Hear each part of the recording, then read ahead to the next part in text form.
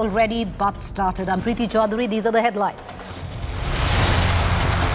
Race for Prime Minister face begins in India alliance after Congress said not interested in Prime Minister's post. TMC bats for Mamta.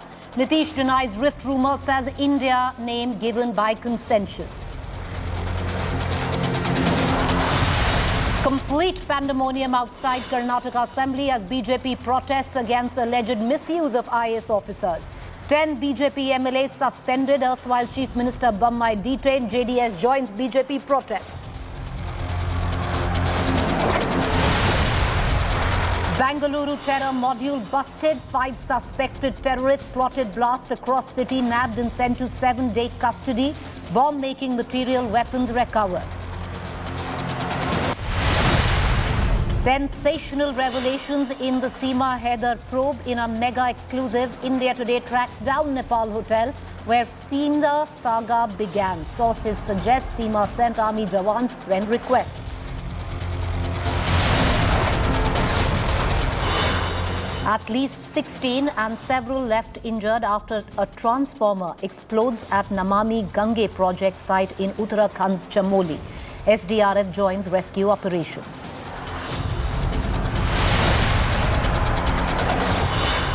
After wrestlers Bajrang and Vinesh exempted from Asian Games trials, wrestler Antim Pangal moves court, calls it unfair.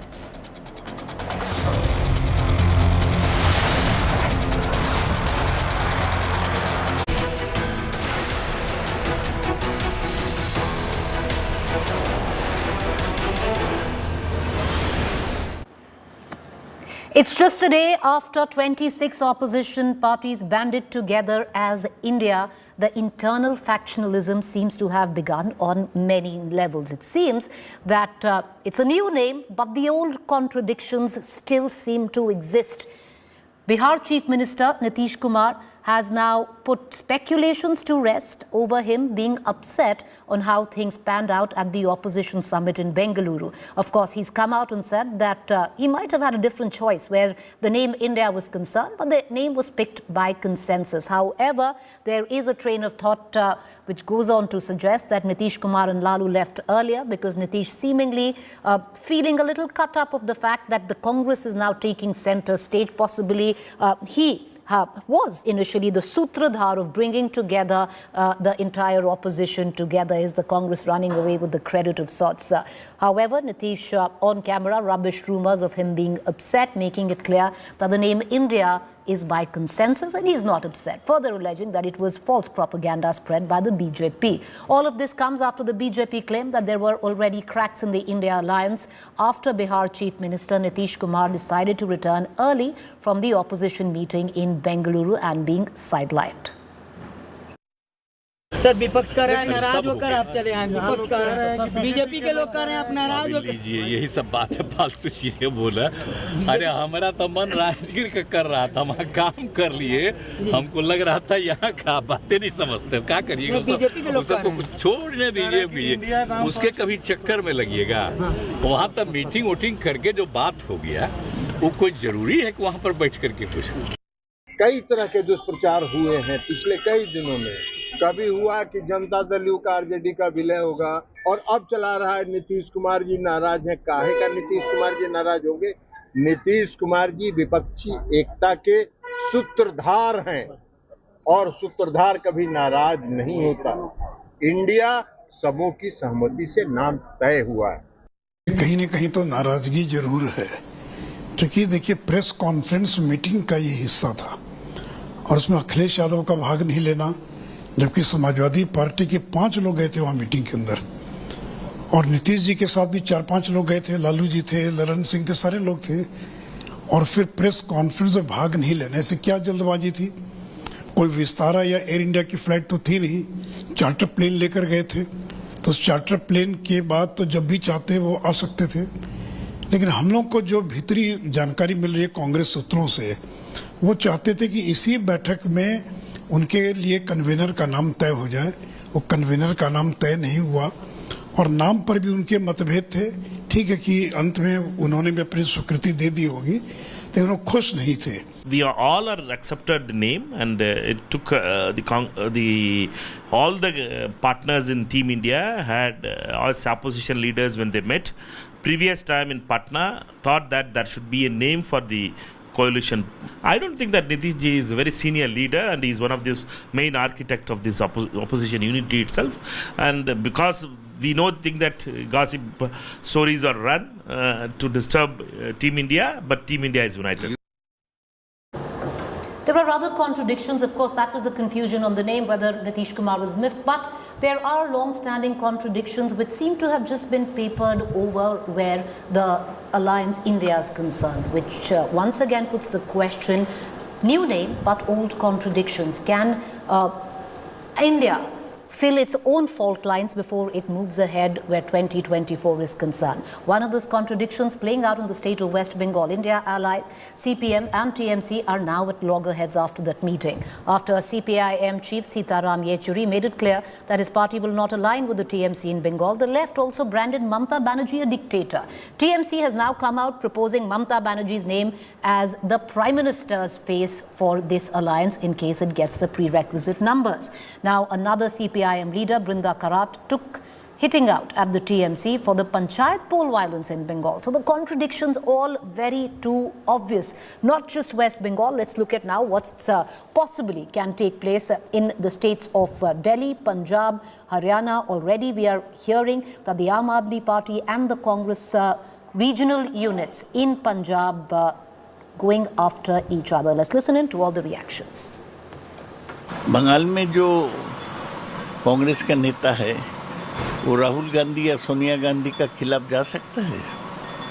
अगर जाएगा तो उसको जगह party का बाहर होगा। अगर Rahul Gandhi agreement करता है ন্যাশনাল লেভেল में, ये सब मान के ही चलेंगे। পশ্চিমবঙ্গে হিংসা নয়, এই হিংসাটা হচ্ছে ঠিক যে যে রাজ্যে সিপিএম ক্ষমতায় ছিল।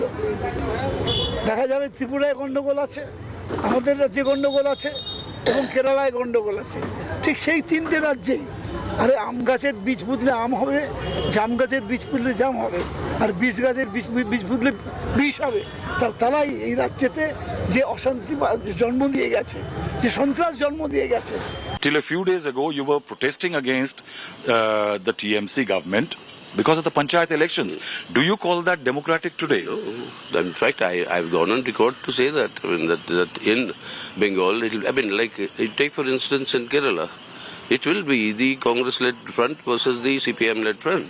I mean, that is what it will be. I mean, because of that situation, the BJP doesn't even get a single MLA elected. Yes. Likewise in Bengal, it will be that Congress, secular forces and the left together will be taking on both the BJP and the TMC. You mean to say that this state possibility is still there? It's a very critical state. It's bread and butter for Mamata Banerjee. There will be a three-pole fight in Bengal where TMC, which is part of this alliance, will be a rival. That is what it was in the Panchayat election.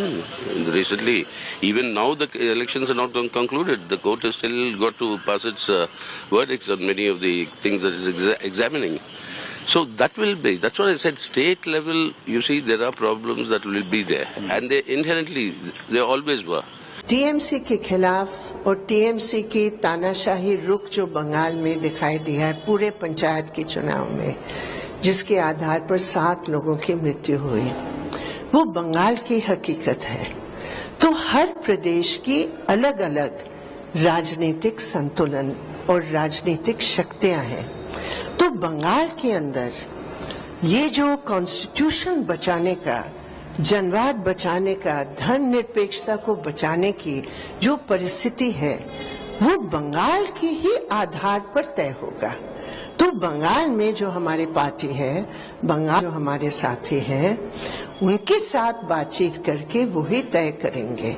लेकिन मैं ये कह सकती हूँ कि जनवाद के ऊपर हमले करके आप जनवाद की रक्षक के नाम पर खड़े होंगे, उसकी बहुत कम क्रेडिबिलिटी है। All right, let's cut across to our consulting editor, Rajdeep Sardesai, in the studio with us, trying to make sense of what lies ahead of this new alliance, India. Well, one of the issues, Rajdeep, would be that tomorrow would be the litmus test, monsoon session. Will they be able to come together in unity, where the monsoon session and the 21 bills, one of them most important, the ordinance bill. But do you see India filling the fault lines before it actually moves ahead? Elephant in the room, who's going to be the leader of the pack? Number two, regional differences, state by state. Look, this is work in progress. And what you saw in Bengaluru is incremental. Finding a name, frankly, Preeti, was the easiest thing to do. The challenges will be some of the questions you mentioned. Who will be captain of Team India? When I asked this to Sitaram Yechury a short while ago, he said, recall, you asked me the same question in 2004. We chose our captain after the election. I said, at that time, your alliance itself was post-poll. Now you're talking about pre-poll alliance. That was a post-poll understanding. So there's the question of the captain. Then there are state-wise issues. How do you reconcile local state conflicts with your national ambitions?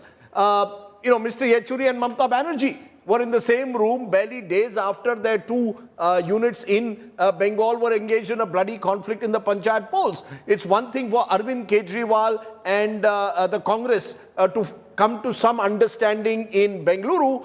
How will it play out in Punjab and in Delhi? In Punjab, local congressmen claim the AAP is targeting them. So I think these are really tough issues that will have to be resolved. What they've done at the moment, Preeti, is really caught the low-hanging fruit and thereby tried to create a narrative using this name India that we are all coming together. The real challenges lie ahead in framing an agenda and then importantly in finding a way to actually share seats. Two questions, Rajdeep. Seat sharing. One thing which was made very clear by certain leaders, even in this meeting yesterday, and the likes of Arvind Kejriwal or possibly even Mamta Banerjee echoed it, is it's too late now for seat sharing. This should have happened much earlier. You're what? Less than a year away from elections. Also, the second big question. Okay, we talk about that's for later, that's the long run. The short run of it, the shortcoming will start tomorrow. Monsoon session. Will the Congress in spirit sit in where even the ordinance is concerned? Will it stage a walkout? That would mean it's supporting the BJP. No, what I gather, the Congress is going to fully support the Aam Aadmi Party on the ordinance issue. I think that's been made more than clear, and that was one of the reasons why AAP was there in Bengaluru. I think that level of understanding will take place. Seat sharing also, let's be clear, Preeti, out of the 543 seats, there are only a few states where these alliances, this opposition alliance has serious contradictions. Bengal is one, Punjab is another. Possibly some would say in Uttar Pradesh, how will Samajwadi Party and the Congress and the RLD work out a deal? But they are... Maharashtra?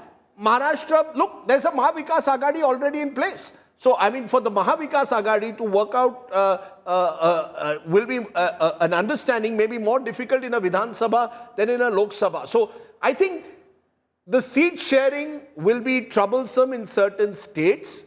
The bigger challenge is framing a narrative and agenda where people believe that this grouping actually can offer a stable, cohesive alternative to Mr. Modi. You heard Mr. Modi yesterday, right through his speech, he was basically saying this alliance is saying, Modi hatao, main kehta hu, desh badhao. How are you going to be able to challenge that? I think that is the bigger question before this alliance. And Preeti, the fact which you mentioned in one of your stories, that increasingly the Congress has become the pivot of the alliance.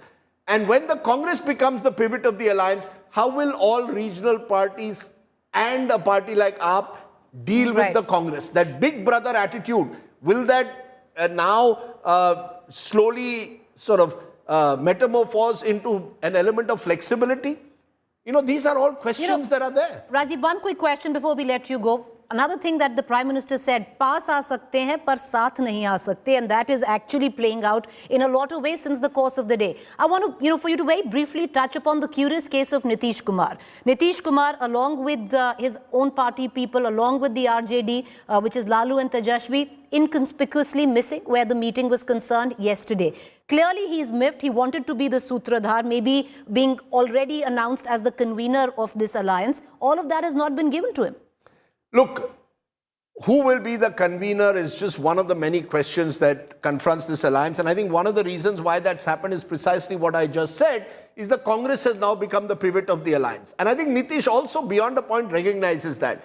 But Nitish Kumar would like a greater place, a say within this coalition. I don't think Nitish has any option at the moment, given the fact that he himself was the one who initiated this move. But that's precisely where the challenge for the Congress is. Traditionally, when the Congress gets momentum, it tends to run roughshod over regional parties. This time, the Congress is going to, at best, be a first among equals. In Bihar, for example, it's party number 3. In Maharashtra today, it's party number 4. Does the Congress recognize its limitations and work within them, where they are strong, where they are in a direct fight with the BJP in Madhya Pradesh, Chhattisgarh, Rajasthan, as we saw now in Karnataka and Himachal? Please fight and get the other opposition members to support you. But don't be conscious of, but also be conscious of the fact that in certain states, you are not as strong as you think you are. So you can't contest 400 seats anymore. The first sign of change will be if the Congress is willing to lower its expectations and say, okay, we will fight 250 seats and try and win half of them. That is the Congress's challenge. Is it willing to do that? If it is, then game on. If it's not, then I don't see what this India alliance really does. Well, all right, Rajdeep, appreciate you joining us. On the other side, we are going to be joined by certain political leaders who were there at the meeting, giving us the inside track on how the name India came about, who all disagreed, and is Nitish Kumar really upset? All of that, all the juice of what went down in the meeting. A quick break. Stay with us. On the other side is To The Point.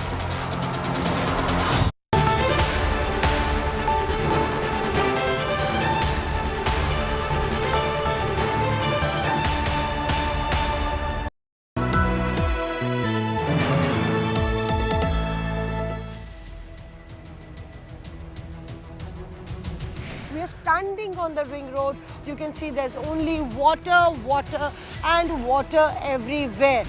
What could have been done to provide proper facilities to the people who have been affected by the Yamuna flood? How long will it take for normalcy to return to Delhi? The national capital now finding itself virtually submerged in water. Grounded in journalism, on the ground reporting, in the water reporting, only on India Today TV.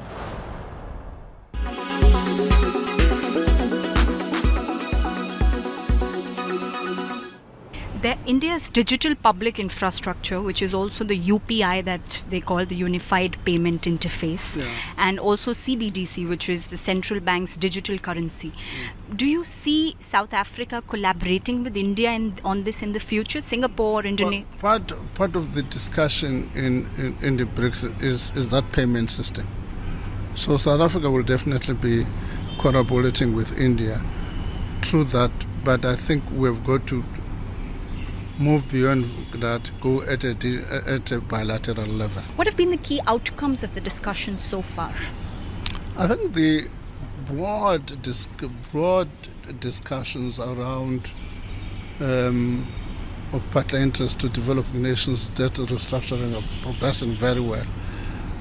We've got, in terms of a common framework, we've done Zambia now, we're waiting for an MOU. We expect an appointment of another creditors team to look at Ghana, which is quite an important development for us. The second issue is the evolution of the Multinational Development Bank and the banks to structure them in such a manner that they can take the development challenges facing our nations in the 21st century.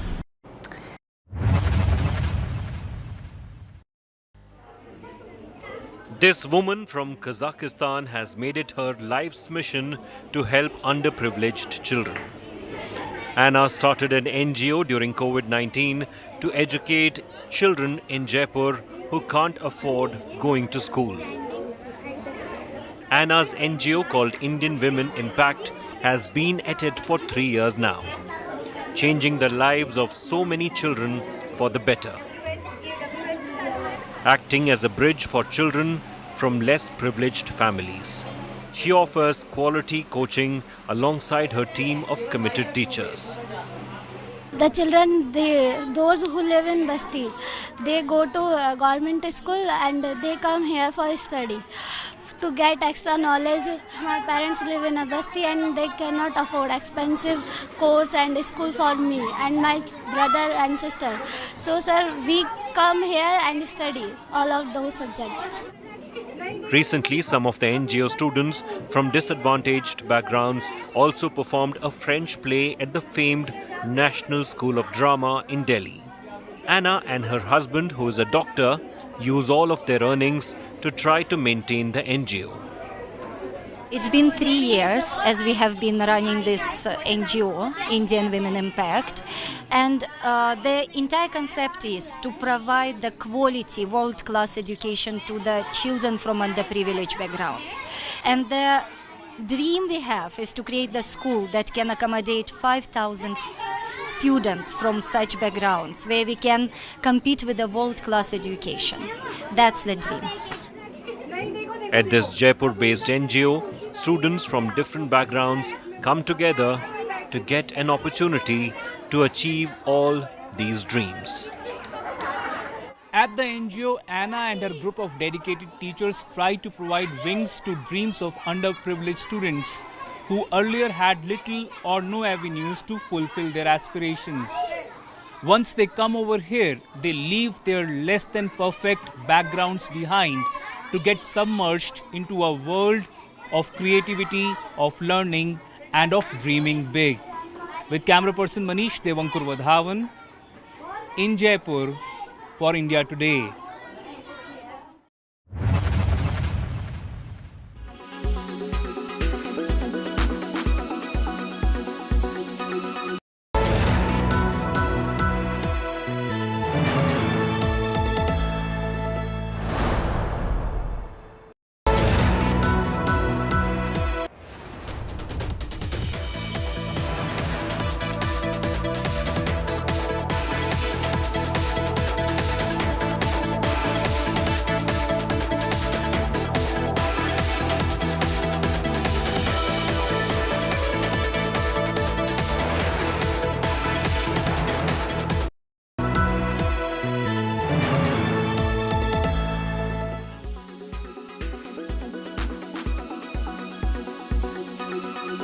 Parties on one side with the opposition and 38 parties, big and small, with the BJP. Is it true that basically this is a BJP alliance? All of you are only there as smaller parties. It will be driven completely by BJP, by Amit Shah and Narendra Modi. And on the other side, you've got a Congress-led alliance. Chirag Paswan, 2024, battle of the alliances, who will win?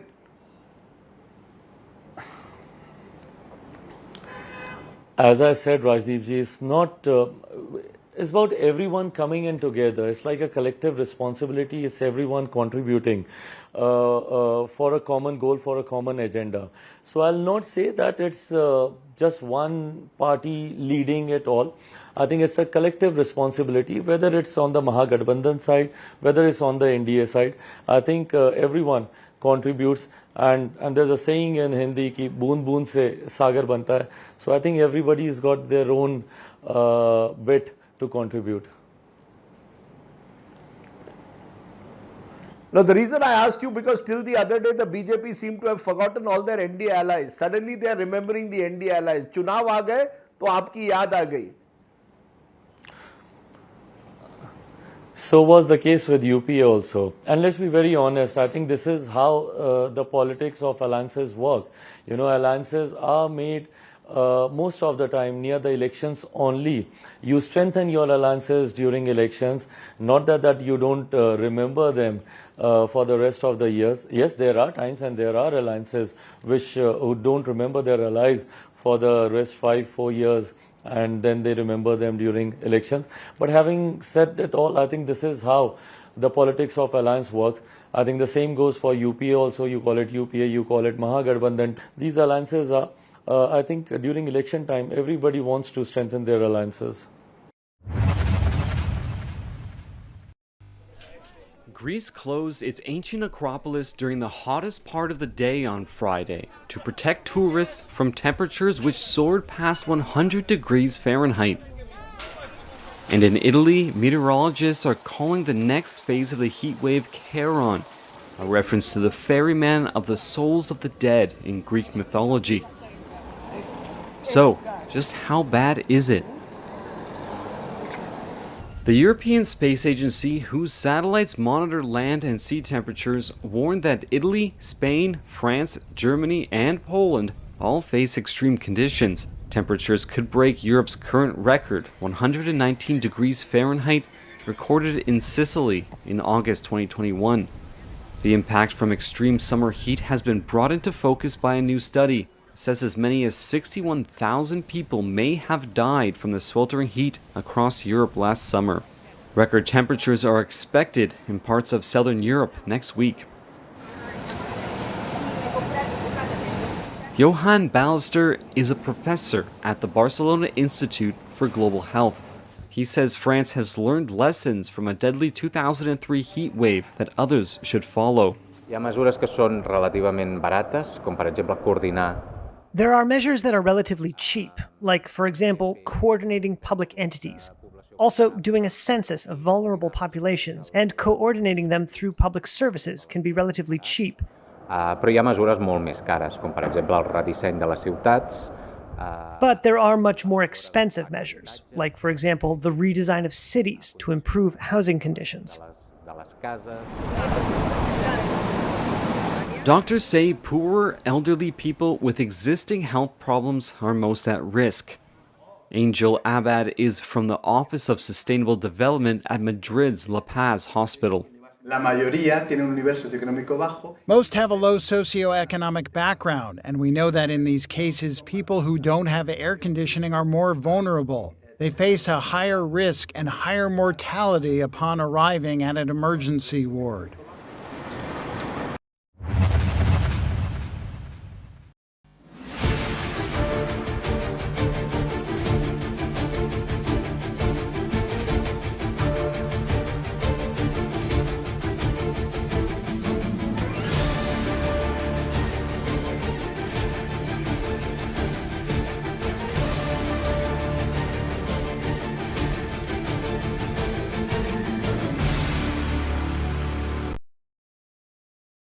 SBI Mutual Fund, a partner for life. UBI, अच्छे लोग अच्छा bank.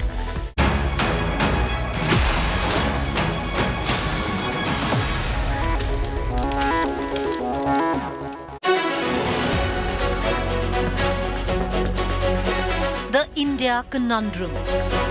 New name, old contradictions. Can New Alliance conquer internal strife before 2024? Who will lead the alliance? Is it too late for seat-sharing formula? Internal rivalries in key states. Acrimony over internal alliance hierarchy. India's first test, unity in monsoon session. Can India fill internal fault lines first?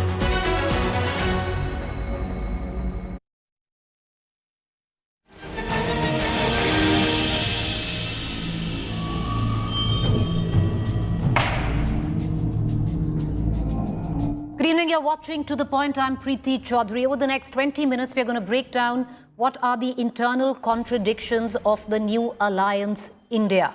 New name, old contradictions that still exist, especially when you go state by state, region by region. Over the course of the next 20 minutes, we are going to get key leaders of the opposition parties who are part of the alliance answering questions on how this alliance is going to paper over all the differences that still remain when it comes down to Alliance India. State rivalries, who's going to head the alliance? Monsoon session, will they be able to come together? With all the contradictions, can they actually pull through 2024? And is it too late right now for key developments like seat sharing? All of that. I spoke to Raghav Chadha, Rajya Sabha MP, who was in the meeting yesterday in Bengaluru when the name was formulated and all the discussions there. Privy to that. Over to that conversation.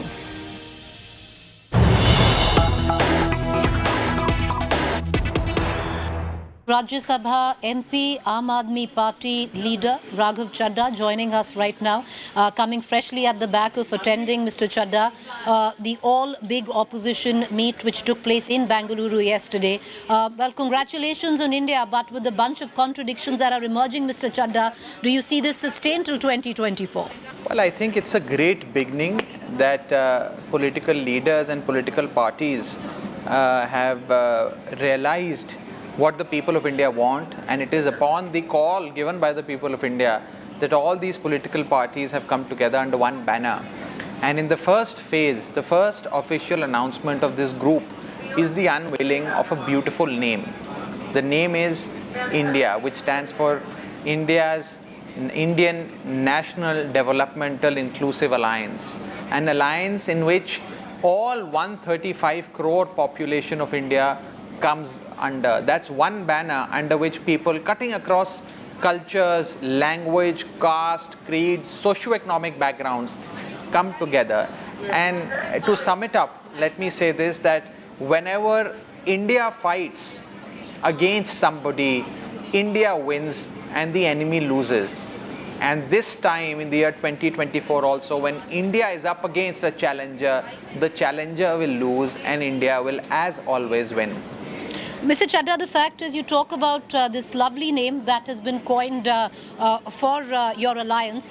But I want to ask you, because there seems to be a bit of confusion. Were all political parties on board, because you were there in this meeting? So I'm going to ask you, because you were privy to the conversation. Were they all bored on the name of India? Because now indications suggest that possibly Mr. Nitish Kumar from the JDU left parties were not very keen on the name India. Also, what D stood for, development or democratic? There was a bit of a disagreement on that as well. What you call as disagreement, I call that as a very healthy conversation among people who are wanting to become partners in progress of the country. What happens in the room, Preeti, stays in the room. And I will abide by that principle. But let me say this, that ultimately the name that has been coined and put out was a name that was arrived at with complete unanimity, and everyone was at board. Where everyone was on board. Whenever decisions are taken in a big group, people have different suggestions and viewpoints. But the beauty of this whole thing lies in the process that is followed, in which people are brought on board and either agree or are convinced about a particular idea. And I think this name is a great beginning. Mr. Chadha, when we talk about the contradictions that are in the alliance, and I'm sure, you're privy to it, and possibly, different ideologies coming together, something which was made very clear even during your meeting by various leaders in the press conferences, that you come together for a larger good. But I just want to, touch upon those contradictions, and I want to ask you, through the course of the day today, you already have left parties calling Mamata Banerjee a dictator. You already have Mr. Sitaram Yechury saying that in West Bengal, it's not going to be an alliance, but the TMC versus the left parties versus the Congress versus the BJP. So all of that is playing out, and that could very well play out in your own backyard.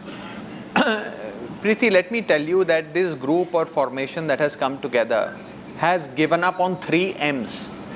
First is Manbhed, second is Matbhed, and the third is Mahtvakanksha.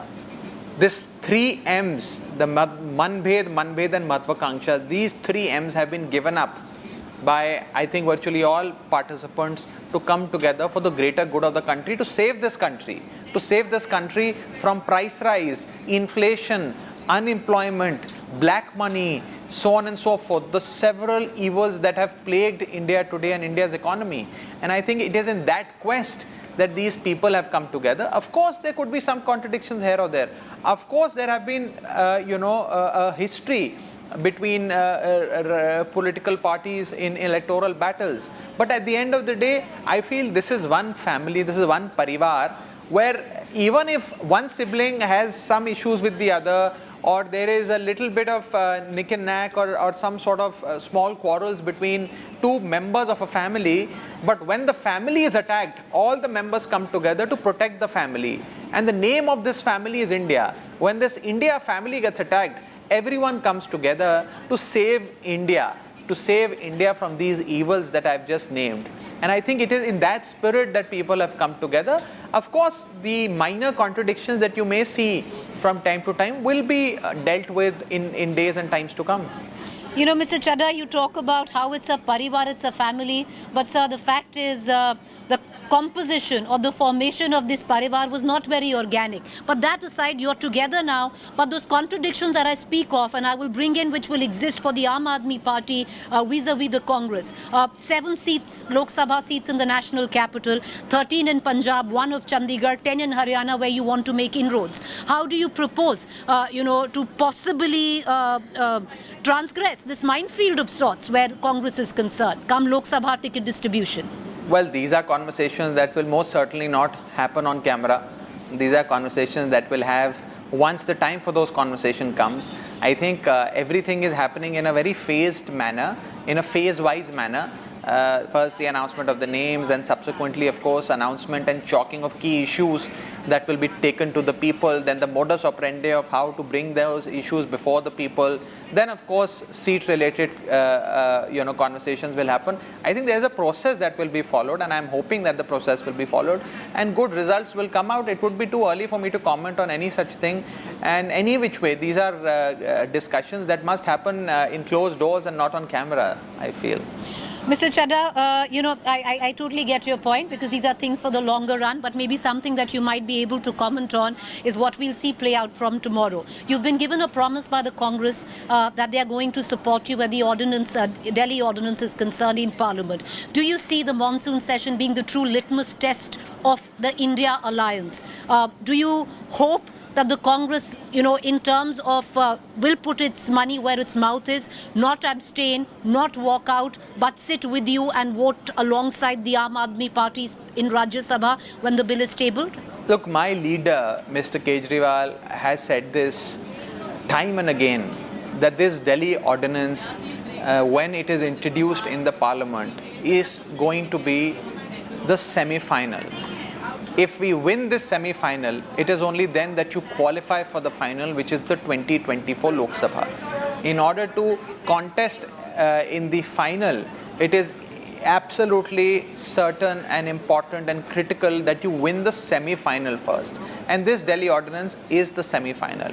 Everyone, all political parties who wish to protect India's constitution, they wish to save India's democracy and wish to uphold India's federal structure, are coming together under one banner to defeat this Delhi ordinance. And I am hoping and praying that this anti-national legislation, that is the Delhi ordinance, and I say this with full responsibility, this anti-national legislation, that is the Delhi ordinance, gets defeated, and then only this semi-final will be cleared and all of us will graduate and qualify for the finals. When it comes down to leading the alliance, aspirations, understandably, your political parties will be there. There will be the TMC wanting to take centre court, and I'm sure those aspirations are harboured for your own leader, Arvind Kejriwal, as well, especially where you and your cadre is concerned. Do you see the Congress taking the pivot position? Do you see the parties like you step aside and let Congress lead this front? Look, I have for a very long time, Preeti, believed that issues matter in elections and people vote on issues. It just so happens that these days in elections, these issues are articulated by one prominent leader of a political party, and that issue get associated with the leader, or those issues or set of issues get associated with that leader, and that leader then of course becomes a rallying point. That doesn't necessarily mean that issues take a back seat. It is always the issues that matter the most in an election, and I do feel that even this time it's the issues that will be taken to the people. There could be several messengers for these issues. It need not be one messenger. These issues will be taken to the people and the people will vote on the issues. But yes, since you do mention a particular style of campaign that's going on in this country, I must say that those who used to say Modi versus who, or used to often raise this question about BJP contesting against whom, today we've got that answer. Today it's Modi versus India or BJP versus India, and whenever India is put up against a challenger, it is only India that wins always, And I hope even in 2024 it is India that will win and all other forces will lose.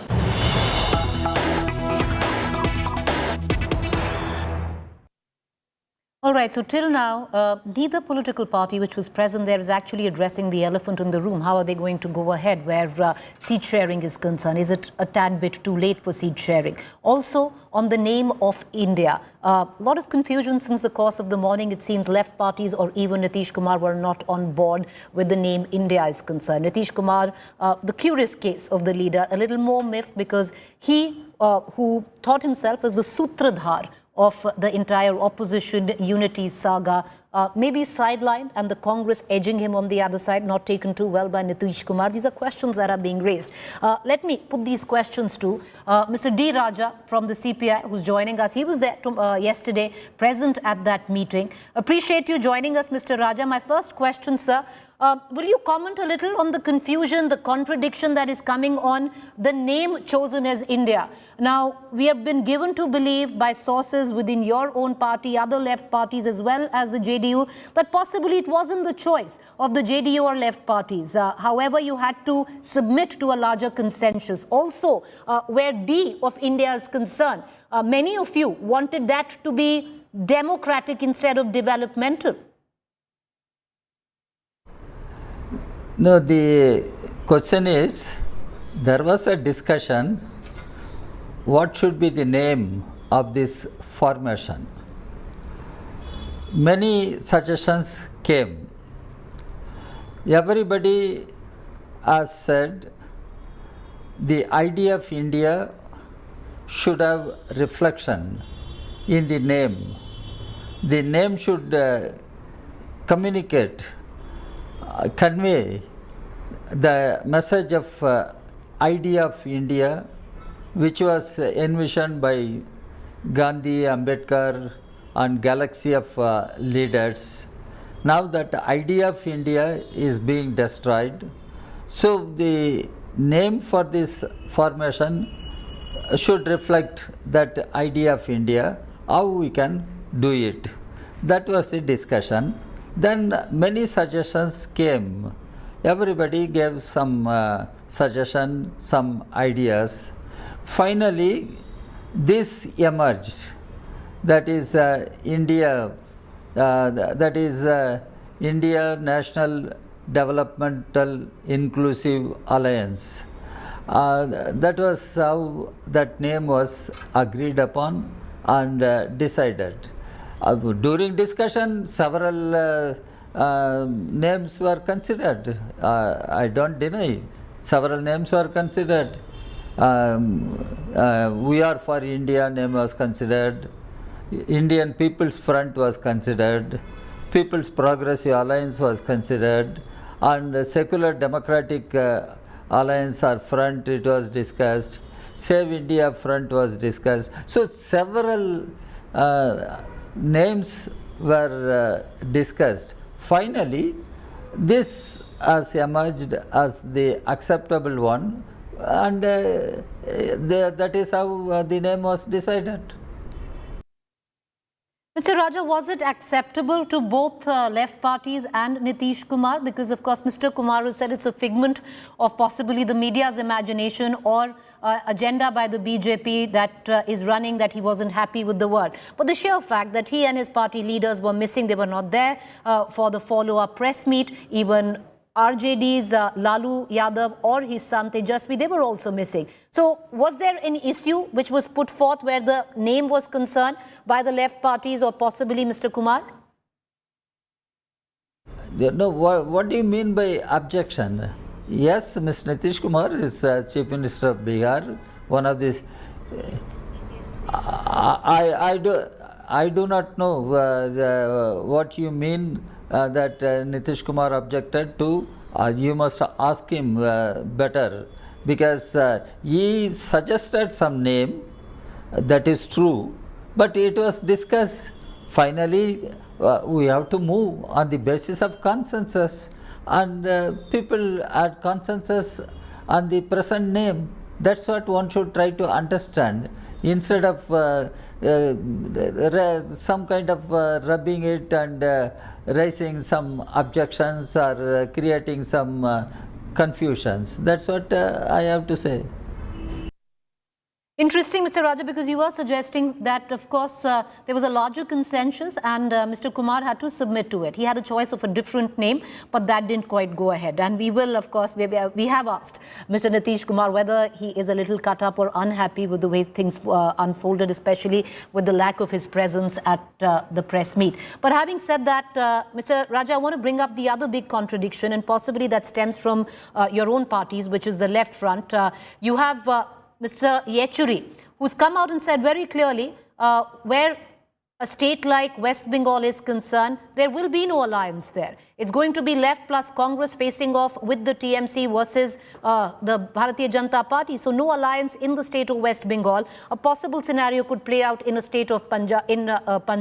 Maharashtra, there is a Maha Vikas Aghadi, but things are very, very different there. So do you see this a bunch of contradictions, and can they actually be solved? I am making it very clear. At national level, there is a common understanding that has been emerging. After Karnataka elections, there was a meeting at Patna on 23rd June this year, and Mr. Nitish Kumar took the initiative to bring people there and discuss the issue.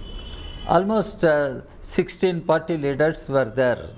What emerged there in the Patna meeting, that all of us should work together, unitedly fight to defeat BJP in order to save India and its future, save constitution, democracy, secularism, federalism. That is how we all agreed upon. Desh Bachao, BJP Atao. That was at Patna. Now Bengaluru meeting, yesterday and day before yesterday. So that Bengaluru meeting in fact became one step or two steps forward from Patna, because 26 parties, the top leaders of those parties were present in the meeting, and the meeting discussed several critical issues that country is facing today, confronting today. That is how that joint statement has been discussed and issued. That joint statement you must have seen. Then the name was discussed, and the name was agreed finally after long serious discussion. Now the question is, at national level, the primary objective is to defeat BJP in order to save the country. That is clear, and all of us agree to it. All right, Mr. Raja, appreciate you joining us. Thank you there. We're going to leave it at that. We're going to see how things play out. Most of the leaders who are present in the meeting, when we talk about the elephant in the room, who's going to head this alliance, say it's a matter of later deliberation, especially after the winter elections that are there. When you ask most of these leaders, what about seat sharing? They says it will happen in due course of time. Well, that due course of time, of course, running out, but the latest right now would be the biggest litmus test starts tomorrow, and that is the monsoon session. Can these 26 parties come together on those 21 bills that could be tabled during the 17 days of the monsoon session? That is the first test. A quick break. Stay with us. On the other side is Rahul Kanwal.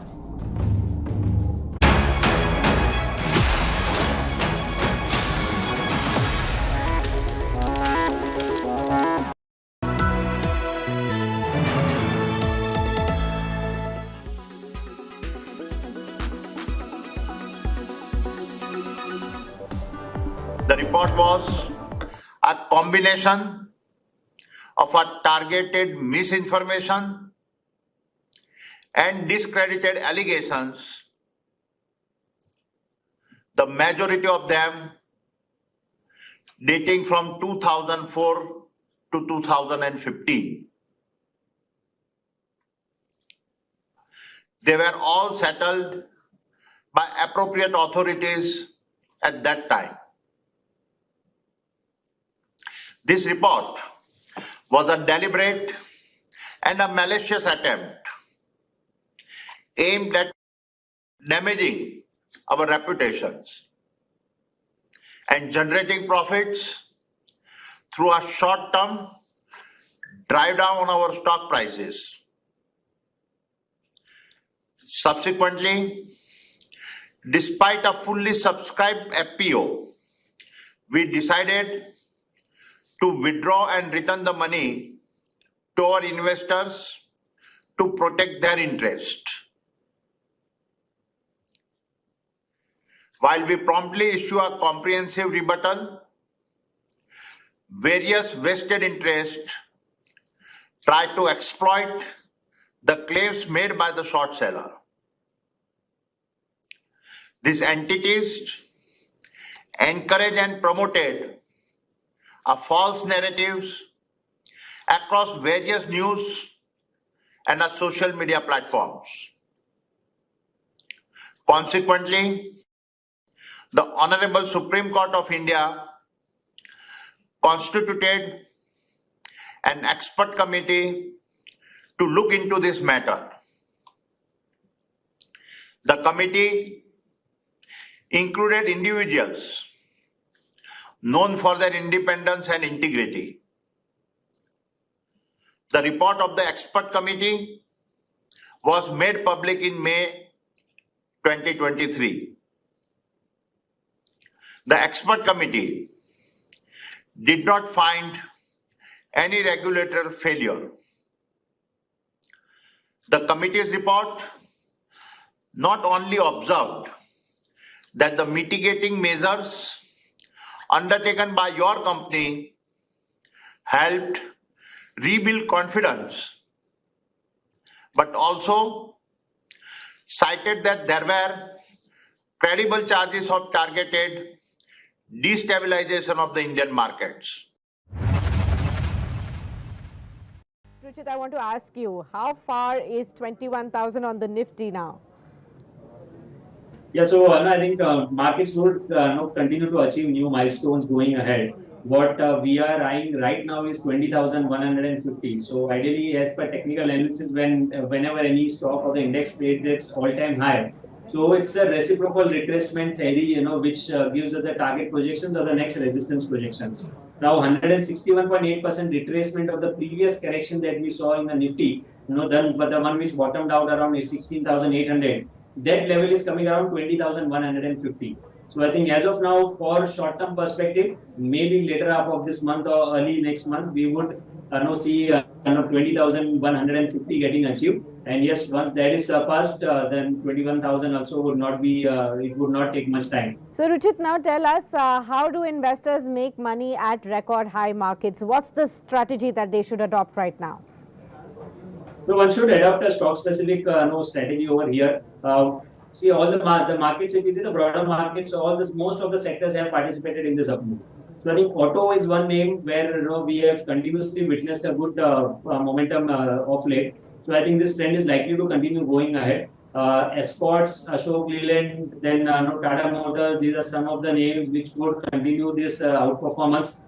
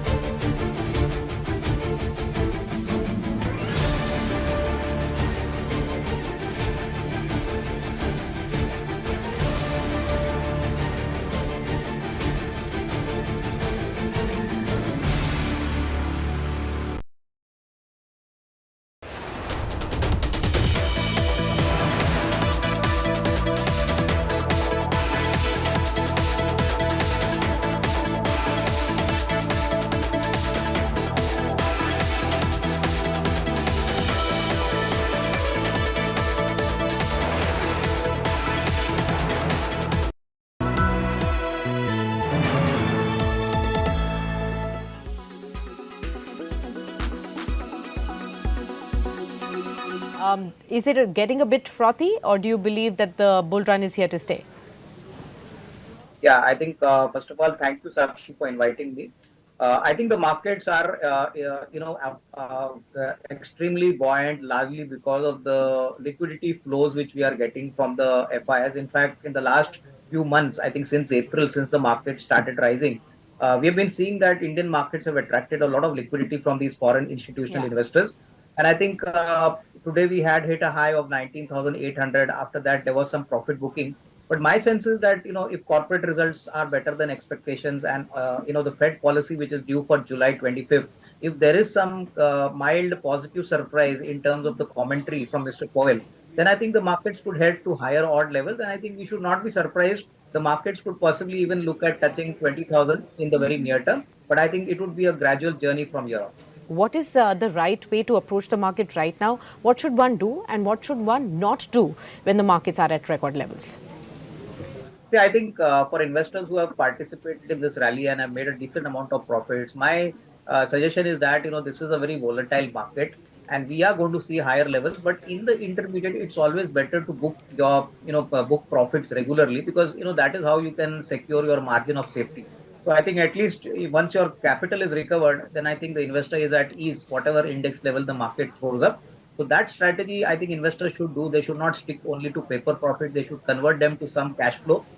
Secondly, for investors who want to enter the markets now, I think be careful about penny stocks and companies, which are not tried and tested. There are many companies which are, running into 52-week highs without any track record or balance sheet strength. So I think focus on quality, focus on the promoter and look at the sector. I think clearly the sectors which I mentioned are all sectors which probably could show very strong earnings growth for the next 6 to 12 months. So I think you need to be a little selective at this point of time to ensure that you get a decent alpha in the next 6 to 12 months. Stevia, an artificial sweetener, is a plant derivative. Why is it being advised against? Is that the question on top of your mind? Well, that certainly is the question that many experts are asking. Stevia, being derived from a plant, has generally been considered to be safer than the synthetic sweeteners. In fact, some studies show that stevia can help improve glucose tolerance. There are some studies which have shown that stevia can help lower blood sugar as well as blood pressure. So people who are consuming medications for diabetes or hypertension or are on diuretics must consult a professional or a doctor before consuming stevia, and they must also regularly monitor their levels. It is to be noted that stevia falls in the category of sweeteners advised against by the World Body. But monk fruit extracts, which hardly is used in India, does not. Some experts say a blanket advisory was the need of the hour. Others do not agree. Guideline has very clearly defined what is a non-sugar sweetener and stevia is a part of it. So we cannot single out stevia. So there, as I said earlier, there are many non-sugar sweeteners. We very commonly used are aspartame and saccharin and now stevia, sucralose, all are part of the guideline. The evidence is studied for all of them. So stevia is equally harmful, I would say. Some experts say some amount of confusion has been created with the new guidelines from the World Health Organization. Stevia is a natural plant, right? It tastes like sugar but doesn't spike your glucose or insulin. So it's a safer alternative. As I said, it doesn't absorb in the body. It's secreted unchanged in the urine. So stevia doesn't really affect your body except that it gives you that taste of sugar that you need. But if we were to see stevia versus sugar, stevia will always win. While some concerns around aspartame and other artificial sweeteners are justified, nutritionists worry it might mislead. Minimizing sugar intake and not using added sugars, getting processed foods out of the house and not putting it in your body but into the bin is what is really needed. In New Delhi with Sneha Modani, Bureau Report, India Today.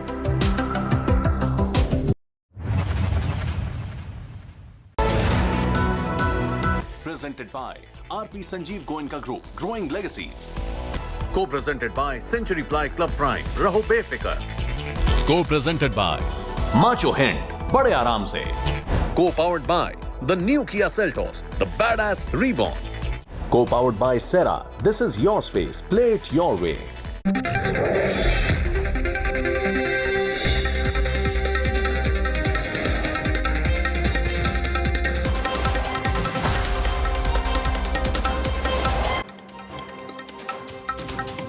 Evening and welcome. You're watching the news track.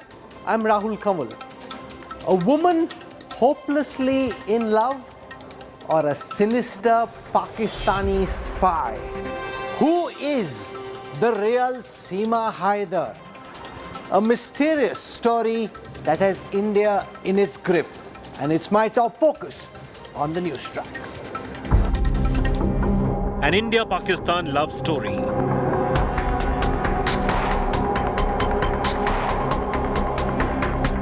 Now under investigation.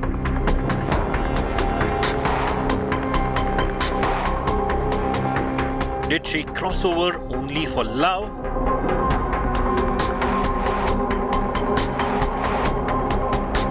Or is Seema Haider a Pakistani spy?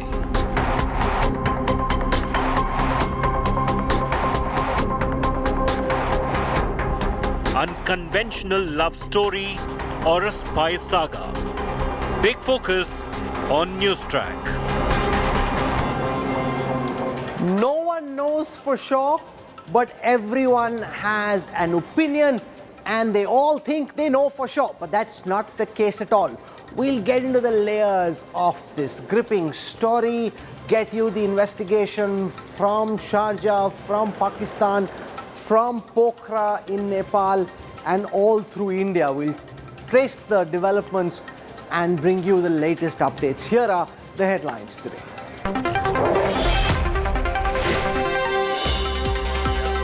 Cracks appear in the united opposition. Left accuses the TMC of dictatorship in Bengal. Nitish Kumar denies reports of any rift. High drama in Karnataka. 10 BJP MLAs suspended and marshalled out of the assembly for protesting against the Congress deploying IAS officers at the opposition meeting in Bengaluru. Former CM Bommai is detained. Bengaluru terror module busted. 5 suspected terrorists arrested for plotting blasts across the city. Bomb-making material, weapons are recovered. At least 16 killed and several injured after a transformer explodes at the Namami Gange project site in Uttarakhand's Chamoli. SDRF joins rescue operations. Fresh dangal over Vinesh Phogat and Bajrang Punia getting an exemption from Asian Games trials. Wrestler Antim Pangal moves the court, calls the direct qualification unfair to the other wrestlers.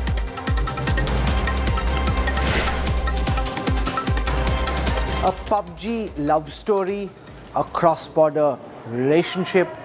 The Seema Haider Sachin Meena saga seems to have captured India's imagination. Did Seema Haider really travel across 4 nations for the sake of love? Or is she a sinister Pakistani spy here as part of an ISI plot? On the news track tonight, we will try and decipher the mystery called Seema Haider. From the virtual battlefields of PUBG, from Karachi in Pakistan to Rabupura in Greater Noida, via Kathmandu in Nepal. 27-year-old Seema Ghulam Haider's daring trek to marry her lover, 5 years younger, with her 4 children in tow. Now a subject of intense investigation. 2 राष्ट्रों के बीच जुड़ा हुआ है. इसमें जब तक पर्याप्त साक्ष्य नहीं मिल जाते, कुछ भी कहना उचित नहीं. तो अगर हमारा बॉर्डर पोरस है और उसके लिए कोई पासपोर्ट की आवश्यकता नहीं है, तो इसलिए इस तरह की चीजें. लेकिन एक पाकिस्तानी नागरिक नहीं, ये तो किसी के चेहरे पे तो कुछ लिखा नहीं. Uttar Pradesh's anti-terror squad questioned the Pakistani woman sneaking into India via Nepal for 9 hours on Tuesday. Multiple agencies involved in cross-examining her claims. The Karachi-based Haider allegedly met Sachin Meena of Greater Noida a couple of years ago. Already married in 2014, her husband working in Saudi Arabia, she first met Meena in Nepal in March. Stayed with him in this hotel for a couple of days. Travelled to Nepal again in May. This time with her 4 children. She took a bus and crossed into India to reunite with her lover. Haider allegedly sold a property back in Karachi to fund her trip.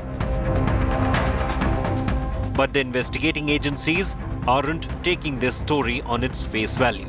Intriguing revelations tumble out of the ongoing probe. The Pakistani national holds not one but 2 passports. Number HZ0004421 and HZ0004422. Discrepancies found in her age and birth date.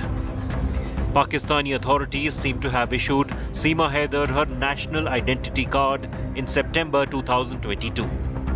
These documents in general made available months after the birth.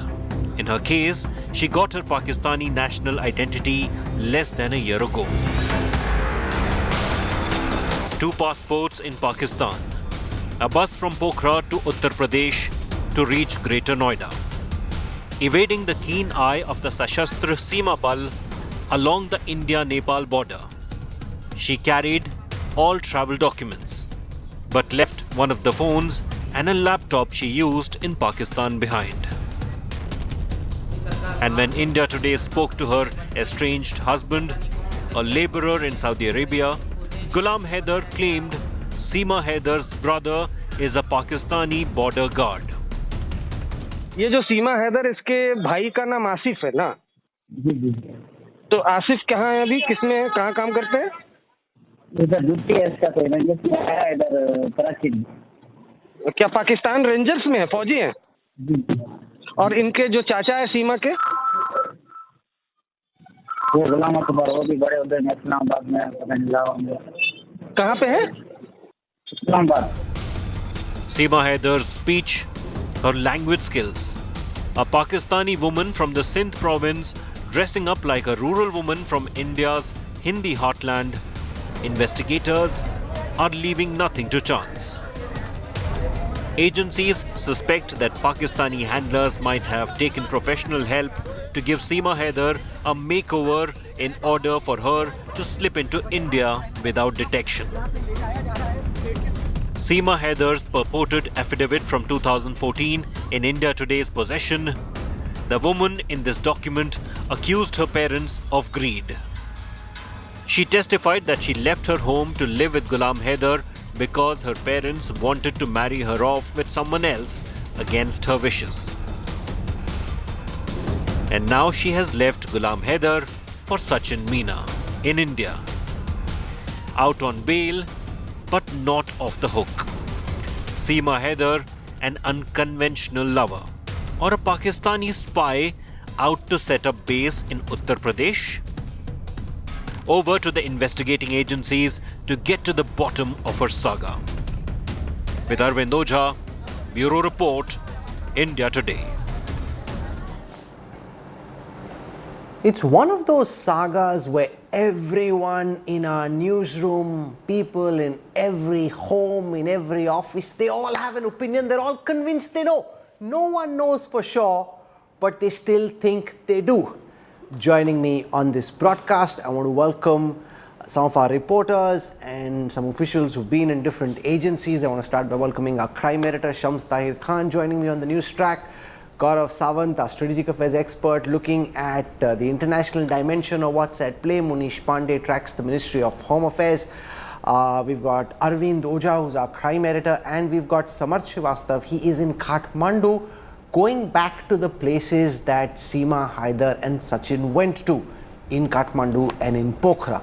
I want to start by asking Gaurav, who in our newsroom we are part of a fascinating conversation this afternoon about why, on the basis of what you've picked up so far, you seem to be convinced that Seema Haider is a sinister Pakistani spy. So there are many aspects that don't add up, Rahul. You know, if this is a love story, it's a very strange love story. Why? For example, why would she have 2 passports? When she came to We don't India, know for sure that she has 2 passports. So I'll read out what has come from the Uttar Pradesh police. This is a background note. In all, she's come with 6 passports, 4 children. 1 is hers, 1 is an additional passport, and India Today has been able to get the passport numbers. So 1, why would she have 2 passports? And if I could, the number is HZ0004421. Very strange, Rahul. The second passport number is HZ0004422. So 2122, 2 consequent numbers, and she has 2 passports in her name. One says Seema Haider, the other just says Seema. One has been used, the other is unused. So why would any individual have 2 passports? Point 1. Point 2, in Pakistan there is a rule. The NADRA, which is National Database and Registration Authority, issues a CNIC, which is a computerized national identity card. It's like our Aadhaar. This computerized national identity card in Pakistan is issued to every individual when that individual turns 18. If she's either 21 or she's 27. Again, a discrepancy in her date of birth according to her passport and according to what she says herself. She says I'm 27.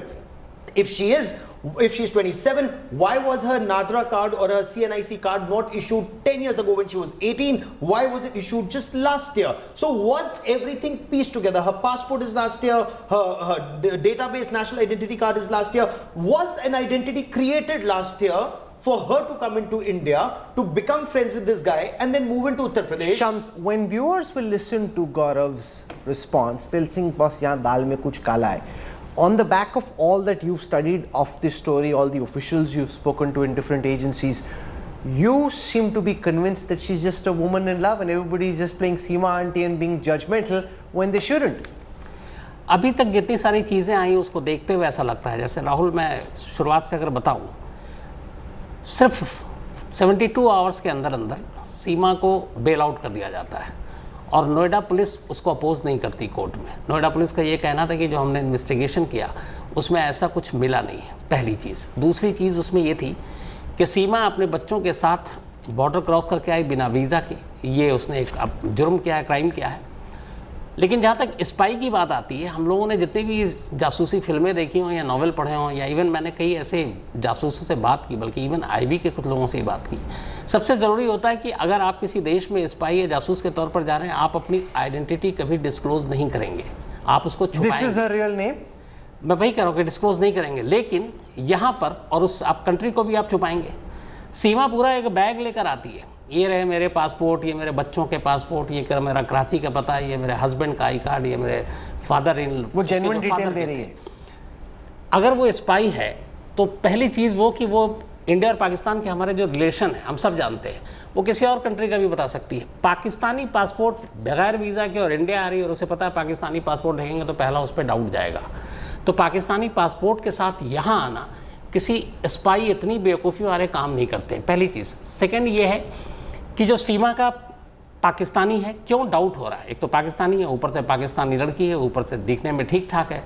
जो हाल के वक्त में हमने देखा अभी जैसे DRDO scientist की जो चार्जशीट दाखिल हुई, सेम यही सारी चीज़ें थी। एक ब्रिटिश लड़की थी जिसने अपने जाल में फंसाया। तो ये सारी चीज़ें हैं, डाउट क्रिएट करती है और ये डाउट गलत नहीं है। एक तो पाकिस्तान से आया, उस पर आपको शक करना चाहिए, इन्वेस्टिगेट करना चाहिए।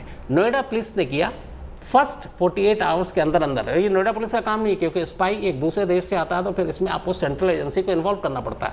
होम मिनिस्ट्री, IB, ये सारी इन्वॉल्व हुई।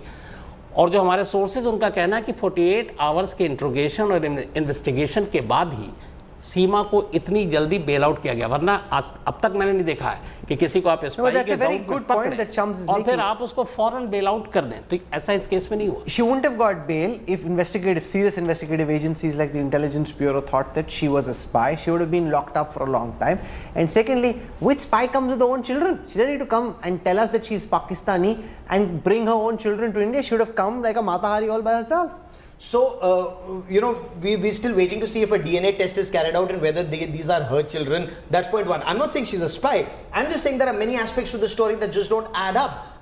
She didn't come to India showing her Pakistani passport at the border crossing point when she crossed over to Siddharthnagar from Nepal. In fact, that's the biggest question that an enemy country... we have an open border with Yes, Nepal. but then your documents are checked. Only Indians can come without documentation. The whole border is porous. You can walk in from anywhere. Correct, but in this case, you're supposed to show your Aadhaar card, or you're supposed to show your passport, or you're supposed to show your PAN card, or your driving license. That is how you cross over from Nepal into India. She apparently came in a bus.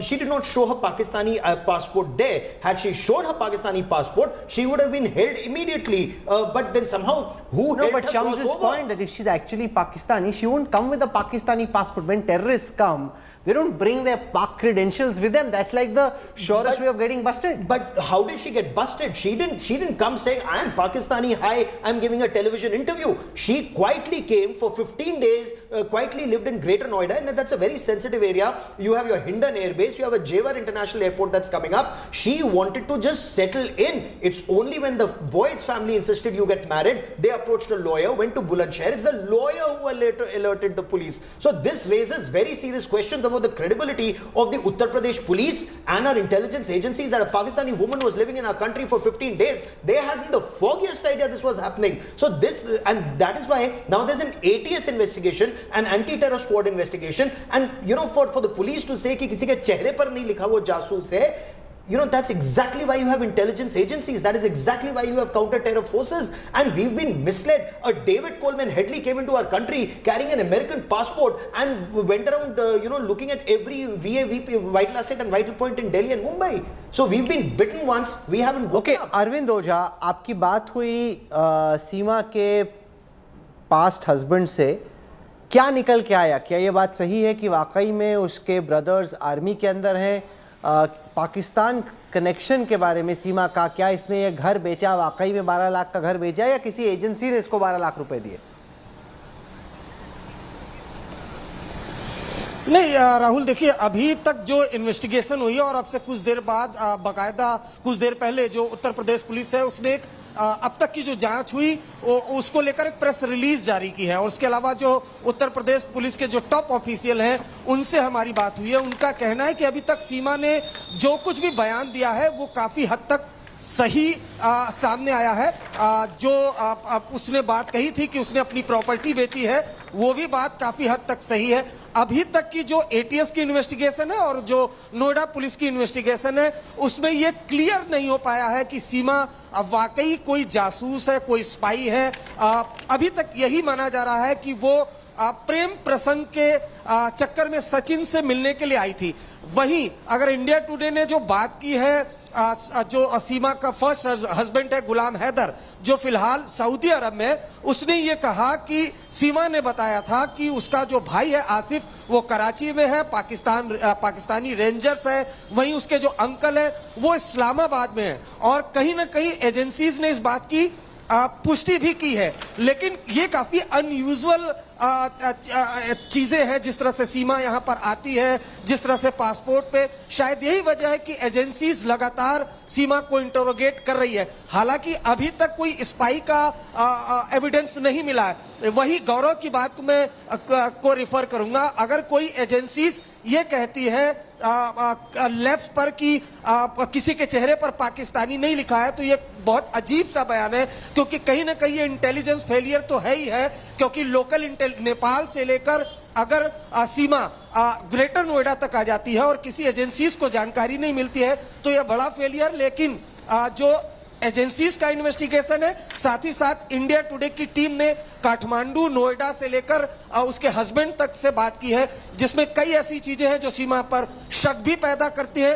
वहीं investigative agencies को का दावा है कि अभी तक spy है सीमा, इसको लेकर कोई एविडेंस नहीं मिला। Rahul. Munish Pandey, you've been speaking to the Ministry of Home Affairs. What are your sources telling you? I'm seeing this press note that Arvind was referring to put out. It's very rarely that any police force gives such detailed ball by ball commentary. This is not a chart sheet that they've put out. This is not a court document. They've given a day by day, ball by ball commentary of what Seema has done. It just also shows the level of interest in the story, which is why the police is doing something of this nature. But Arvind is absolutely right that they haven't found evidence yet to declare her a spy. But there are things which don't add up. The point that Gaurav was making, that she has 4 mobile phones, 5 Pakistani official passports, 1 adhura naam pate ke bagair without use passport, which essentially means there's 1 passport which is like a half-baked kind of passport. So why would she have this, Munish? Is it adding up for you? Well, Rahul, as far as the agencies and the officials of Ministry of Home Affairs are concerned, they are keeping a close eye on the investigation. But all this is a very curious case, and it is very unusual for any ATS agency or for the UP ATS to come out with an official press release in which what they have mentioned so far is that overall the suspicion on Seema Haider is because of the 6 passports, 4 mobile phones, but also they have mentioned the entire detail. 2019, her husband went to Saudi. 2020, they started playing PUBG, and in 2023 March, they first time met in Nepal. In May, 10th of May, she left Pakistan, went to Dubai, and then on 11th she arrived in Nepal, and then on 12th she left for India and reached Noida on 13th. They have given a very detailed description of the overall journey of Seema Haider. Also, they have mentioned that it looks like that as of now, this looks like a case of love affair between Seema and Sachin. But at the very same time, they have also mentioned that they are continuing the investigation, because what Gaurav said, these are very valid points. She has 6 passports. No common person will have 6 passports. Why was she? No, but those aren't her passports. No, 1 second. Those aren't 6 of her passports. There's 1 official passport of hers. There are 4 passports of her children. And since everyone here is playing Sherlock Holmes, Gaurav, I have a question for you. You're saying there's a 2nd passport. Now imagine if the ISI was actually involved. Surely they would have got a proper passport for her. This press release says, एक अधूरे नाम पते के बगैर प्रयोग किया हुआ passport. If this is an official agency that's helping her, they can get her a proper passports, है ना शम्स भाई? Proper passport तो मिल ही सकता है, आधा अधूरा कच्चा passport क्यों मिलेगा? आधा अधूरा is the naam. 1 passport. No, but it's not being used. Yeah, it's unused. So she has an unused passport with only Seema. One says Seema Haider Zedi, the other says only Seema. So that's the adha adhura naam. That's the unused passport. Shams, how difficult is it? Like in India, it's quite difficult to get another passport. In Pakistan, is it easy? Is it tough? नकली passport मिलता है कि नहीं पाकिस्तान में? हर जगह मिलता है, क्योंकि हम सब कभी एक ही हुआ करते थे, तो और अंग्रेजों के दिए गए आईपीसी और सारी चीजें अब चूंकि ऑनलाइन हो चुका है। लेकिन यहाँ पे फिर मैं वहीं राहुल बात आऊँगा कि 5 और 6 और 7 पासपोर्ट की गिनती पे मैं नहीं जा रहा हूँ। सिंपल सी एक चीज़ है, अगर स्पाई वाला पूरा थ्योरी अगर करें तो इतनी बेसिक सी चीज़ है कि वो अगर अपनी ओरिजिनल पासपोर्ट लेकर आ रही है तो फिर एक डुप्लीकेट पासपोर्ट का मतलब नहीं है। सेम आइडेंटिटी और सेम नाम का, तो उसको भी लाने का जरूरत नहीं। उसको ये सारे एविडेंस को काठमांडू में ही छोड़ देना चाहिए था, उसके बाद आना चाहिए था, अगर स्पाई की सोच के साथ आ रही है। अगर वो सारे एविडेंस आ रही है तो जो अभी तक आधे अधूरे पासपोर्ट की भी बात है, शायद उसे लगा कि इससे कोई मतलब ही नहीं है। No, but that's a very good point Shams make. If she's a spy and she's sent by an agency and she's trained, the theories I'm hearing is that she dances so well because she's been trained. That's how she knows how to wear a sari in the Indian way. If she's such a genius and such a devious spy, why would she carry a Pak passport to India? She also is supposed to have left behind certain documents which were carried from Pakistan, not carried beyond Kathmandu. She's alleged to have, again this is source based information, she's alleged to have sent friend requests to army jawans and to others living in Delhi and NCR region. If she is so much in love with Sachin, why is she sending friend requests to others? No, but there again, there is no official confirmation yet about this theory. Just going back, this could be langar gossip. So, fair enough, it's all a matter of investigation. Then her mobile phone has been scrubbed clean. So she's carrying 4 mobile phones. Those mobile phones do not have data. Those mobile phones do not have data. No, but this is very suspicious. So Arvind Oja, has her phone been scrubbed clean? Because if you're just a normal person, it's not that easy to scrub your phone in a way that the agencies can't find out. They've sent it for forensic examination is what I've been told. But Arvind can tell us better. क्या उसने phone clean कर दिया था अरविंद?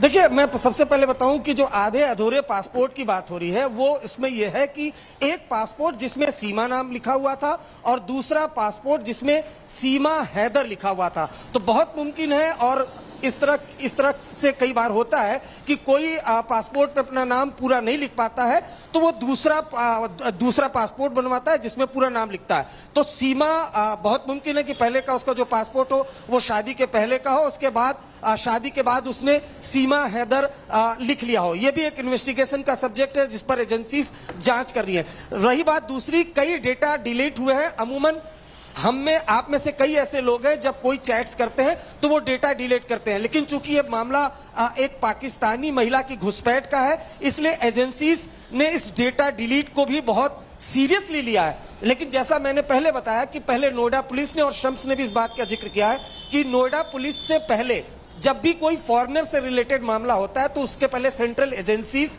वो आती हैं, चाहे intelligence bureau, Noida में मिलिट्री इंटेलिजेंस की यूनिट है, मिलिट्री इंटेलिजेंस रॉ के ऑफिसर, उन सभी ने सीमा से इंटरोगेट किया सीमा को। उसके बाद लोकल पुलिस को दिया गया, लोकल पुलिस ने फॉरेनर एक्ट में उसे अरेस्ट किया, उसके बाद वो जेल गई, उसके बाद बेल मिला और बेल भी नोएडा पुलिस ने उसको अपोज नहीं किया। उसके बाद एटीएस को इन्वेस्टिगेशन दी गई। 2 दिन एटीएस के जो एसएसपी हैं वो लखनऊ से यहाँ पर आते हैं, 2 दिन उसको इंटरोगेट करते हैं। उसके बाद अभी जो प्रेस रिलीज आई है कम से कम उसमें यही दावा किया जा रहा है कि जो कुछ भी सीमा ने कहा, जैसे गुलाम हैदर यूएई में जो उसका हस्बैंड है 70 से 80 हजार रुपए उसको पर मंथ भेजता था, उसने पैसा जमा किया, प्रॉपर्टी ली, फिर उसके बाद सचिन से मिलने के लिए वो प्रॉपर्टी बेच दी, उसके बाद किस तरीके से वो इंडिया आई, वो यहाँ पर मिली, उसके बाद वो बुलंदशहर जाती है, अपना पाकिस्तानी पासपोर्ट वो एक लॉयर को देती है और वो लॉयर तब जाकर पुलिस को कांटेक्ट करता है, तब इस पूरे मामले का खुलासा होता है। तो कई ऐसी चीजें हैं जो अनयूजुअल है जिसको लेकर ही इंटरोगेशन। यहाँ पे मैं एक चीज बताना चाहूंगा, जो वो ये है कि कंफ्यूजन ये क्रिएट हो गया था कि एटीएस को जांच सौंपी गई है नोएडा पुलिस के बाद, इसलिए मामला कुछ सीरियस है, स्पाई है। नोएडा पुलिस ने खुद लखनऊ हेडक्वार्टर को एक एप्लीकेशन लिखा और ये कहा कि चूंकि इसमें कई कंट्री इन्वॉल्व है, नोएडा की हमारी एक सीमा है, हम काठमांडू में इन्वेस्टिगेट नहीं कर सकते, हम शारजा से अगर वो आई वो इन्वेस्टिगेट नहीं कर सकते, तो बेटर हो कि ऐसी एजेंसी जो बाकी फ़ोन के डिटेल्स और ये सारी चीज़ें इलेक्ट्रॉनिक एविडेंस कलेक्ट कर सके, दूसरे देश में अपनी इन्वेस्टिगेशन कर सके, तो उसको ही जांच देनी चाहिए। तो नोएडा पुलिस के कहने पर ही इस मामले की जांच एटीएस को सौंपी गई थी और कोई दूसरा रीजन नहीं। Seema Haider is under investigation. The Uttar Pradesh anti-terror squad trying to find out about her Pakistani links. It's being suggested that her brother and uncle are with the Pakistani army. Sources say Seema seems to have sent friend requests to officials in the Indian security forces. Now, why would she try and do that is one of the questions that investigators are trying to ask.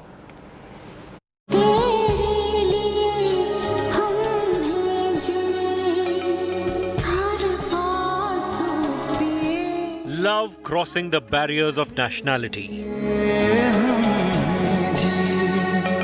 A story of cross-border romance set in the reels of cinema. मेरा नाम सीमा सचिन है। सीमा ठाकुर भी कह सकते हो और ठकरायन भी कह सकते हो। But Seema Haider's real-life tale blurs the lines between love and suspicion.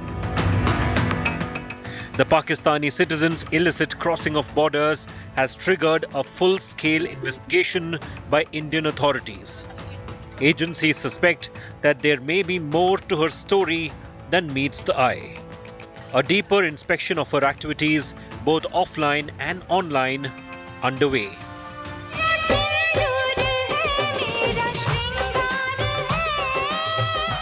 Official sources tell India Today that UP's anti-terror squad has closely investigated Seema Haider's social media accounts. Turns out most of the people associated with them live in the national capital region. According to their sources, Seema Haider also sent friend requests to some soldiers of the Indian Army. Police now are looking for the motive.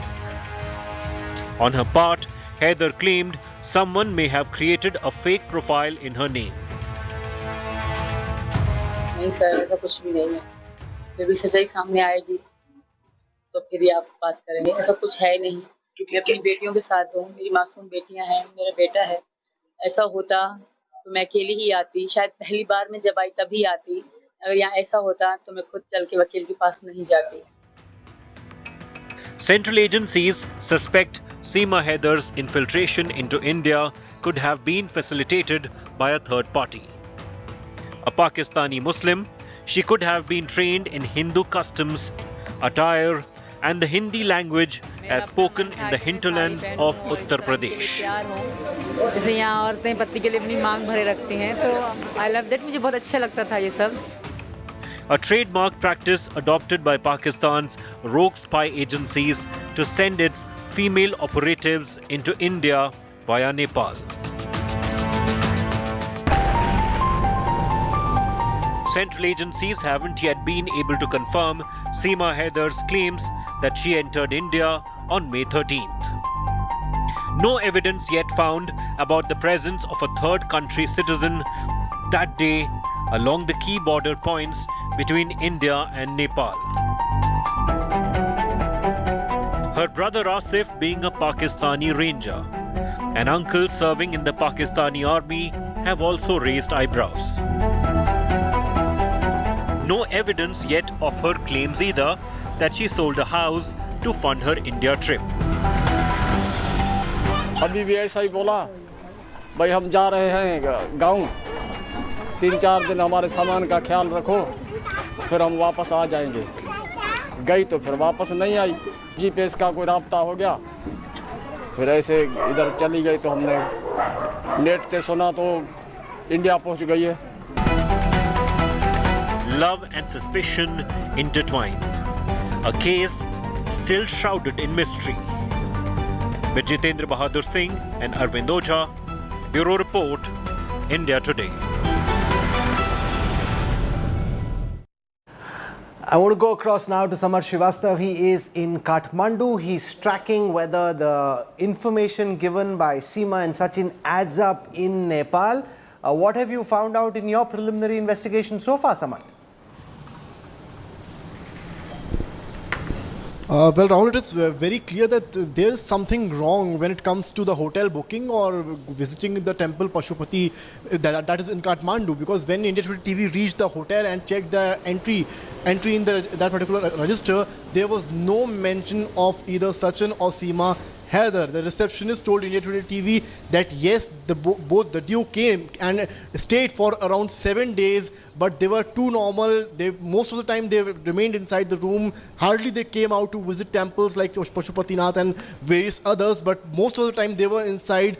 But it is also worth mentioning here that they tried to hide their identity. They did not tell the receptionist that one particular person is Sachin while the other one is Haider. While when India TV moved to the Pashupati temple, there is one area where there's the wedding happens at that particular area. And when we spoke to the Pandits out there and also the others out there about that register where the entry takes place for the marriage, there was no entry of Seema or Sachin. That is a bigger question, like when did they enter wedlock, while the receptionist claimed that it could be said in the real video that Sachin is applying sindoor at the forehead of Seema, and he claimed that they entered wedlock in the particular room. So these were some questions coming in why they had to try to hide their identity. And the biggest question is how they crossed the Nepal border.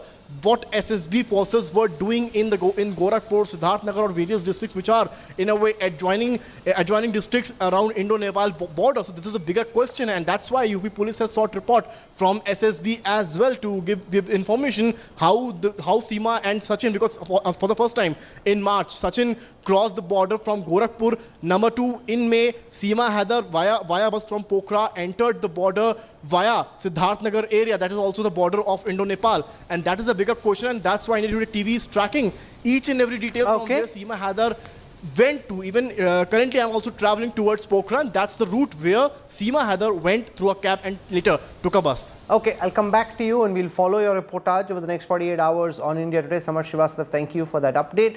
I'm joined on this broadcast now by former Research and Analysis Wing Officer NK Sood. We have Arvind Kumar Jain. He's been Director General of Police in Uttar Pradesh. Meghna Pant is a well-known screenwriter, author. I want to go across to NK Sood first. You've tracked spies, you understand a couple of things about spycraft. On the basis of everything that is in the public domain so far, Mr. Sood, does Seema's saga seem particularly odd? Does she seem to you to be a woman hopelessly in love? Or do you think dal mein kuch kala hai? Rahul, actually I am not able to get it very clearly, but I can understand what the basic question is. Firstly, people are saying it is an intelligence failure. It is not an intelligence failure. Secondly, Seema Haider in no way is an ISI agent. If she was an ISI agent, and secondly, the people are talking that how she entered, it is not difficult for anybody to enter India from Nepal. And secondly, when she came from Pakistan, there is that direct flight to Kathmandu. And if she was an ISI agent, there is a big unit of ISI in Pakistan embassy, in Pakistani embassy that is based in Kathmandu.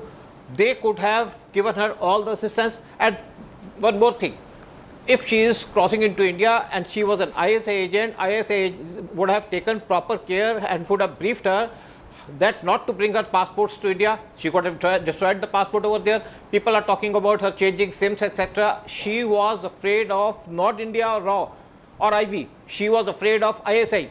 That's why she destroyed some of her things.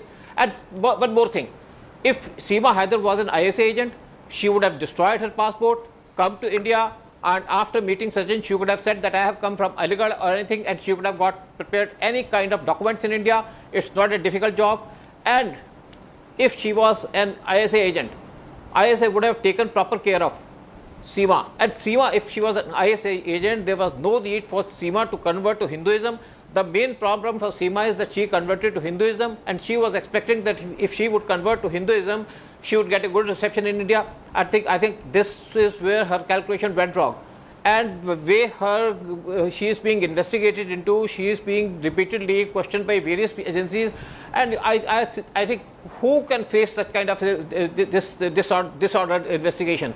Different agencies are questioning her, different media are questioning her, and everybody will make mistakes.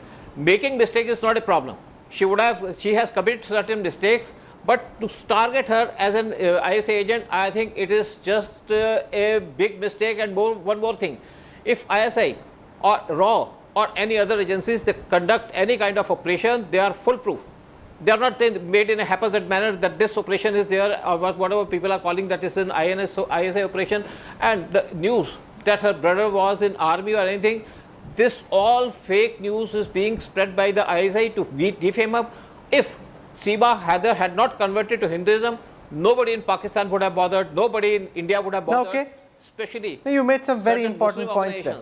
I want to go across to Arvind Kumar Jain, former Director General of the Uttar Pradesh Police. Mr. Jain, from your policing perspective, are things adding up, or are you seeing various key holes in Seema's story? I have studied this matter. It's a sensitive issue, but in my opinion, I have said it on so many channels, in my view, she is not a spy. Why not? Papers would have been absolutely perfect had she been a spy. She would not have come with 4 children. And now she is known to, she has gained entry into every household of India. She is known all over the country. And if you are a spy, you require anonymity, and only then you can operate.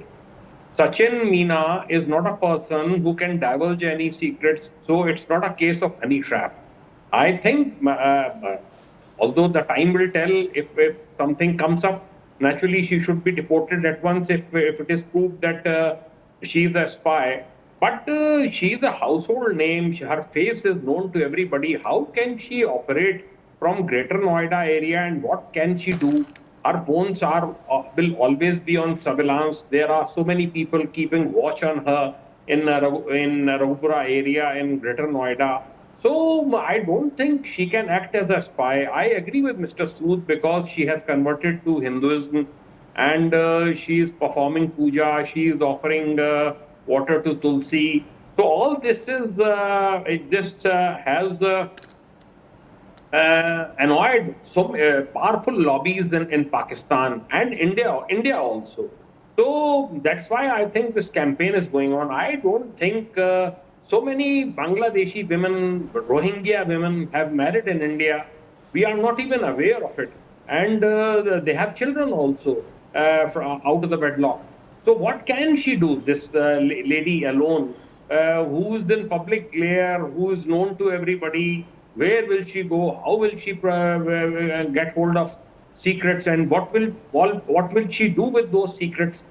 So I don't believe this. And had she been a spy, all the papers would have been absolutely in order. Now, both of you make very important points, and most certainly there is no honey trap here, Meghna, because Sachin works at a Kirana store. So he's not working in DRDO or some sensitive installation. He's just a regular guy at a Kirana store. This story is bringing out the Sherlock Holmes in everyone, everyone trying to play Jagga Jasoos and, you know, coming up with their theories. And it's got people gripped. It's almost become a soap opera that's playing itself out in full public glare. Yeah, I'm actually titling it Heather, Ek Prem Katha, because it's so cinematic almost. But, you know, Rahul, honestly, like my biggest fear is that, you know, this shouldn't turn into an orchestrated sort of propaganda campaign. We shouldn't add communal hues to it. We shouldn't politicize the issue. It's, for me at least, it's not feeling like a case of honey trapping. She's clearly not coming across as a spy. I mean, an illegal immigrant would go into hiding. Here's Seema, you know, in front of the media. She's also brought her children along. Why would she, you know, risk the lives of her children? She would have left them with her ex-husband if she were a spy. So this, you know, I think we also need to allow ourselves to be gullible, to allow love to win, you know, to not say ki there are love laws for everything, including reverse love jihad, where, you know, it's dictated upon who you can love, how much you can love, how you can love. So I think we must do away with all of that. And I think no, but it's also, you know, it's very awkward. But the fact is, it's bringing out our worst social biases. People look at her and say, oh, she's a good-looking girl. How can she fall in love with Dekhi, uski shakal dekhi. How can she possibly be in love with her? It's these kind of biases that are letting people sway one way or the other basis what their conditioning and bias is. But, you know, Rahul, that's the thing. Anytime we see an attractive woman, we immediately launch on a witch hunt against her. We want to tear her down. We want to bring her down. And that's unfortunately, you know, 16,000 years of patriarchy speaking to our subconscious, where we can't hold back. And we're not focusing on the larger issue that, you know, how our national security has been threatened, that 5 people from an enemy state just walked into our country. You know, that is something that I think we need to listen to. We need to listen to the law of the land, the ATS and IB, the agencies. They are investigating. They made the arrest. They put her out on bail. So they are doing their job. So before we launched another witch hunt against an attractive woman, let's just take a step back and think of the larger issues at hand. You know, somebody was mentioning that she didn't have ample documents. What we're forgetting, Rahul, and we see this in our daily lives, women have always been marginalized when it comes to documentation. You know, their natal, especially from a certain socioeconomic strata, their natal family will not let go of the documents. They'll be married off in distant villages where there's no access to documents. So therefore, a lot of women are thriving on, say, fake IDs, including fake Aadhaar cards. So you can't put the onus of that on a woman or make it look like it's her fault. It's the fault of our society that, you know, women have been marginalized for so long, and even illegal, unlawful immigrants, the political vilification that takes place, the stigmatization, it's very sort of Kafkaesque almost. So let's not ignore that out of Seema Haider's story. It's not about honey trapping. It's not about reverse love jihad. For me, the important thing is about our borders, why are borders so porous, and also the documentation and legality of women in particular who've been marginalized for so long. Those are very important points made by NK Sood, Arvind Kumar Jain and Meghna Pant, and I want to thank them for joining us on this broadcast. As I go across now live to Lucknow, where Brajesh Pathak, the Uttar Pradesh Deputy Chief Minister, who's joining us on this broadcast. Brajesh ji, ये बताइए कि तमाम एजेंसियां इस वक्त उत्तर प्रदेश की, खासतौर से UP anti terrorism squad investigate कर रहा है सीमा हैदर के केस को। आपको जो ब्रीफिंग मिली है उसके हिसाब से सीमा की कहानी क्या है? क्या ये एक महिला है जिसको प्रेम हो गया था, या फिर आपको लग रहा है कि ये जासूस है पाकिस्तान की? देखिए, सुरक्षा एजेंसियां इस मामले में गंभीरता के साथ जांच कर रही हैं। चूँकि मामला बहुत ही संवेदनशील है, इसलिए बहुत कुछ कहना उचित नहीं होगा। पूरे प्रकरण की उच्च स्तरीय जांच हो रही है और हमारा स्टैंड ये है कि हम उत्तर प्रदेश में लॉ एंड ऑर्डर को मेंटेन करेंगे। हर स्थिति में किसी को भी लॉ एंड ऑर्डर से खिलवाड़ करने की छूट नहीं है। नहीं, पर अब तक आपको क्या पता चला है, क्योंकि इसके खुद के 2 पासपोर्ट है, 4 पासपोर्ट इसके बच्चों के हैं, मल्टीपल शिनाख्ती कार्ड्स की बात हो रही है। इन सारी चीज़ों को देखते हुए क्या आपको लगता है कि लॉ एंड ऑर्डर में कुछ खामियां हैं, कुछ कमियां हैं, जिसके चलते सीमा यहाँ पे घुस आई और इस तरीके से इंडिया में रह पा रही थी, नेपाल से आई है इंडिया में? दरअसल अभी विस्तृत रूप से कुछ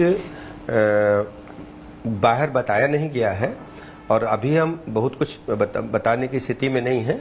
अभी तक जो हमारे को बताना है वो ये है कि पूरा मामला बहुत ही गंभीर है और चूंकि देश की सुरक्षा से जुड़ा है तो संवेदनशील होने के कारण इस मामले की जांच बहुत ही गंभीरता के साथ सुरक्षा एजेंसियों के साथ साथ अभिसूचना की एजेंसियां भी कर रही हैं और पुलिस भी सक्रिय है। जैसे जैसे स्थितियां स्पष्ट होंगी हम आपके सामने पुनः आएंगे। अभी यह है स्थिति कि हमारा स्टैंड है कि उत्तर प्रदेश में हम कानून व्यवस्था को और मजबूत करेंगे। किसी को भी कानून व्यवस्था से छेड़छाड़ करने की, खिलवाड़ करने की छूट नहीं है। मामला सिक्योरिटी का भी है, लड़की की सुरक्षा का, क्योंकि कई ग्रुप्स डिमांड कर रहे हैं कि सीमा को डिपोर्ट किया जाए, वापस पाकिस्तान भेजा जाए। दूसरी तरफ से कहा जा रहा है कि वो हिंदू बन चुकी है, ऐसे में अगर उसको पाकिस्तान वापस भेज दिया जाता है तो हो सकता है कि वहाँ पे उसकी जान को खतरा हो। क्या आप उसको इंडिया में रखने के बारे में सोच रहे हैं या आपको लगता है कि पाकिस्तान उसको भेजा जा सकता है? क्योंकि कई पास्ट केसेस में हमने देखा है कि ऐसे केसेस में जो महिला आई थी उसको वापस भेजा गया। देखिए देखिए हम अभी इस बात को भी हम कुछ कह नहीं पाएंगे। हमारा स्थिति ये है, हम केवल उत्तर प्रदेश में लाइन ऑर्डर को मेंटेन करने की बात कह रहे हैं और किसी भी स्थिति में इसमें किसी प्रकार से खिलवाड़ की छूट नहीं है। सुरक्षा एजेंसियां जांच कर रही हैं और जो भी आगे की कार्रवाई होगी हम आपको बाद में बता पाएंगे। नहीं, पर सबसे बड़ा सवाल तो मेरे पर्सपेक्टिव से ये है कि ये इंडिया और नेपाल के बीच में उत्तर प्रदेश बिहार से होता हुआ इतना बड़ा, इतना पोरस बॉर्डर है, जो चाहे आ सकता है, जो चाहे जा सकता है, कहीं पे कोई ठीक से चेकिंग नहीं होती।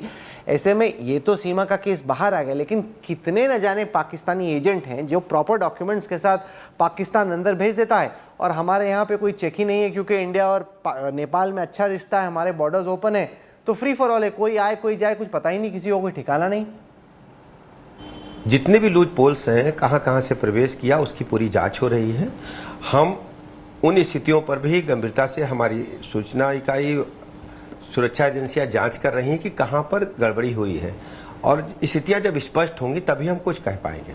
Brajesh Pathak ji, for joining me from Lucknow. Thank you very much. The Deputy Chief Minister of Uttar Pradesh who's looking at this case closely, joining us on the news track. Listen, don't play Seema auntie, okay? Don't play matchmaker. Don't have a view on whether this is a good couple, whether it looks like there's something amiss about her relationship with Sachin. Just go by the facts. Go by the facts as they come out.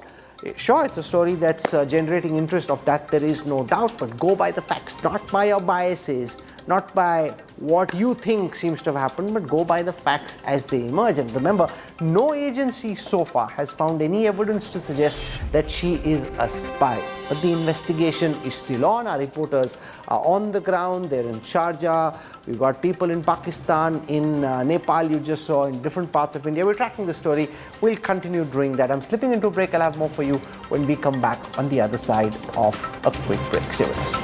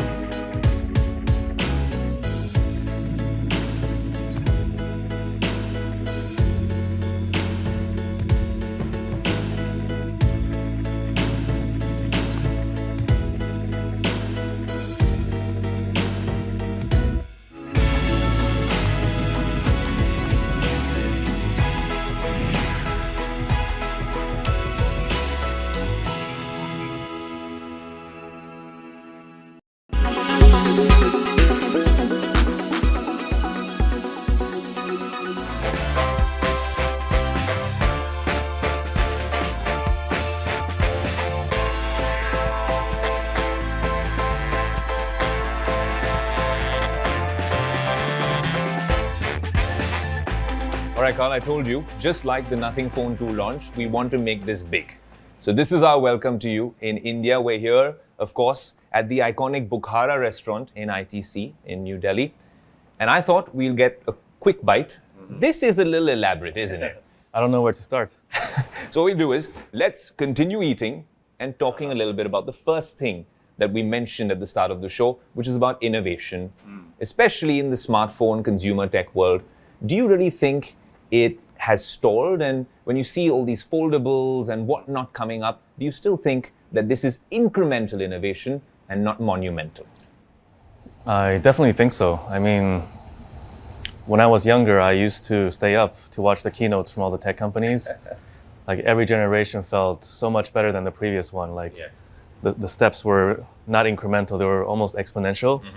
And it wasn't just the hardware, it wasn't just smartphones, it was the iPod, it was the iPad, tablets came out. But also on the consumer internet and software side, all of a sudden we had a lot of like new social apps to use. And it was also the time of the App Store revolution. So a lot of apps you could download and try every day. So it just felt like at that moment in time, 10, 15 years ago, that things were just improving really quickly. And then in the last couple of years, say 5 years or so, it's gotten very incremental. Every year, let's make the camera slightly better, a little bit bigger, battery a little bit better, tweak the icons a little bit. Sure, there's a foldables thing now, but I think ultimately it's a bit in the news, but ultimately it's going to be a very niche product.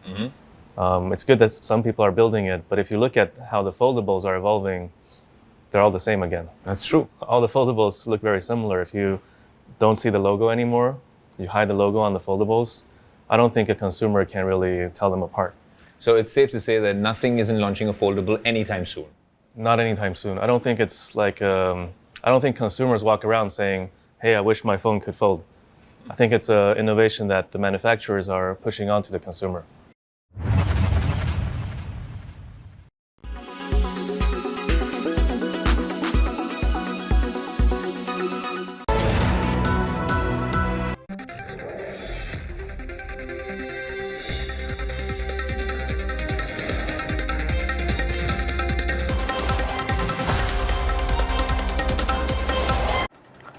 The India versus NDA fight also spilled into the Karnataka Assembly, where the BJP protested against the Congress's alleged misuse of IAS officers during the opposition meeting in Bengaluru. After the showdown in the Vidhan Saudha, 10 BJP MLAs were suspended by the Speaker. Former Karnataka Minister Ashwath Narayanan was carried out by marshals. Another BJP MLA, Yatpal, had to be carried out on a wheelchair.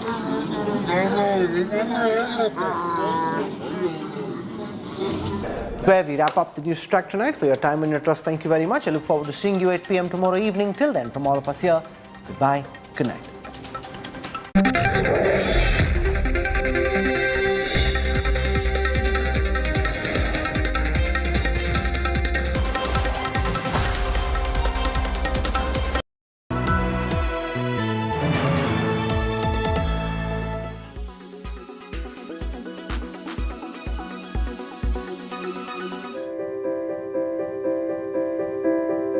The Indian Institute of Technology, the country's premier engineering college, is going overseas. IIT Madras is setting up its first ever international campus in Zanzibar in Tanzania. Professor Preeti, an IIT graduate herself, will be the director of the institute. The first time a woman has been appointed to the top post at IIT Madras.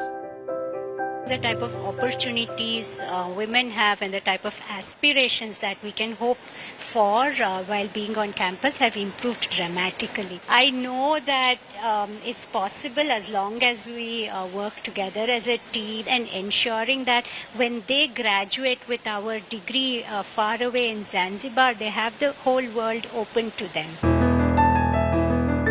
Classes at the IIT Madras Zanzibar campus will begin from October with a student intake of 70. According to the IIT, 2 full-time programs will be offered in Zanzibar, a 4-year BSc in Data Science and Artificial Intelligence and a 2-year MTech in Data Science and Artificial Intelligence. The admission process will include screening test and interview. We have a temporary campus right now that the government has allotted to us. The rooms are all built, so our administrative side, classrooms and also student accommodation, shared accommodation in dorms, everything is there already. We are facilitating a few modifications so that it will be 100% ready in October, which is when we are planning to start. But we are going to evolve the academic plan and have a lot more programs in the coming years as well. The international campus in Zanzibar Island off the East African mainland is planned as an educational partnership between India and Tanzania. India is also offering scholarships for citizens of Tanzania to study in various degree programs at IIT Madras. I believe that this educational bond will ensure that we stay strong, and it's a strategic kind of move. It could be a strategic move for the country. We'll have Zanzibari Tanzanian alumni who are from IIT Madras. They do so many good things in terms of contribution to the world and to the world's economy. We hope that this will happen over here as well. With Shilpa Nair, Bureau Report, India Today.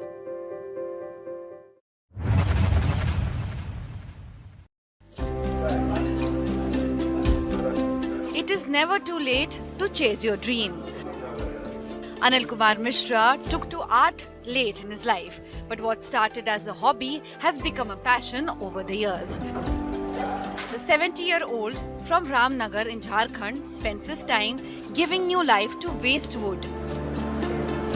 मैं समझता हूँ कि ये कोई ईश्वरीय then है, जो शक्ति है, जो मुझे प्रेरणा देता है और मैं इसको कार्य रूप में परिणत कर पाता हूँ. Mishra's tryst with art started in 2007 when he was a school teacher. गाछ है बहुत पुराना, हजारों साल पुराना गाछ है जिसमें बहुत सारे दीमक खाए हुए हैं, बहुत टिड्डा रहते हैं सर. और उसी गाछ का टुकड़ा से एक प्रेरणा जगी हमको और उसी गाछ के टुकड़ा से मैं एक बर्ड का भाव आया और मैं उसमें क्रिएशन का शुरुआत वहीं से हुई.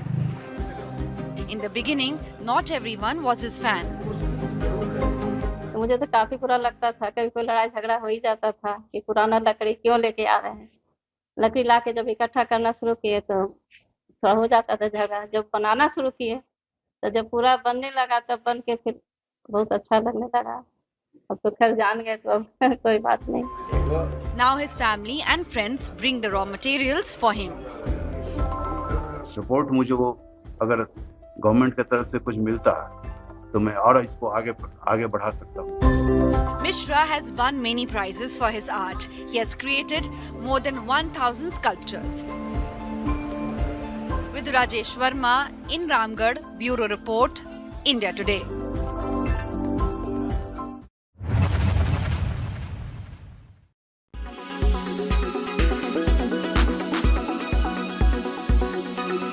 Why does this happen? Let me tell you the science behind it.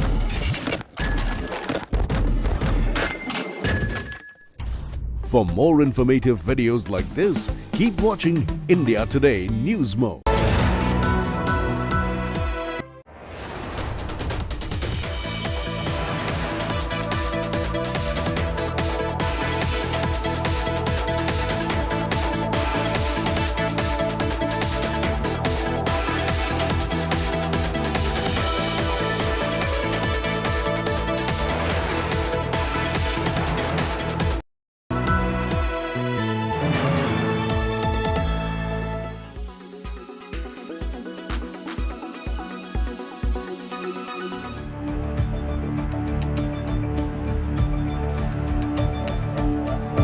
When Seema Haider reached India, she declared that she had married Sachin in Nepal itself and that she had accepted Hinduism.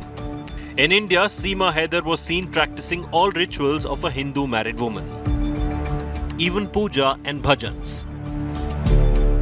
A Muslim woman from Pakistan leaving her husband, living in India and adopting Hinduism. For the radical Muslims of Pakistan, this was no less than a crime. And so the frustrated fundamentalists started threatening the Hindu community in Pakistan. Make no mistake, this was no empty threat. The rocket launchers that were used by Pakistani terrorists are now being used on Hindu temples. However, Pakistan is claiming that the attack on Hindu temple was the handiwork of local dacoits. Reports suggest a gang of dacoits attacked a temple in Pakistan's southern Sindh province. The attack was carried out in the Kashmir area where rocket launchers were fired at Hindu temples and houses. Fortunately, the temple was closed. It is maintained by the Bagdi community and is opened only once a year. Kashmir police says 8 to 9 people were involved in the attack. Pakistan police also suspect that this attack may be linked to Seema Haider's PUBG love story, as fundamentalists had threatened the Hindu community. A similar attack took place a few days ago when bulldozers demolished a Hindu shrine. This is not the first time Hindus have been under attack in Pakistan, in the Sindh province especially. Hindus are systematically persecuted and forcibly converted. Bureau Report, India Today.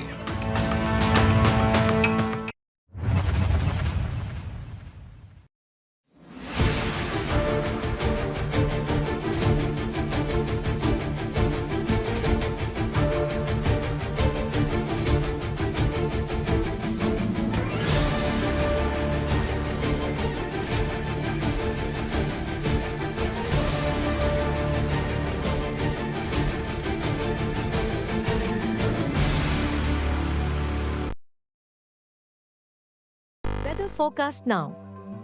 Delhi, maximum 37 and minimum 28 degrees. Mumbai, maximum 28 and minimum 25 degrees. Kolkata, maximum 35 and minimum 27 degrees. Bengaluru, maximum 24 and minimum 21 degrees. Chennai, maximum 35 and minimum 28 degrees. Hyderabad, maximum 24 and minimum 21 degrees.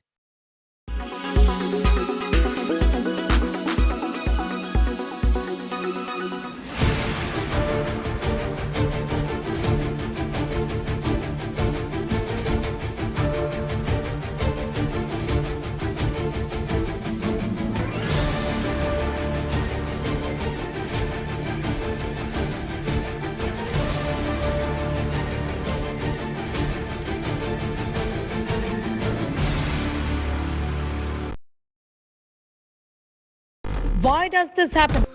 Co-presented by Star Health Insurance, the health insurance specialist. Co-presented by JK Tyre Ranger Series, stay wild at heart.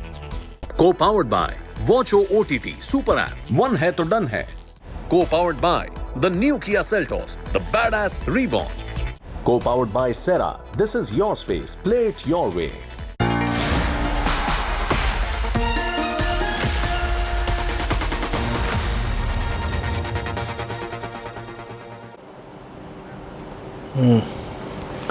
Good evening, hello and welcome. You're with the news today, your primetime destination. News, newsmakers, talking points, the big talking point. India versus NDA, master stroke or too clever by half? That's the question we will read.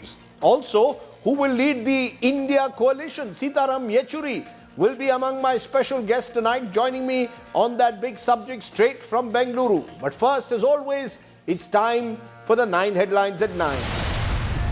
The India name for the opposition alliance sparks off a controversy. BJP leader from Madhya Pradesh approaches the election commission. Nitish Kumar denies he was against the alliance name. This on a day when the left and the TMC find themselves at loggerheads in Bengal. CPIM says Mamta is a dictator.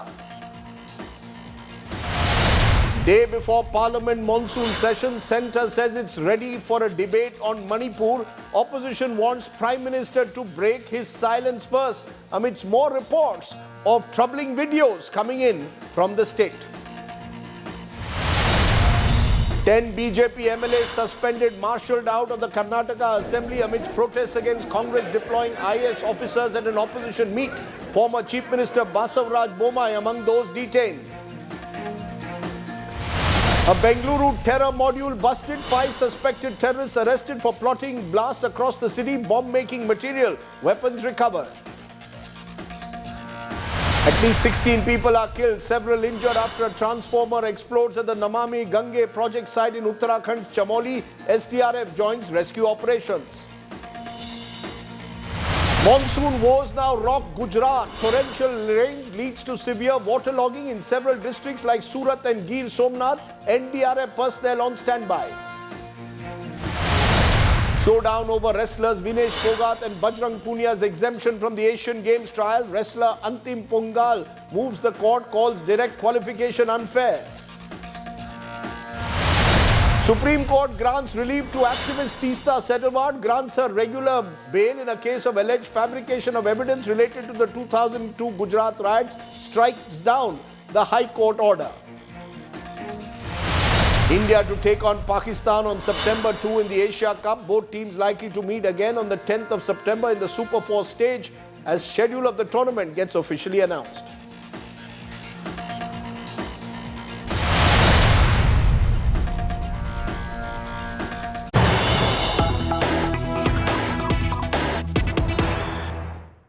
But our top story, a day after in Bengaluru, the opposition called its alliance India, INDIA, a BJP leader has moved the election commission protesting.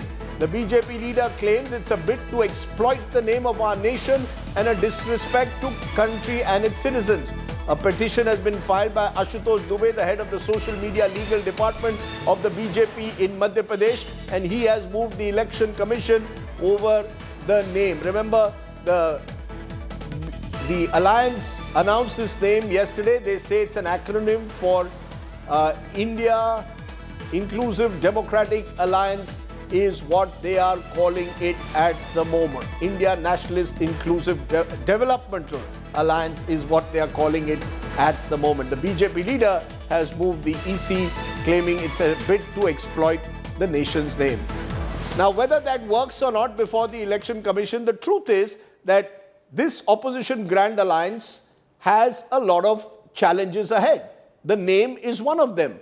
Today, Bihar Chief Minister Nitish Kumar insisted that he had no objections with the name, nor did he have personal ambitions after reports filtered that he was not happy with the name India and was upset about not being named convener.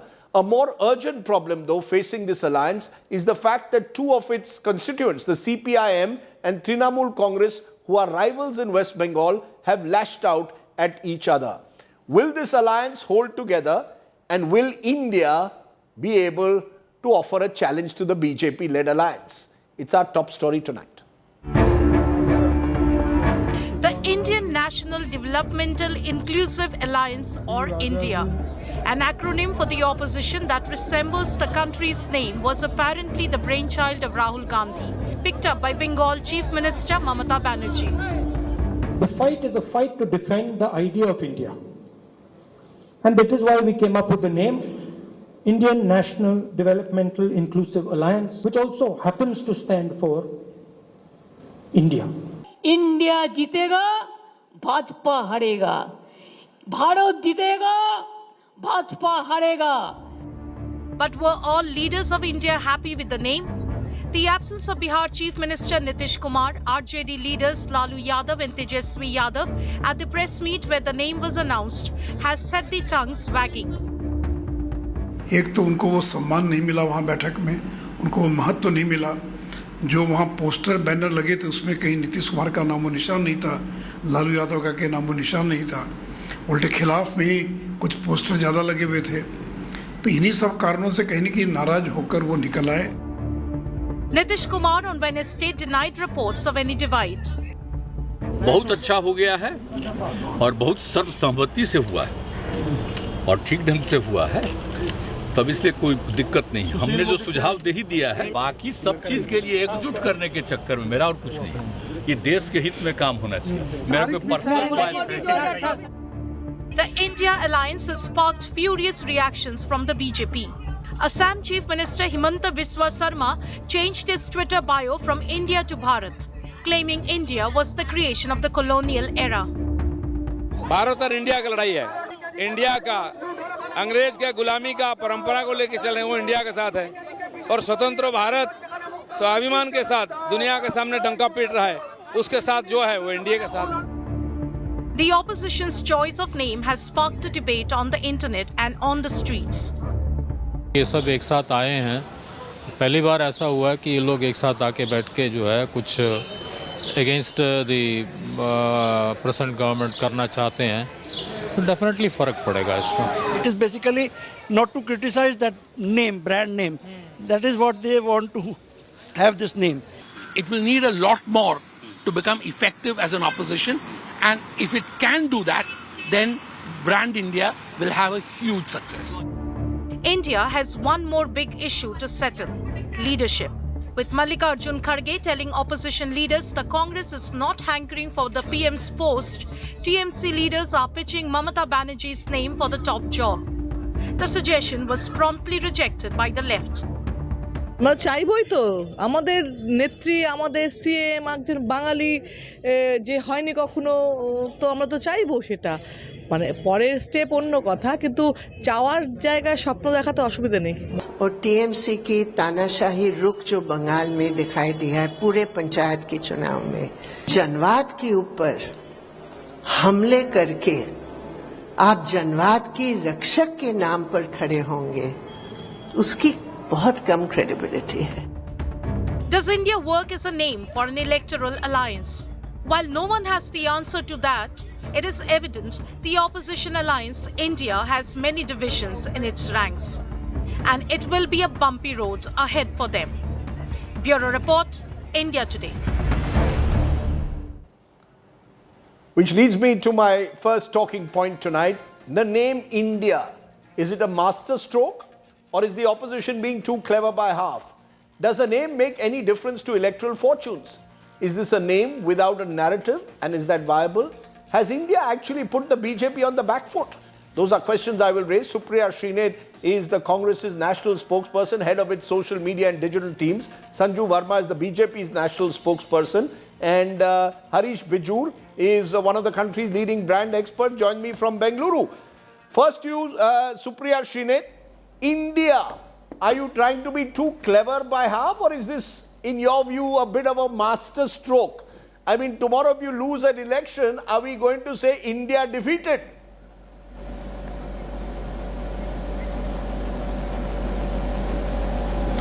There is never a contest when India is on the field, India ever loses, and which is why India will not lose. You pitch against anybody against India and India always comes out victorious. So your question is hypothetical, your question I pay no semblance to.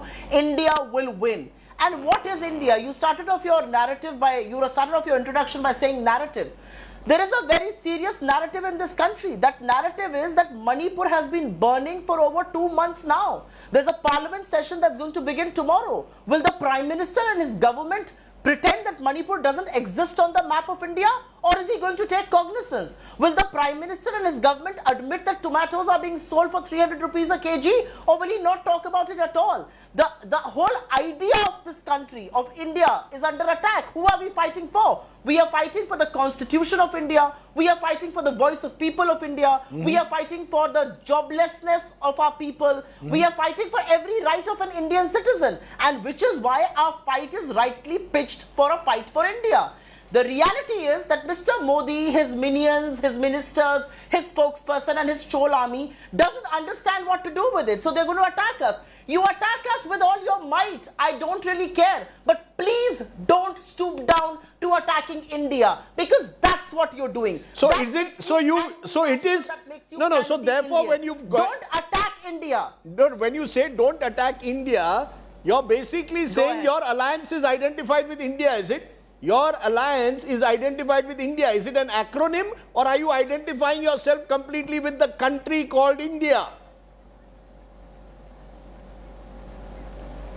No, I don't understand your question. We represent people, we represent India, so obviously I represent a part of India. We represent the voices of people of India. We represent the voices of the tribals and the Dalits and the marginalized and the oppressed. We represent the voices of women. We represent the voices of youth. We represent the voices of middle class that's reeling under high prices. We represent people from Kutch To the northeast, we represent Manipur. And obviously, we represent India. And there is an acronym for it. And it expands into, like you said, Indian National Development Inclusive Alliance. And I don't think anybody should have an issue with that. The point that I'm making is that Mr. Modi has been found floundering. I have never seen the Prime Minister as rattled as he has in the last 24 hours. Even in a government function, he spent 13.5 minutes spewing venom against India's opposition. That's all very good. But the reality is the way Modi's ministers have gone attacking India, the name itself tells you how rattled they are. India is the name of our country. Attack us. Don't take our country down with your venom,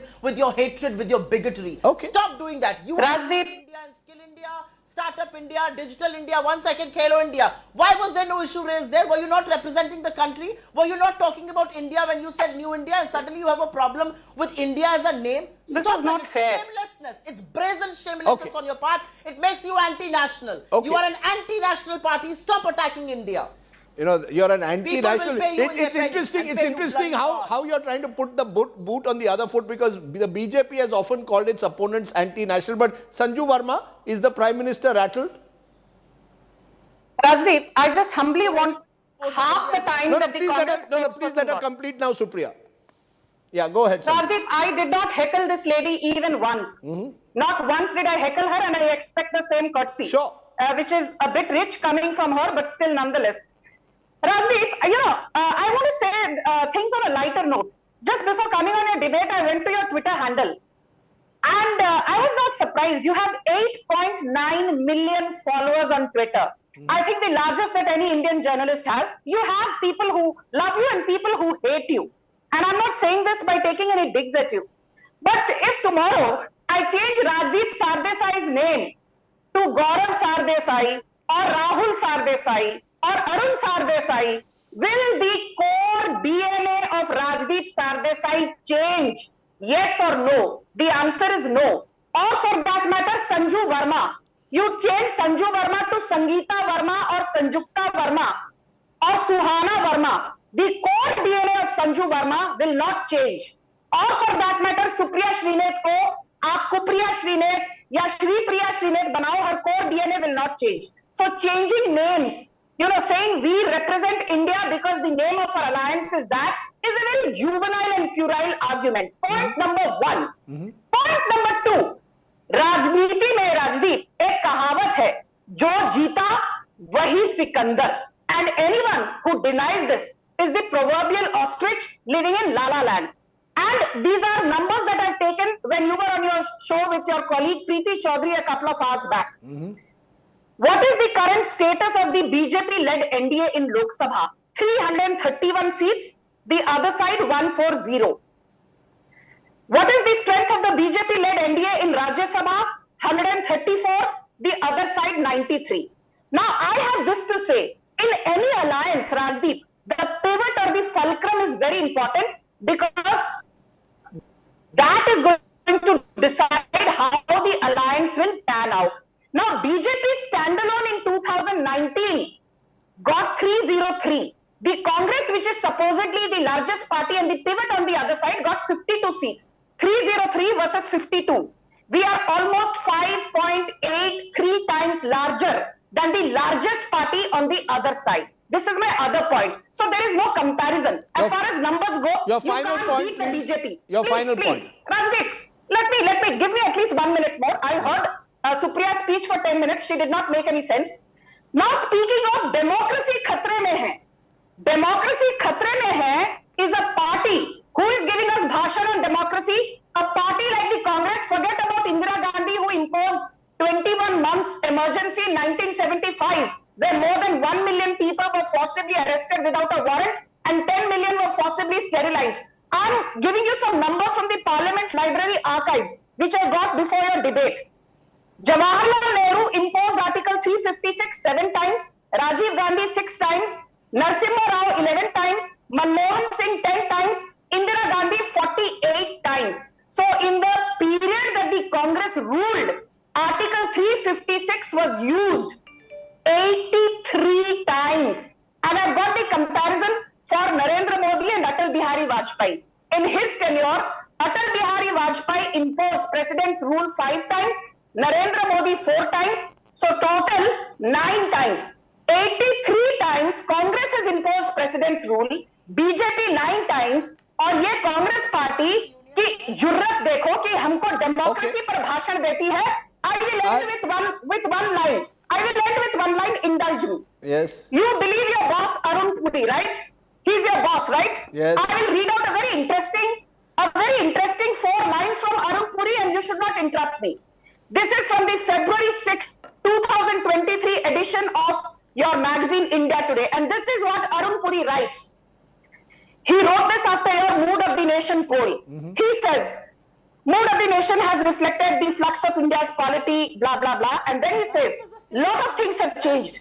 But over the past decade, one fact has stood invariable like a porn star, the persona of Prime Minister Narendra Modi and the enormous public credibility it carries. Modi has emerged as a unique helmsman and leader figure of 21st century India, seemingly untouched by storm, undimmed by time, and immune to competition. This is Arun Puri of India Today in the February 2023 edition. I have allowed you uninterrupted time for 2.5 minutes. Now, do not complain again that you're always intervened. You have been allowed now silence. Can I please come in? Yeah, before you come in, I just want Harish Bijuru listening, because Harish Bijur, I'll allow you, Supriya, to respond. Harish Bijur, we are looking at branding here. Politics is a lot, particularly in this age of multimedia, about branding, about marketing. You've got the opposition which has got the acronym India. Do you think it's a master stroke, or are they being too clever by half? Okay, Radhip, I hope my comments are going to be seen with the neutrality it deserves to be seen with. I'm really speaking branding. And I'm saying that, is it a master stroke? Well, it certainly is a stroke. Whether it's a master stroke or not, only time will tell. It is a stroke because a name is what a name does. And if you really look at the way in which India is trending, it tells a story to say that if at worst, this coalition has actually created a bit of a hangama with a name. So in terms of attention, in terms of interest, in terms of the desire to understand what's happening, it's perked that up. But then what's in a name? I mean, going back to Shakespeare, I think there's a plenty for sure, at least in the way and manner in which this has been done with. I think a name is a skin, and I think that skin has been put together very well initially by this coalition of 26 parties. But the body needs to fall into part, the individual body parts need to fall into part, and most importantly, the interstitium, which keeps these body parts together, needs to be knitted together. So, name is one, leadership is another. Possibly, we'll see each one of it being cobbled together slowly. Okay, but as a name, I think it's created enough of a hangama. Okay, so it's a creative name. There has been disruption, it's created a hangama. But the name is a small part. You're going to have to fit in nuts and bolts, Supriya, Srinath. What's in a name? Is this, as I said at the outset, an attempt to create a disruption, to challenge the BJP over their seemingly monopoly over India first? Is that the aim? Was that the real goal, to somehow say, look, you don't have a monopoly over the India name? And I'll tell you why. Because I'm going to play in a moment what the Prime Minister did a few years ago when he was on the campaign trail. Just listening to Prime Minister Modi when he was at a speech. Okay, we'll come to that in a moment, but Supriya, Srinath, respond.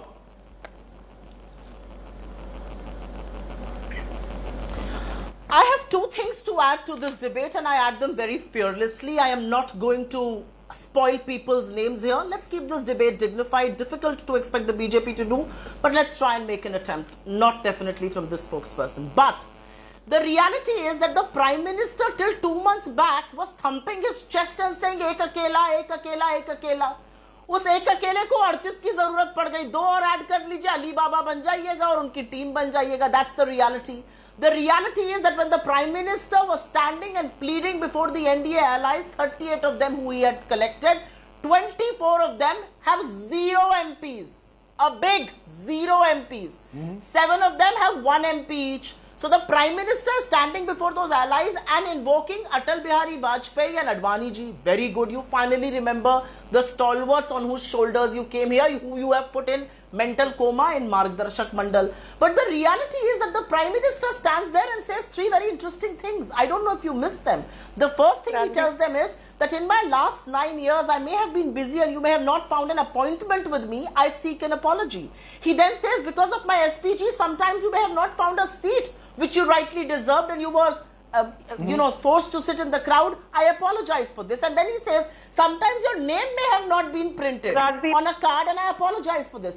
These are not signs of somebody who's ek akela sab par bhari. These are signs of a rattled, baffled Prime Minister. The reality, Rajdeep, is that Bharat को हमने जोड़ा, भारत जोड़ो यात्रा करके और India को जिताएंगे. असलियत यह है कि जुड़ेगा भारत और जीतेगा इंडिया. उससे इनके होश फाख्ता है. Okay, जुड़ेगा Bharat. If I am speaking and you are continuously heckling and intervening, जुड़ेगा भारत और जीतेगा इंडिया. और इसी से ये घबराते हैं. इनके पास कोई चारा बचा नहीं है. Okay, ma'am, you made your point. I have some regard for my age. I find it difficult to deal with it isn't easy to give you all equal time. Let me try to do that though. That, Sanju Verma, there is some truth in saying that the Prime Minister until now has believed he has the mastery on these acronyms. Startup India, Stand Up India, New India, Amrit, he's always looking for something. Now, when he does it, it's okay. When the opposition does it, you seem to have a problem. I'll just play that. No, just listen to what the Prime Minister said at a public gathering and then I want you to respond. Please play what Mr. Modi had said then. दल के लिए नहीं, देश के लिए vote करिए और हम कहना चाहते हैं vote for India, vote for India. भाइयों बहनों, मैं बोलता हूं, आप पीछे बोलना वोट फॉर इंडिया. बोलेंगे? आपको बोलना है वोट फॉर इंडिया. बोलेंगे? वंशवाद से मुक्ति के लिए vote for India. You want to respond, Sanju Verma? The India word is not a BJP monopoly. Okay, I'll respond, Rajdeep. I'm glad you played that out. In fact, I have to tell you, I have a great memory and most of Prime Minister's speeches, I know them by heart. I will say this, I don't want to get into this puerile debate about India versus Bharat because I genuinely believe, and I say this as the national spokesperson of the largest political organization globally. Article 1 of the Constitution starts with the phrase, India, that is Bharat. So, I think we look at India and Bharat synonymously. I'm not getting into the semantics and the divisive debate around it, but I will say this. Time and again, the other panelists spoke about Modi ji was pleading with 38 allies, please come and join us, blah, blah, blah. तो मैं एक बात कहना चाहती हूँ, बड़े बेआबरू होकर तेरे कूचे से हम निकले, बड़े बेआबरू होकर तेरे कूचे से हम निकले, बहुत मेरे अरमान निकले, लेकिन फिर भी कुछ कम निकले. A party that has been abusing the Prime Minister was reduced to 44 seats in 2014, and I'm talking the great Mahashay, मोहब्बत की दुकान के पहरेदार Rahul Gandhi, and in 2019 his मोहब्बत की दुकान garnered only 52 seats. So first look at your own backyard. Without numbers you are a big zero, and that is where you will be in 2024. But give me 30 seconds. Give me 30 seconds. I'm counting. I will tell you why we are super confident. I will tell you why we are super confident. I think the reliability factor in any alliance is very important. Be it the I.K. Gujral government, be it the H.D. Devegowda government, be it the Chandrasekhar government, or for that matter, the fact that Rajiv Gandhi and V.P. Singh had a very public spat and fallout. History is a testimony to the fact that Congress has always left its alliance partners high and dry. And madam, since you talk about Manipur in 15 seconds, Rajdeep, 15 seconds. In Karnataka, in the last 15 days only, Rajdeep, 15 seconds. A minor gang rape, a cop killed by sand mafia, a RTI activist killed in police custody, two toll booth operators, shot at point blank range, and the electricity minister involved in a bribe, accepting 10 crores for promotion, 10 crores for transfer. Producer, ma'am, I have to bring your voice down because the fact, because you want that, the fact is let's not compare what's happened in Manipur where 130 people have died. We are now getting reports of a possible gang rape that's taken place there. Let's not compare it. Violence is violence of a kind that needs to be condemned. And therefore, the worst thing we can do is engage in this kind of whataboutery over violence. So let's not do that. Let's not normalize violence of any kind. That's the reality, ma'am, on the ground. I just want to bring in Harish Bijur for a final word, because Harish Bijur, if you were advising both these alliances, one is called NDA, one is called India, what's the one piece of advice you would give each as we go up to 2024, probably from a branding perspective? Well, to the India coalition, I would say that a name alone isn't important. A name is but a skin, put together the body and the rest of it that needs to come by. As far as the BJP and the NDA side of it, I would say at the end of the day, I think it's work that counts. It possibly is very, very important to showcase reality. And I think importantly, this is going to emerge to be a Bharat versus India debate. But naughtily, I would say the Congress and the rest of the parties have actually got the nomenclature right, because, naughtily speaking, India is a unity in diversity. And if you really look at the coalition of 26 parties as well, it looks like a lot of diversity. Okay. And if the attempt is to bring Can I please make a 10-second point? I will give both of you 20 seconds each. I have a Sitaram Yechury interview coming up. I will give you 20 seconds each. First, you, Supriya Srinath, is this India versus Bharat? Are you ready for the BJP to make it India versus Bharat? That they are authentic, you are a coalition of diverse interests, but do not have anything common. No, absolutely not. This is not India versus Bharat. Only somebody who doesn't understand either India or the essence of Bharat will say something like this. But I'm glad that something was said here. It looks like Hemanta Biswa Sarma, your ministers are being berated because they are the ones who are diluting this debate to India versus Bharat. Tell them to shut up and listen to the Prime Minister who says vote for India. 20 seconds. Also, one more thing. No, Since please there bring is down nothing in a Sanju's name, voice. why are you changing names of cities like Gurgaon? Why are you changing names of cities like Allahabad and Gurgaon? Why are you changing Rajpath? Since there's nothing in a name, there is nothing in. Why are you changing names of cities in this country? Has anything changed in Prayagraj because its name has been changed, or in Faizabad, or for that matter in Gurgaon or Rajpath? The reality is that you want to hog the limelight when you do things, but you have been stepped, and you have been stepped in your saddles with India. You do not know how to react. And this is your frustration speaking. But guess what? A fight against India is no contest at all. India alone always wins. And history will be repeated one more time. Okay, I will give 30 seconds to Sanju Verma in the interest of failure. Your time starts now. Are you frustrated? Rajdeep, I will again start with the kahavat. There is a famous saying, हमें मालूम है जन्नत की हकीकत क्या है. हमें मालूम है जन्नत की हकीकत क्या है, लेकिन दिल को खुश करने के लिए गालिब एक ख्याल अच्छा है. The entire opposition is living in La La Land. They are united by one thing, their visceral hatred for Narendra Modi, and they are divided by one thing also, their prime ministerial ambitions. You have collected together. Shut up now. I did not tell you. Shut up. No, don't please. No, ma'am, you cannot do this. No, shut up and all is not acceptable. This must stop. No, you cannot use words like shut up. Sorry. Please apologize for that. No one can use this word shut up. She's listening to you. Supriya's voice down. You have 20 seconds left. Thank you. You have 20 seconds left. 20, I'm counting quickly. Rajdeep, I just have this to say. The road to Delhi comes via Lucknow. BJP got 73 seats in Uttar Pradesh Lok Sabha 2014. From Uttar Pradesh in 2019, out of 80 seats, we got 62.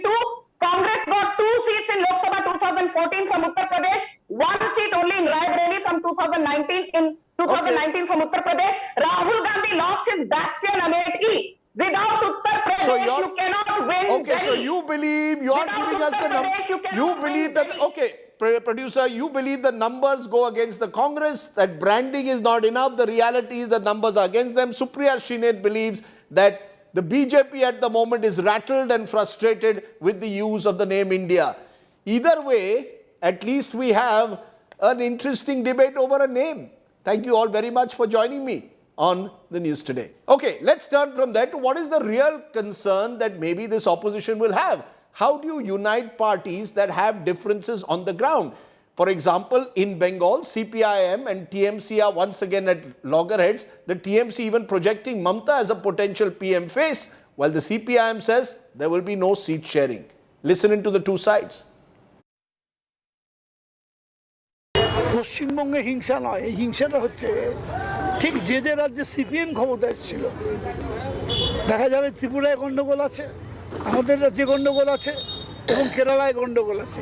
ঠিক সেই তিনটে রাজ্যেই আরে আম গাছের বীজ পুঁতলে আম হবে, জাম গাছের বীজ পুঁতলে জাম হবে, আর বিষ গাছের বীজ পুঁতলে বিষ হবে। তারাই এই রাজ্যেতে যে অশান্তি জন্ম দিয়ে গেছে, যে সন্ত্রাস জন্ম দিয়ে গেছে। नेशनल सिचुएशन अलग है, इसमें कोई शक नहीं है, लेकिन इसमें शक है ममता बनर्जी कितना दिन रहेंगे। ममता बनर्जी को अपोजिशन यूनिटी में रहना बहुत मुश्किल की बात है, क्योंकि ममता बनर्जी वो बीजेपी का नेचुरल अलाय है। बंगाल का पॉलिटिक्स का ये जो सिचुएशन अभी आया है एंटी ममता वेव, इससे बचने के लिए वो अपने थोड़ा सा इमेज बिल्डअप की कोशिश में है। আমরা চাইবই তো আমাদের নেত্রী, আমাদের সিএম একজন বাঙালি যে হয়নি কখনো, তো আমরা তো চাইবো সেটা।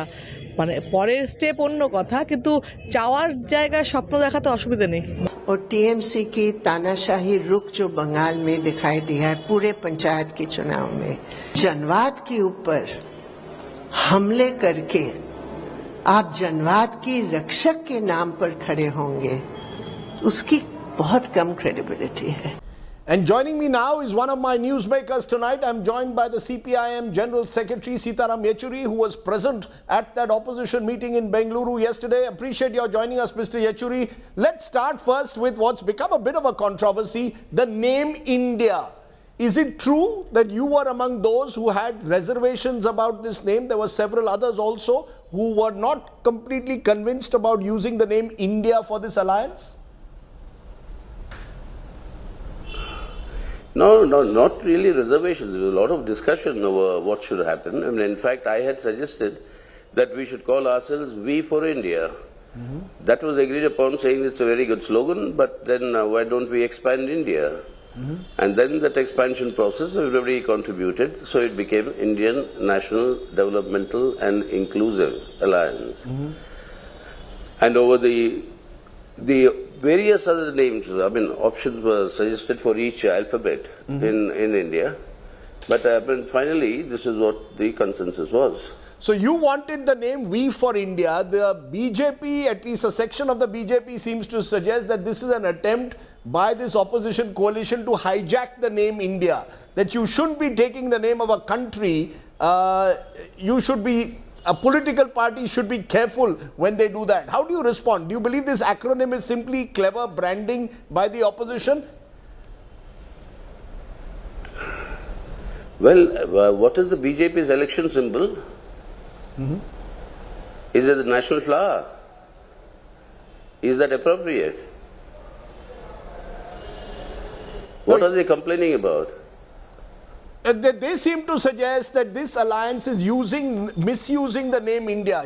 You're misusing the name India. You should be careful when you use the name of a country as your acronym. It's as good as to say, we are saying it's INDIA.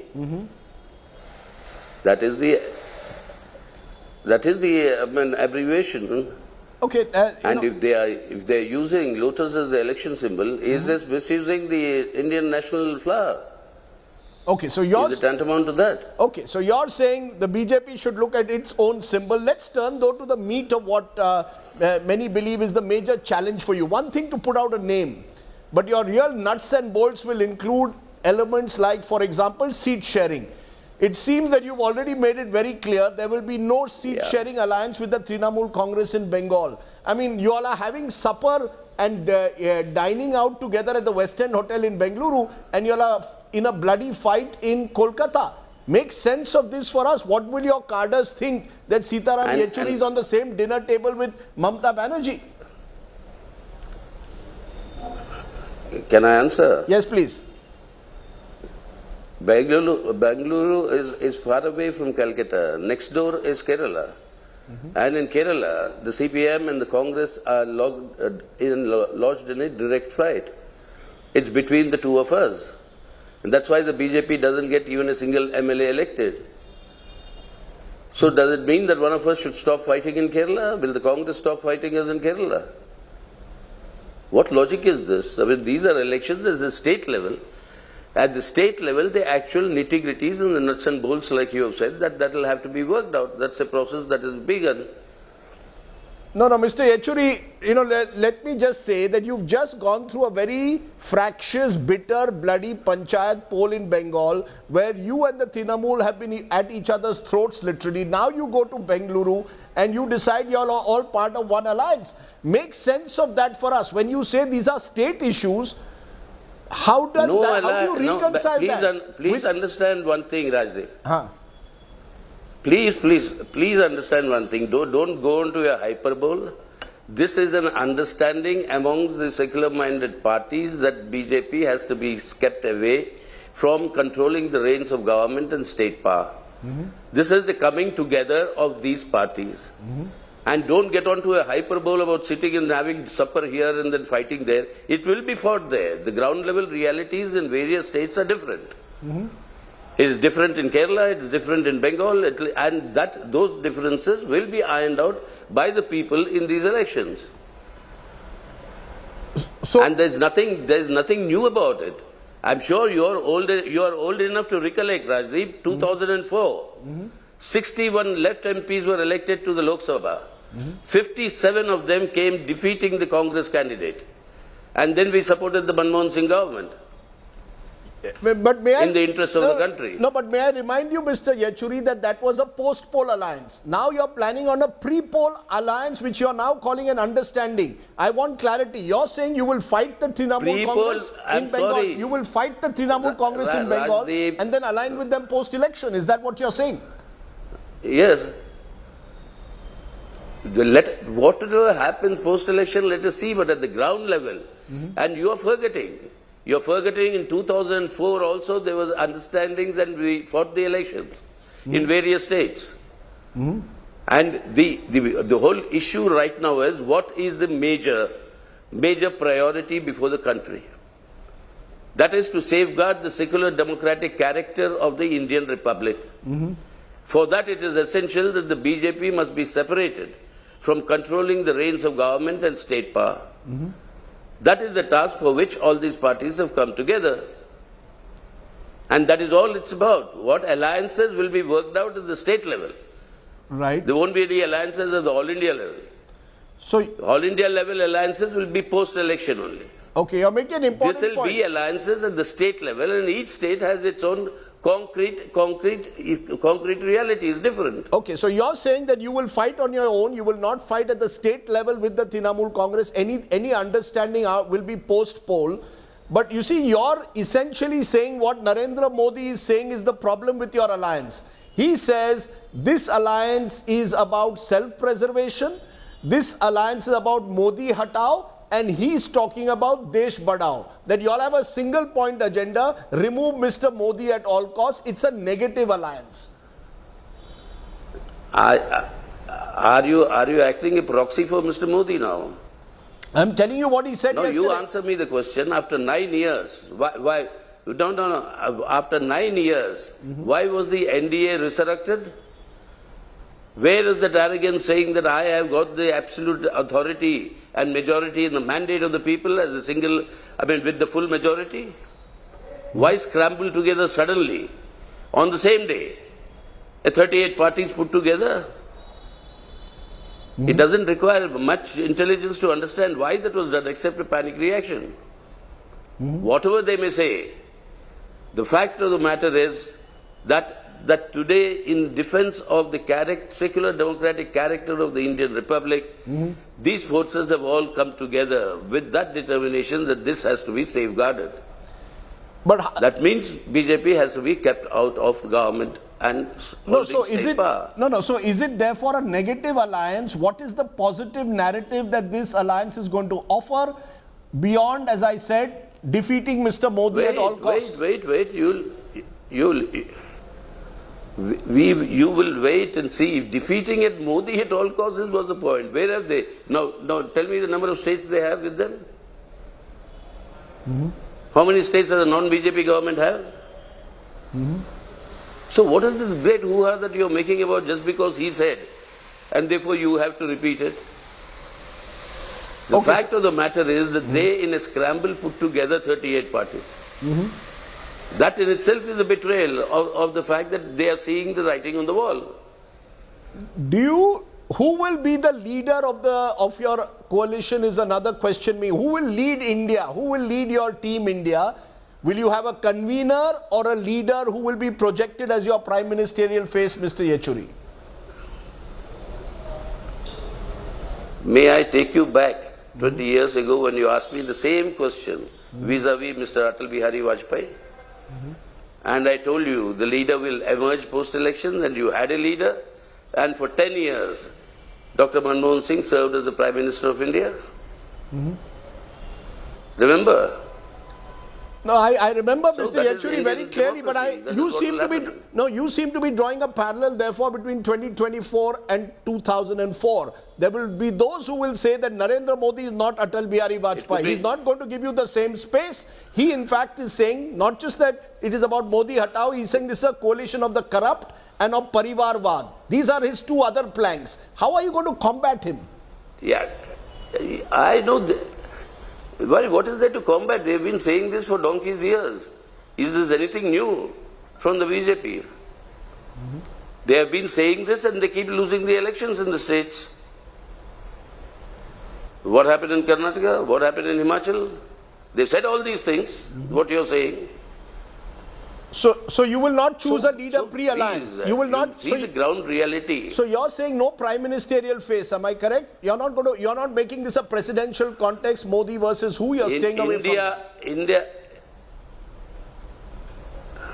India is a parliamentary democracy.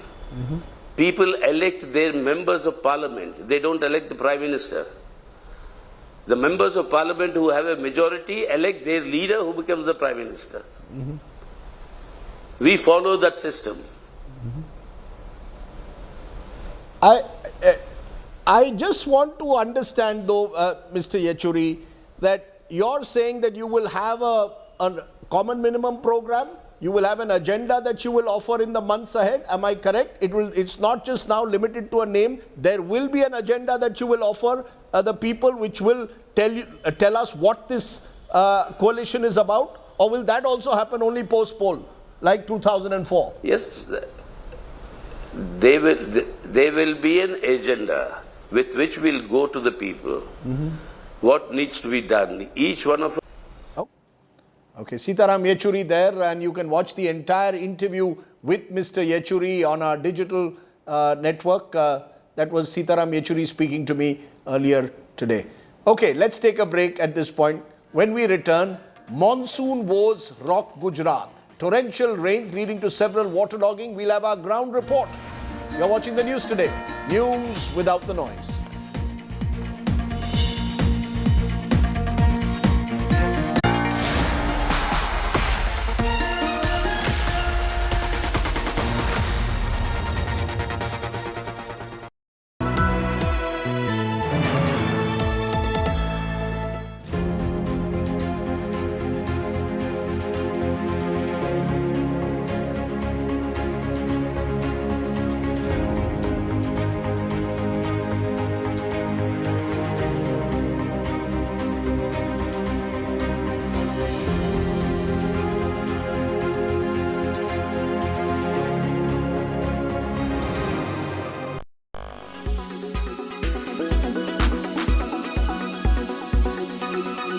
I want to ask you, how far is 21,000 on the Nifty now?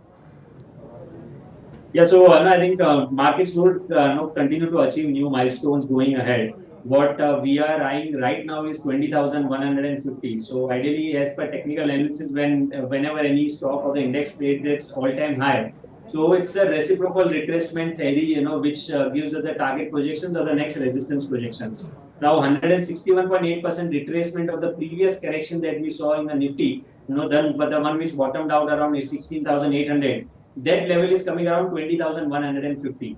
So I think as of now, for short-term perspective, maybe later half of this month or early next month, we would see 20,150 getting achieved. And yes, once that is surpassed, then 21,000 also would not be, it would not take much time. So Ruchit, now tell us, how do investors make money at record high markets? What's the strategy that they should adopt right now?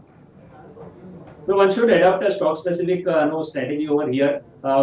See all the markets, if you see the broader markets, most of the sectors have participated in this up move. So I think auto is one name where we have continuously witnessed a good momentum of late. So I think this trend is likely to continue going ahead. Escorts, Ashoka Leland, then Tata Motors, these are some of the names which would continue this outperformance.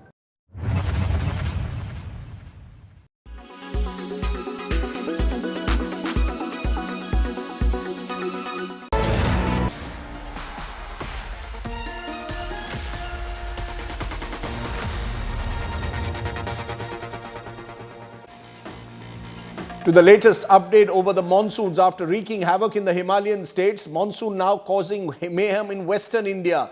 While parts of Maharashtra are reeling under heavy downpour, several parts of the state, including Mumbai and Navi Mumbai, have also experienced the rainfall. A red alert sounded now for the Konkan, Raigad and Palghar districts. Also, Gujarat is witnessing heavy flooding due to the incessant rainfall, especially Gir Somnath district and Surat. Gir receiving the highest rainfall of 345 mm in just 14 hours since 6 a.m.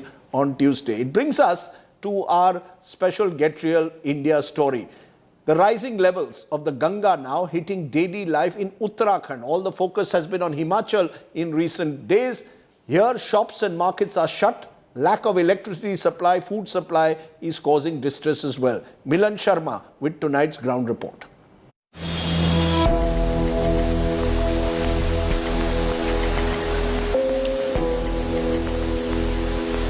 The Ganga is flowing close to the danger mark in Haridwar. As the water level rises, the mighty river is creating its own path, inundating factories, mills and fields. Shops and markets are flooded. Many shops remain shut due to heavy waterlogging. Haridwar and Laksar areas have received heavy rainfall in the last 24 hours. दुकान में पानी था, छाती तक पानी था दुकान पे, ऊपर तक नाव का पानी था, पूरी गाड़ी डूबी पड़ी थी। ये 4 दिन अब लाइट नहीं थी। अच्छा, बंद था, पूरा टावर डूबा पड़ा था। ये 4 दिन बिजली नहीं थी। हाँ जी, बिजली नहीं थी यहाँ पर। जो हमारी जमीन है वो जमीन यहाँ पर भी आती है, बट जमीन का कुछ नहीं बचा है। जितनी फसल थी सारी बर्बाद हो चुकी है। और जो घरों का हाल रहने लायक अब रहा नहीं है कि उसके में बंदा वापस रह सकता है। पर पर्सन एक हाउस का आप ये मान लीजिए कि 2-3 लाख नुकसान आराम से है। Farmers in Haridwar are badly hit. Official estimates say more than 7,000 acres of fields are underwater. इस बारी जो पानी आया है बाढ़ का, पहले भी बाढ़ का पानी आता था। हाँ, पहले बहुत कम आता था, ऐसा नहीं आया था। तो अभी बहुत ज्यादा है। हाँ, ज्यादा है। इसमें तो आप देख लो, चारों तरफ घूम कर फिर के देखो कैसे कैसे हालत हो रही। और जिन खेत में पानी रुक जाएगा और वो फिर गर्म होगा, जो बच भी रही फसल वो भी मारी जाएगी। Farmers claim the Ganga has carried with it red silt that is destroying crops. इस बार मैडम ये परेशानी हो रही है कि पहले जो बाढ़ का पानी आता था वो जब उतर जाता था तो फसल हमारी जो गन्ने की फसल थी उस पर कोई फर्क नहीं पड़ता था। लेकिन इस बार कुछ इस तरह का केमिकल इस पानी में आया है। आप देखिए पीछे मेरे, ये देखिए इस फसल को, ये पूरा रेड होकर और सूख गई, फसल डैमेज हो गई 100 की 100%।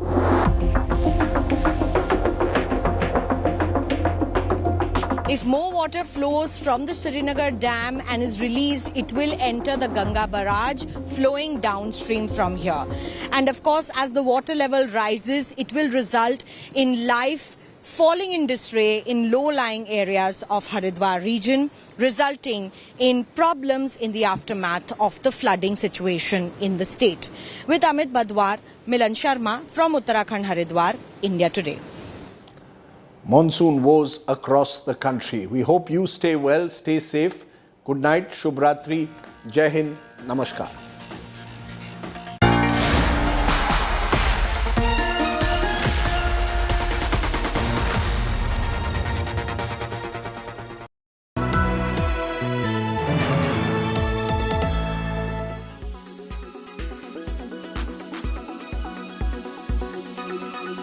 Is it getting a bit frothy, or do you believe that the bull run is here to stay? Yeah, I think first of all, thank you, Sakshi, for inviting me. I think the markets are, extremely buoyant, largely because of the liquidity flows which we are getting from the FIs. In fact, in the last few months, I think since April, since the market started rising, we have been seeing that Indian markets have attracted a lot of liquidity from these foreign institutional investors. And I think today we had hit a high of 19,800. After that, there was some profit booking. But my sense is that, if corporate results are better than expectations and, the Fed policy, which is due for July 25th, if there is some mild positive surprise in terms of the commentary from Mr. Powell, then I think the markets could head to higher odd levels. And I think we should not be surprised. The markets could possibly even look at touching 20,000 in the very near term. But I think it would be a gradual journey from here on.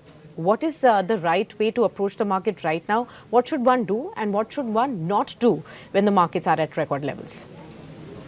See, I think for investors who have participated in this rally and have made a decent amount of profits, my suggestion is that, this is a very volatile market and we are going to see higher levels. But in the intermediate, it's always better to book your, book profits regularly, because, that is how you can secure your margin of safety. So I think at least once your capital is recovered, then I think the investor is at ease, whatever index level the market throws up. So that strategy, I think investors should do. They should not stick only to paper profits. They should convert them to some cash flow.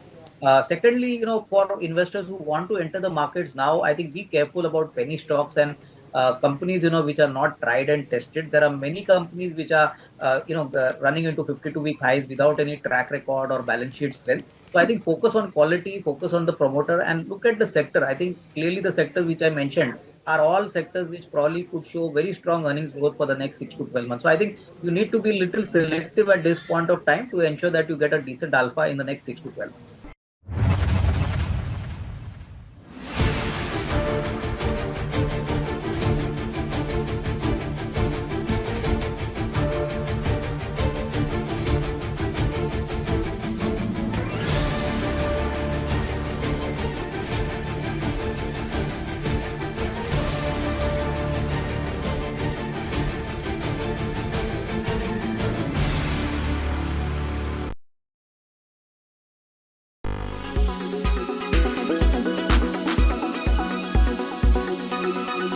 Make your media plan smarter with India Today Live TV on your connected devices. Amplify your brand with 100 million smart internet viewers. To advertise, mail us at sales@aajtak.com.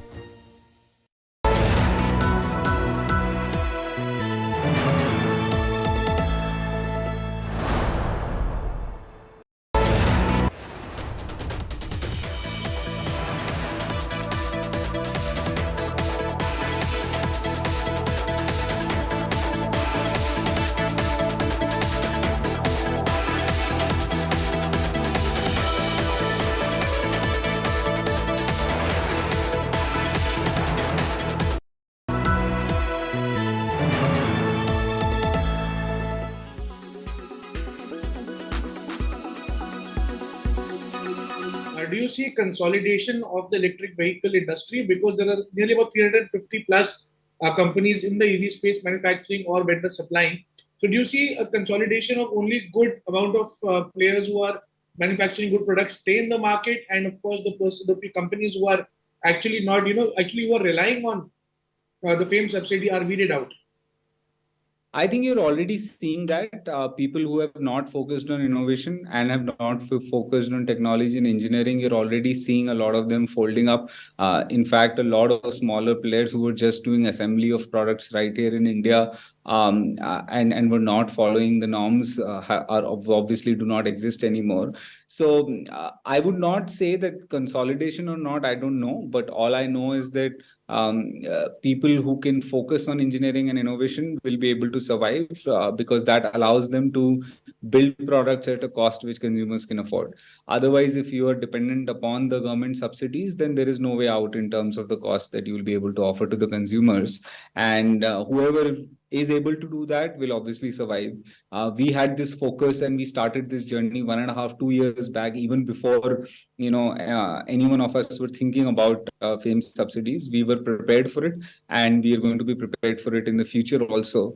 In fact, just this month when we launch S1 Air, which is our most anticipated product, which we believe is going to truly change the nature of the industry and increase the penetration of EVs multifold, I think is going to be a game-changing and disruptive moment at the price that we are launching it, and the kind of product that we are launching is all been possible because of our continuous engineering efforts through the last 1.5-2 years.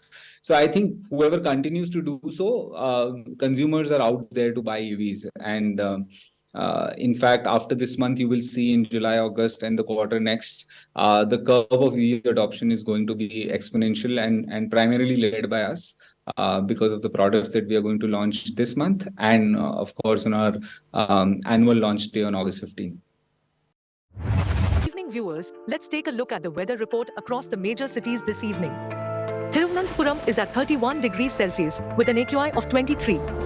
Mumbai is at 27 degrees Celsius with an AQI of 40. Panji is at 26 degrees Celsius with an AQI of 26. Ahmedabad is at 32 degrees Celsius with an AQI of 56. Bhopal is at 30 degrees Celsius with an AQI of 21. Jaipur is at 31 degrees Celsius with an AQI of 46. Delhi is at 33 degrees Celsius with an AQI of 120. Srinagar is at 33 degrees Celsius with AQI being 26. Lucknow is at 39 degrees Celsius with an AQI of 62. Patna is at 39 degrees Celsius with an AQI of 44. Kolkata is at 30 degrees with an AQI of 30. Hyderabad is at 26 degrees Celsius with an AQI of 34. Bengaluru is at 28 degrees Celsius with an AQI of 23. Chennai is at 35 degrees Celsius with an AQI of 28. This is all we have for you in this segment. Hope wherever you are, you find favorable weather around you. Keep watching India Today for all the weather updates with me, AI Sana, all through the day. Co-powered by the new Kia Seltos, the badass reborn. Extra safe polycab green wire.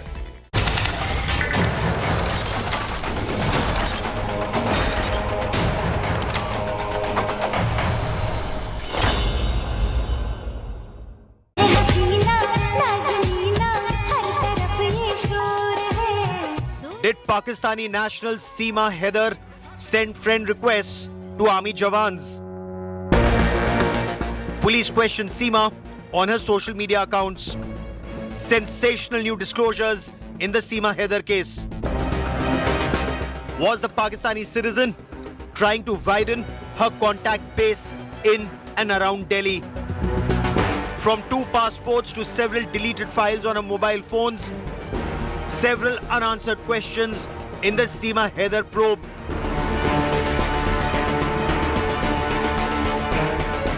Was she an ISI sleeper cell close to the national capital, or an innocent woman caught in a cross-border web of distrust? The Seema Haider probe is our top focus on India First.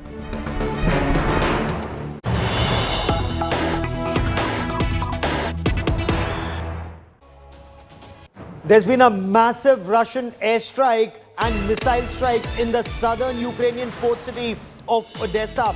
This is the biggest missile strike on Odessa since the start of the conflict in February 2022. Russian Navy, Russian Air Force and Russian missile forces have simultaneously struck multiple locations in the southern Ukrainian port city of Odessa, and this attack is being seen as Russia's retaliation for Ukrainian forces targeting the Crimea bridge. This missile strike is believed to have struck not just the granaries and the port, but also military installations, an airbase, an aviation school and grain storage depots, along with what is believed to be or suspected to be an ammunition depot. You're looking at those images that are coming in from Odessa. Massive plumes of smoke and fires in several localities of this very rich port city of Ukraine. the missile strikes are pinpointed and aimed to degrade Ukraine's capabilities to use the ports and related facilities in the southern part of the country and access the Black Sea. I'm Gaurav Sawant. We will get you much more on this big story and we'll get you reports from Odessa. But first, as always, the headlines.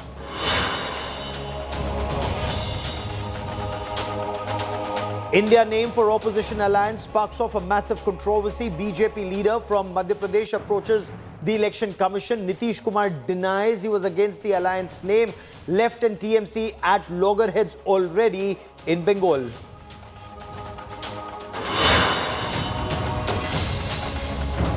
Ten BJP MLAs suspended and marshalled out of the Karnataka Assembly amid protests against the Congress deploying IAS officers at an opposition meet. Former Chief Minister Basavaraj Bommai also detained.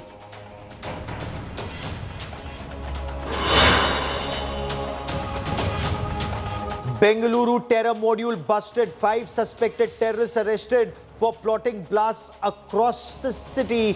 Bomb-making material and weapons recovered.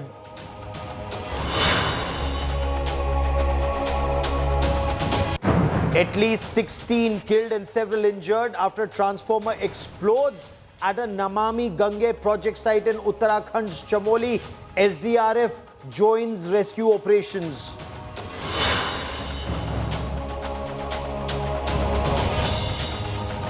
Showdown over wrestler Vinesh Fogart and Bajrang Punia's exemption from Asian Games trials. Wrestler Antim Pangal moves court. Calls direct qualification unfair.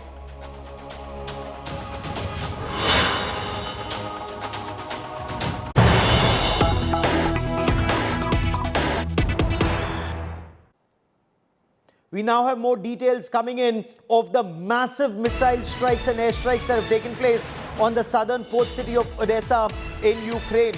We are told critical port infrastructure has been targeted in the Russian airstrikes and missile strikes.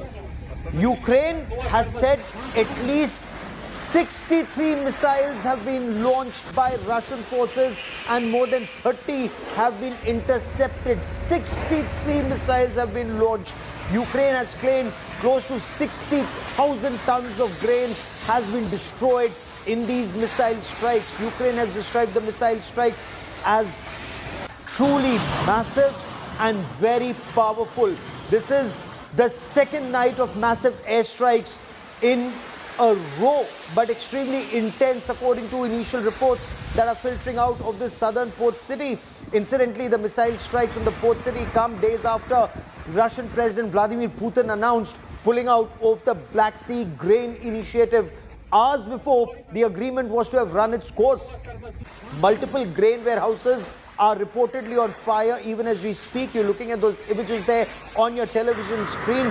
Reports also say it's not just the grain depots, but even oil depots and oil storage tanks have been set on fire in this precision missile strike. Several civilians, the information that we are getting as of now is several civilians are feared injured in these missile strikes launched from ground, air and sea by Russian forces. It's a very massive coordinated attack which is being seen as Russia's retaliation for the targeting of that bridge connecting Crimea by these Ukrainian forces. At least that is what is being claimed. Ukrainian forces claimed they have successfully shot down several missiles and at least 8 Iranian-made Shahid 136 kamikaze drones have been shot down. But the apprehension is, and when you look at those images that are coming in from Ukraine, some of these drones, these kamikaze drones or suicide drones, managed to strike grain and oil depots. Ukraine has accused Russia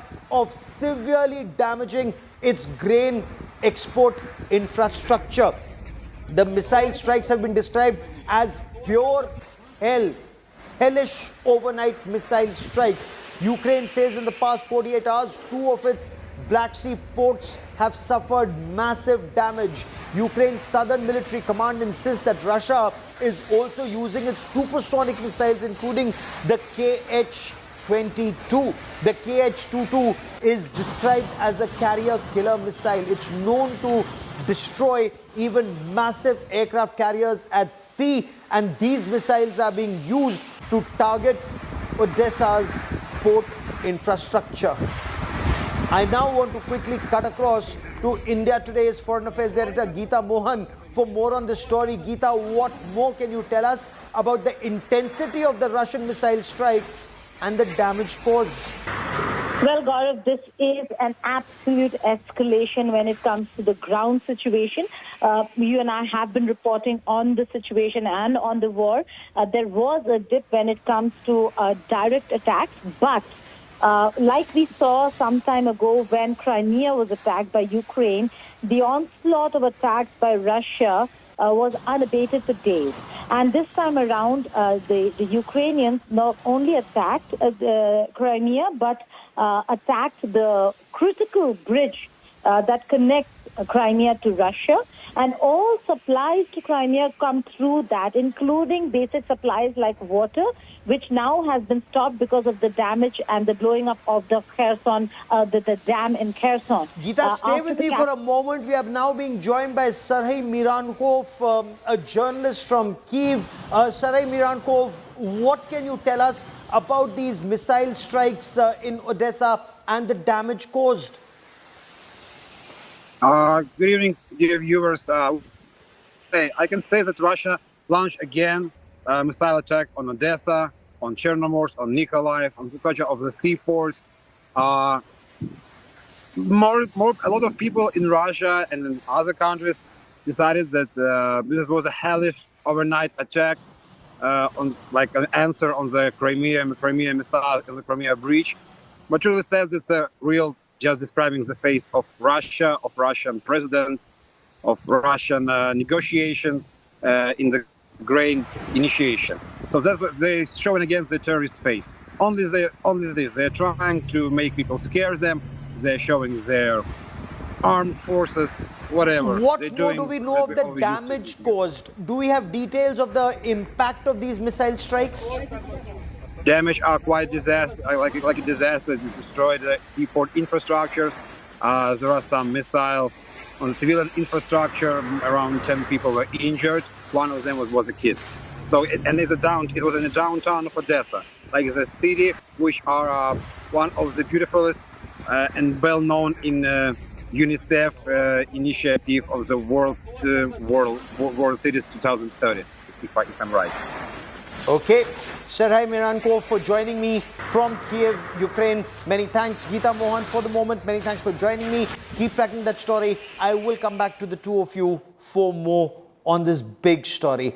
I now want to shift focus to our top story, and that is this Pakistani woman who waltzed into India virtually unchecked, unhindered. Now, is this a PUBG love story? Is this a cross-border romance? Or is there more to Seema Haider and Sachin Meena's meeting? Was a sleeper cell being set up close to the national capital, in the national capital region, not far from the Hindon Air Base and the Jewar Airport? We bring you more in this report.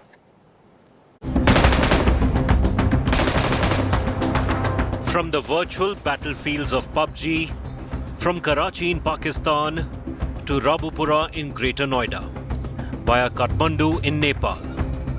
27-year-old Seema Haider's daring trek to marry her lover, 5 years younger, with her 4 children in tow. Now a subject of intense investigation. दो राष्ट्रों के बीच जुड़ा हुआ है, इसमें जब तक पर्याप्त साक्ष्य नहीं मिल जाते कुछ भी कहना उचित नहीं। तो अगर हमारा बॉर्डर पोरस है और उसके लिए कोई पासपोर्ट की आवश्यकता नहीं है तो इसलिए इस तरह की चीजें लेकिन एक पाकिस्तानी नागरिक नहीं, ये तो किसी के चेहरे पे तो कुछ लिखा नहीं। Uttar Pradesh's anti-terror squad questioned the Pakistani woman sneaking into India via Nepal for 9 hours on Tuesday. Multiple agencies involved in cross-examining her claims. The Karachi-based Haider allegedly met Sachin Meena of Greater Noida a couple of years ago. Already married in 2014, her husband working in Saudi Arabia, she first met Meena in Nepal in March. Stayed with him in this hotel for a couple of days. travelled to Nepal again in May, this time with her 4 children. She took a bus and crossed into India to reunite with her lover. Haider allegedly sold a property back in Karachi to fund her trip. But the investigating agencies aren't taking this story on its face value. Intriguing revelations tumble out of the ongoing probe. The Pakistani national holds not one but 2 passports. Number HZ0004421 and HZ0004422. Discrepancies found in her age and birth date. Pakistani authorities seem to have issued Seema Haider her national identity card in September 2022.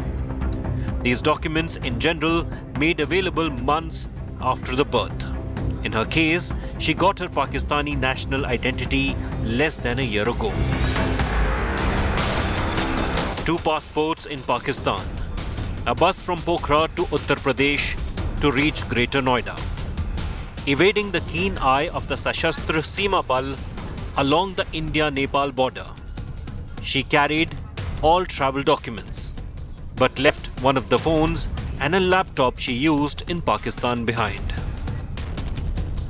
And when India Today spoke to her estranged husband, a laborer in Saudi Arabia, Ghulam Haider claimed Seema Haider's brother is a Pakistani border guard. ये जो सीमा हैदर इसके भाई का नाम आसिफ है ना? तो आसिफ कहाँ है अभी? किसमें है? कहाँ काम करते हैं? इधर ड्यूटी है इसका, तो रेंजर्स में है इधर कराची में। क्या पाकिस्तान रेंजर्स में है? फौजी हैं? और इनके जो चाचा है सीमा के? वो गुलाम अकबर, वो भी बड़े उधर में इस्लामाबाद में, पता नहीं होंगे। कहाँ पे है? Islamabad. Seema Haider's speech, her language skills. A Pakistani woman from the Sindh province dressing up like a rural woman from India's Hindi heartland. Investigators are leaving nothing to chance. Agencies suspect that Pakistani handlers might have taken professional help to give Seema Haider a makeover in order for her to slip into India without detection. Seema Haider's purported affidavit from 2014 in India Today's possession. The woman in this document accused her parents of greed. She testified that she left her home to live with Ghulam Haider because her parents wanted to marry her off with someone else against her wishes. And now she has left Ghulam Haider for Sachin Meena in India. Out on bail, but not off the hook. Seema Haider, an unconventional lover, or a Pakistani spy out to set up base in Uttar Pradesh? Over to the investigating agencies to get to the bottom of her saga. With Arvind Ojha, Bureau Report, India Today. But is this Seema Haider story actually adding up? There are so many gaps in the story. Let's try and make sense of the developments on this story. Joining me on India First is Yashovardhan Azad, former Special Director of the Intelligence Bureau. Former top cop Samar Srivastav is India Today's ace reporter, currently travelling to Pokhara in Nepal. Yashovardhan Azad, I want to understand from you, sir. A Pakistani woman comes into India. She has 2 passports, multiple mobile phones. Apparently, some data has been deleted from her mobile phone. She walks into India virtually unchecked, stays in India for a fortnight virtually unquestioned. Does this look like a regular cross-border love story to you, or is there merit in the contention that perhaps Pakistan was creating a sleeper cell in the national capital region?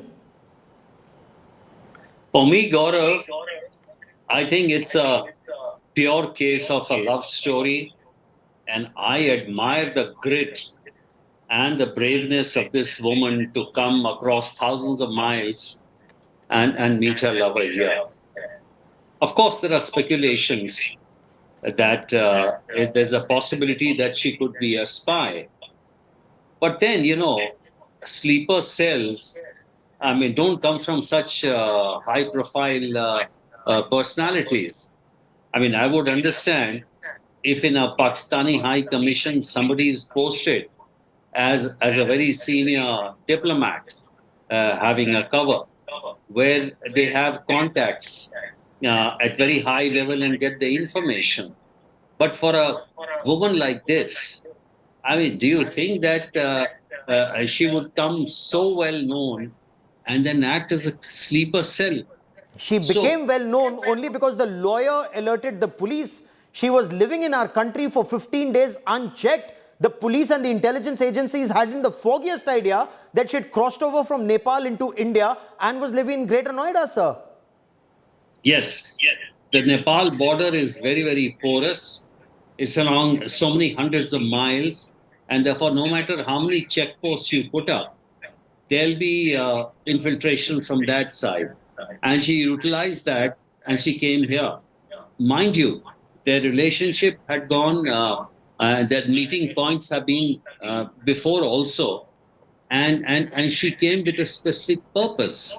Now, if you feel that she's an agent, you have a very easy target. Do you think the intelligence mechanism, we don't have the infrastructure to pursue something like this? To make it an issue of a national importance, I think is a little going too far.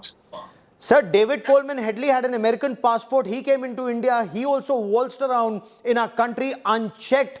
The consequences were disastrous. But Samad Srivastav, are there absolutely no checks on people crossing over from Nepal into India? And is there any corroborative evidence that she actually crossed over only on the 12th of May and not before? Any CCTV cameras, any information that buttresses her story?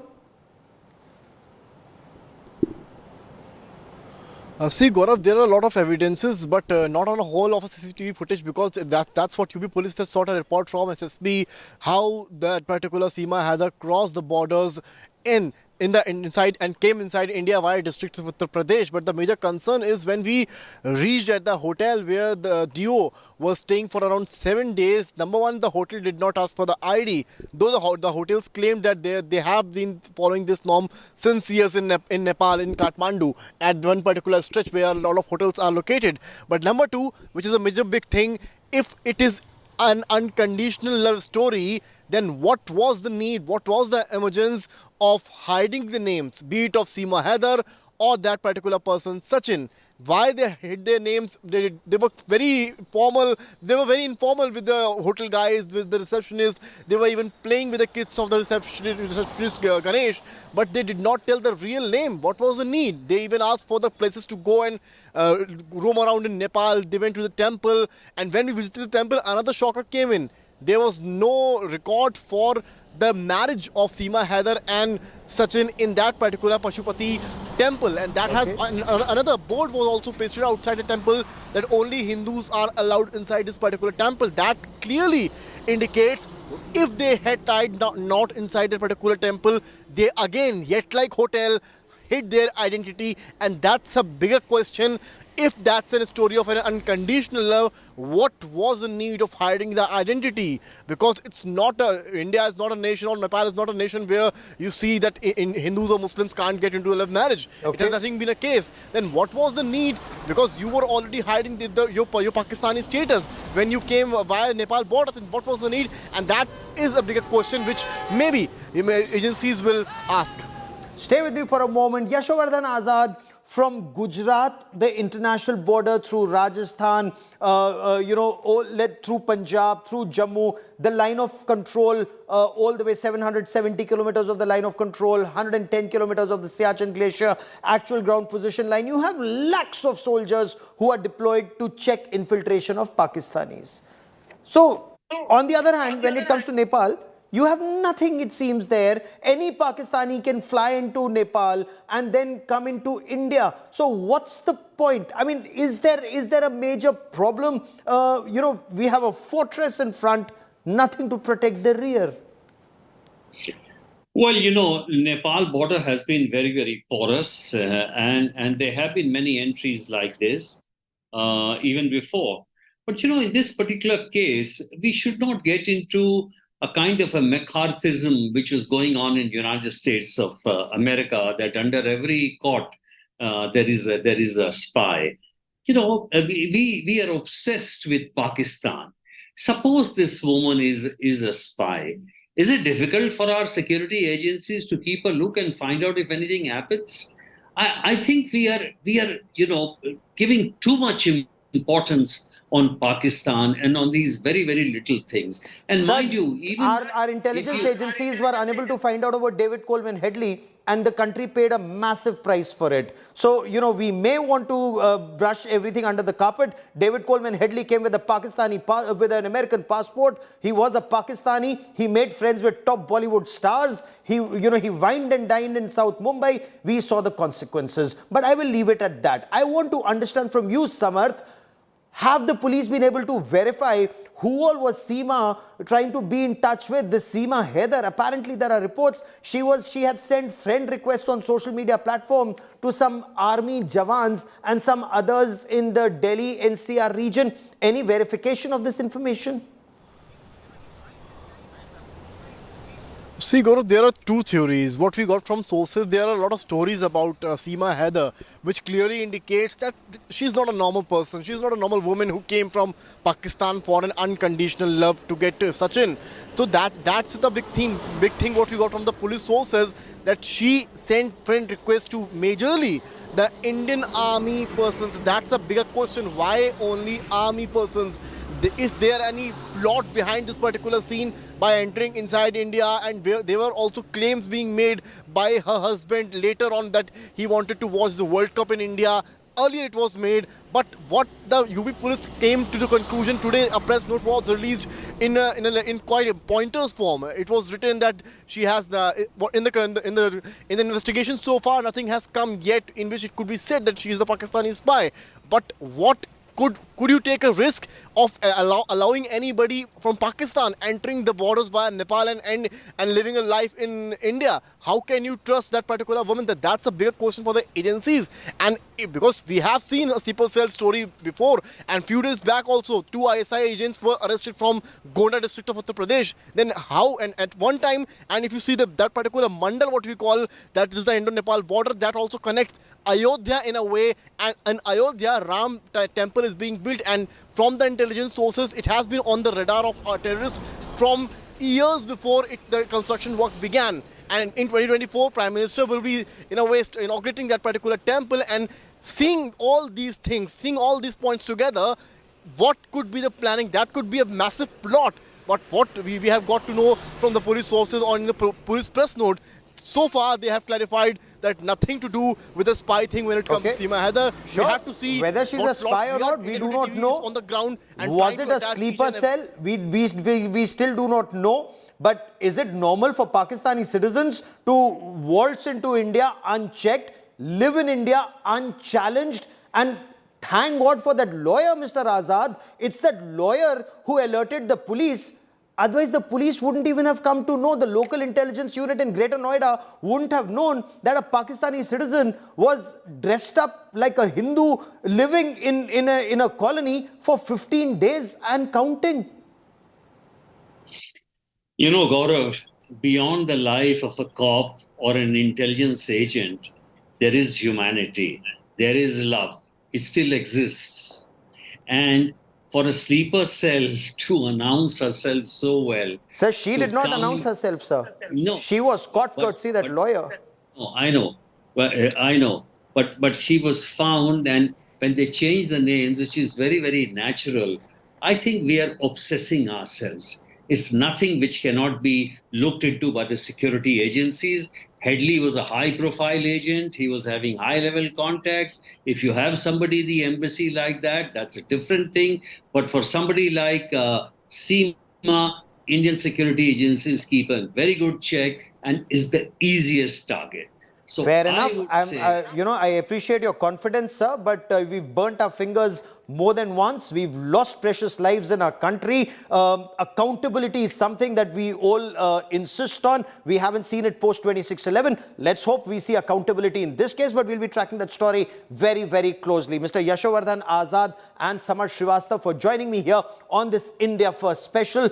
Gentlemen, many thanks. A quick break. Abha Bakaya up next with Business Today. Stay with us.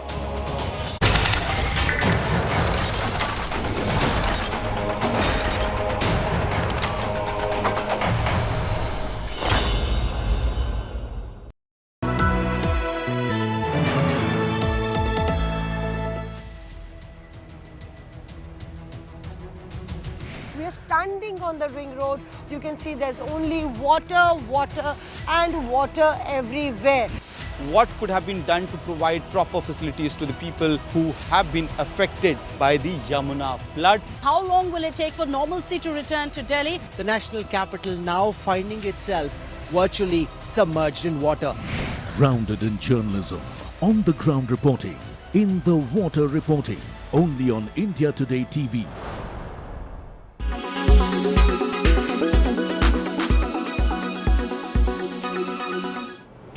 India's digital public infrastructure, which is also the UPI that they call the Unified Payment Interface, and also CBDC, which is the central bank's digital currency. Do you see South Africa collaborating with India on this in the future? Singapore, Indonesia? Part of the discussion in the BRICS is that payment system. So South Africa will definitely be collaborating with India through that, but I think we've got to move beyond that, go at a bilateral level. What have been the key outcomes of the discussions so far? I think the broad discussions around of partner interest to developing nations' debt restructuring are progressing very well. We've got, in terms of a common framework, we've done Zambia now, we're waiting for an MOU. We expect an appointment of another creditors team to look at Ghana, which is quite an important development for us. The second issue is the evolution of the Multinational Development Bank and the banks to structure them in such a manner that they can take the development challenges facing our nations in the 21st. Gaming. That is what took the center stage at the launch of the new iQOO Neo 7 Pro 5G smartphone. Let's deep dive into this gaming smartphone and see what's in store for the gamers.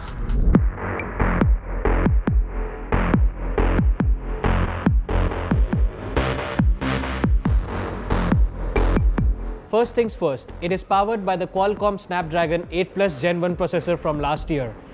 Now, it may be last year's chip, but it benchmarked really well on all the phones. Now the iQOO Neo 7 Pro 5G also has an independent gaming chip, which in conjunction with the Snapdragon 8 Plus Gen 1 is amazing for the gaming capabilities.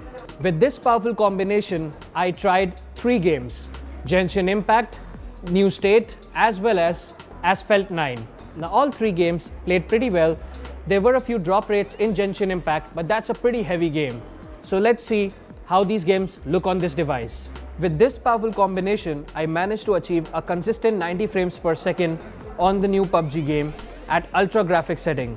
Although the coveted 120 frames per second mark remained elusive, the iQOO Neo 7 Pro's cooling system played its part in maintaining stable thermals during extended gaming session. And here you can see Asphalt 9 racing game running without any hiccups. Also present is a dual speaker setup, which immerses you in any game or media consumption. And the 120Hz refresh rate keeps everything super snappy. Battery life. That's the next question that comes to mind when playing these heavy intensive games. And this phone comes with 5000 mAh battery. But it's the charging speed that might blow your socks off. Now I'll just take a quick coffee break. And until then, my phone is charging with the 120-watt charger. That will charge my phone 50% in just 8 minutes. Let's see what happens.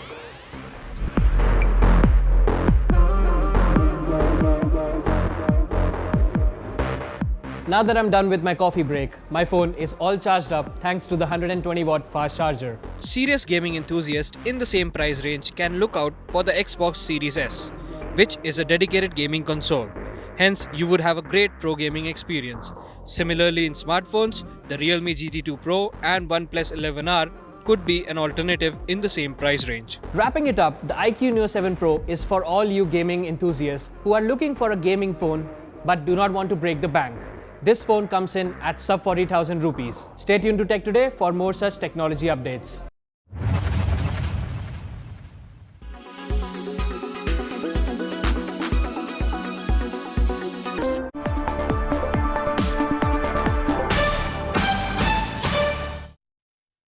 Hello and welcome. You're with us here in Business Today. I'm Abha Bakaya. Here are the day's top stories. Sensex and Nifty closed at fresh record highs, extend their winning streak into the 5th consecutive session.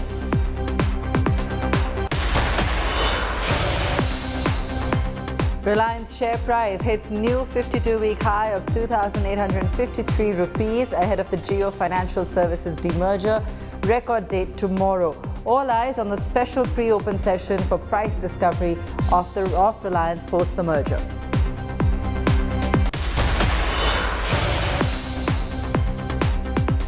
World Bank President Ajay Banga says India's strong domestic consumption will help it stay ahead of the global slowdown. Says Indian economy has come out resilient post-COVID-19.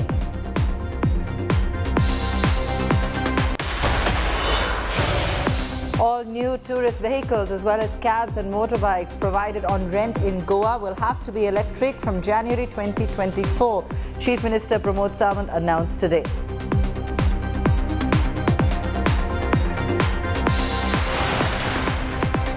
All eyes on India's most valuable company, Reliance's demerger of Jio Financial Services, the record date for which is tomorrow.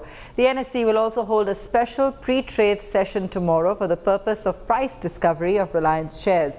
My colleague Shailendra Bhatnagar spoke with Gaurang Shah of Jio Financial Services to find out what this would mean for RIL shareholders. Reliance Industries is a stock that you must definitely talk to us about, especially because tomorrow the demerged entity will also get included in the index. If you could help our viewers really understand what does this really mean for the RIL shareholders, how will the pre-opening action impact the shareholders really? So book value is about 200 rupees. Sakshi, correct me if I'm wrong, for Jio Financials. Today is the last day for all those investors who want to be a part of that.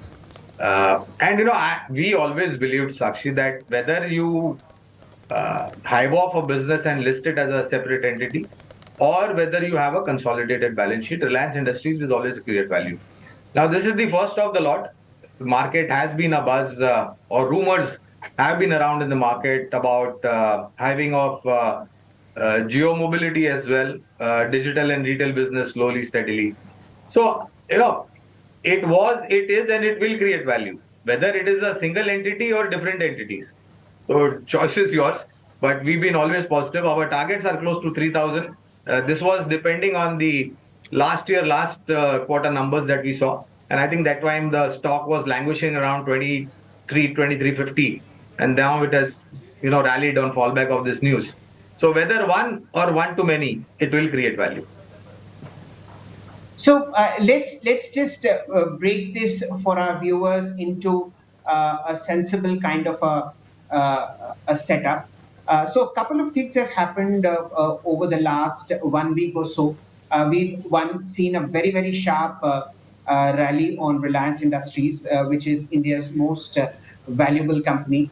It's added about 10% since the past 4 or 5 sessions. And that's because of a major corporate development that is due tomorrow. The financial services arm of the Reliance Group, Jio Financials, will be spun out of Reliance Industries on Thursday. And the record date to determine who all is eligible to get these shares is July 20th, which is again tomorrow. Remember, we are also looking at Reliance's earnings on Friday. So the breakup will be in the ratio of 1:1, and a price discovery will happen tomorrow in a special session. Now, what is likely to happen is that the close of Reliance on Wednesday, which is today, and the open of Reliance on Thursday, which is tomorrow morning, the difference will determine the price of Jio Financials. And that will be listed for a couple of days on the Nifty and other indices. And after that, it will follow a T+3 settlement cycle. So that's how the price discovery is going to happen. And that's the reason why we've seen a very, very sharp rally in Reliance over the last 5 or 7 trading sessions. In fact, it's the world's 42nd most valuable company. And it's closed yesterday at a record high. It's added to gains today. And that's the traction that is coming in. It's the only company in India which is more than $200 billion in terms of market capitalization. In fact, somewhere like $233 billion. Now let's get Gaurang back into the conversation and try to find out what are his views on Reliance Industries and Jio Financial. In terms of the listing price for Jio Financials could be anywhere between 160 to 180 or 185.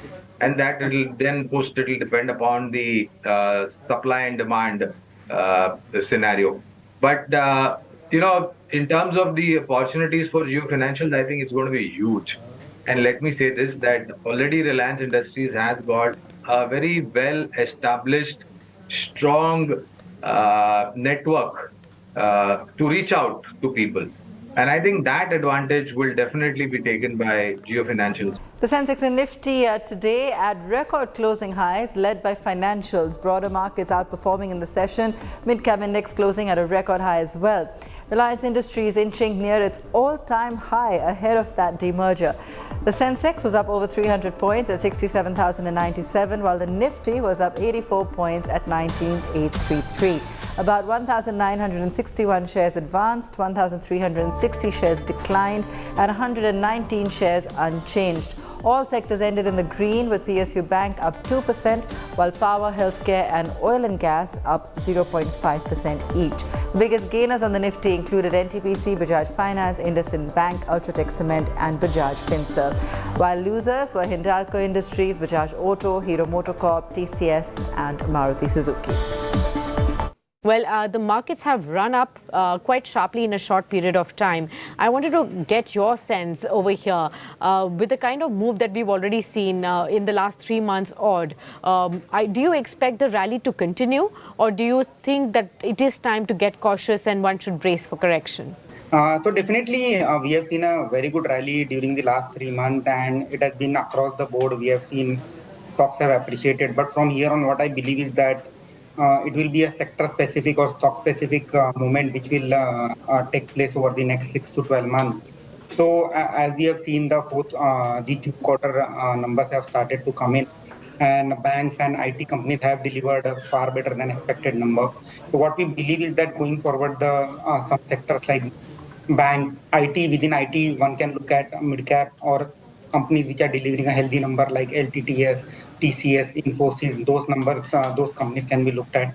Within bank, what I feel is that if you look at the numbers of HDFC Bank, IndusInd Bank, everyone has delivered a solid set of numbers, as well as outlook is very promising for financial year 24.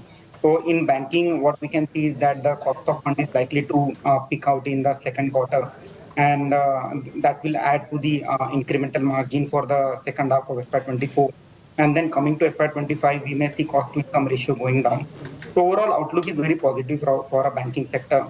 Coming to the PSU Bank, I feel that there is one more round of re-rating we may see in PSU Bank. So FY23 was the year where we have seen one leg of re-rating across the board in the PSU Bank. But for FY24, banks, larger size PSU Bank like Bank of Baroda, Canara Bank, for that matter, Bank of Maharashtra, where the asset quality are very good, outlook is promising. Those are the opportunities where we see money can or wealth can be created. Okay. Mr. Agrawal, also any major downside risks you see for the markets in the latter part of 2023? If you talk about the valuation, I believe the consensus price EPS for the Nifty 50 for FY25 is around 1,000 rupees. So for on FY25 right now, we are trading at almost 20x price to earning multiple. So still we are not in that very exuberance kind of mode in the market. It's slightly trading at premium to the fair value band of 16 to 17x. But having said that, what I believe is that again, one should stop looking at Nifty and Sensex as a level there, because there are many small pockets where a lot of stories getting played out. For example, recently, a lot of orders were doled out for the smart meter industry, right? So companies like Genius Power, Tata Power. So at the same time, we are seeing a lot of good order wins for cap goods companies, or for that matter, defense companies, or for that matter, railways. So there are some micro pockets where there is still a money-making opportunity which is available. If I talk about the indices, Nifty, Sensex, what I believe is that over the next 6 to 12 months, we may see levels of 21,000, 22,000 over the next 6 to 12 months. Again, we have to keep in mind that the market right now is driven by fund flow rather than valuation. So FII, which were the seller for continuously since last 2 years now, they have started lapping up the shares since last 2-3 months. And it's a long way to go for them to accumulate the entire shareholding which they have lost during the last 8 to 10 years. So I believe it's more of a fund flow driven market rather than any valuation or technicals which are working as of now. So party is on. I mean, I think everyone should enjoy the party till the time fund flows are pretty strong in the market. After the first quarter results, major Indian IT players have spoken about getting employees back to office. TCS and HCL Tech said that over 50% of their staff in office for at least 3 days a week now. In fact, TCS is incentivizing employees to come back to office by linking it to their quarterly appraisal cycle.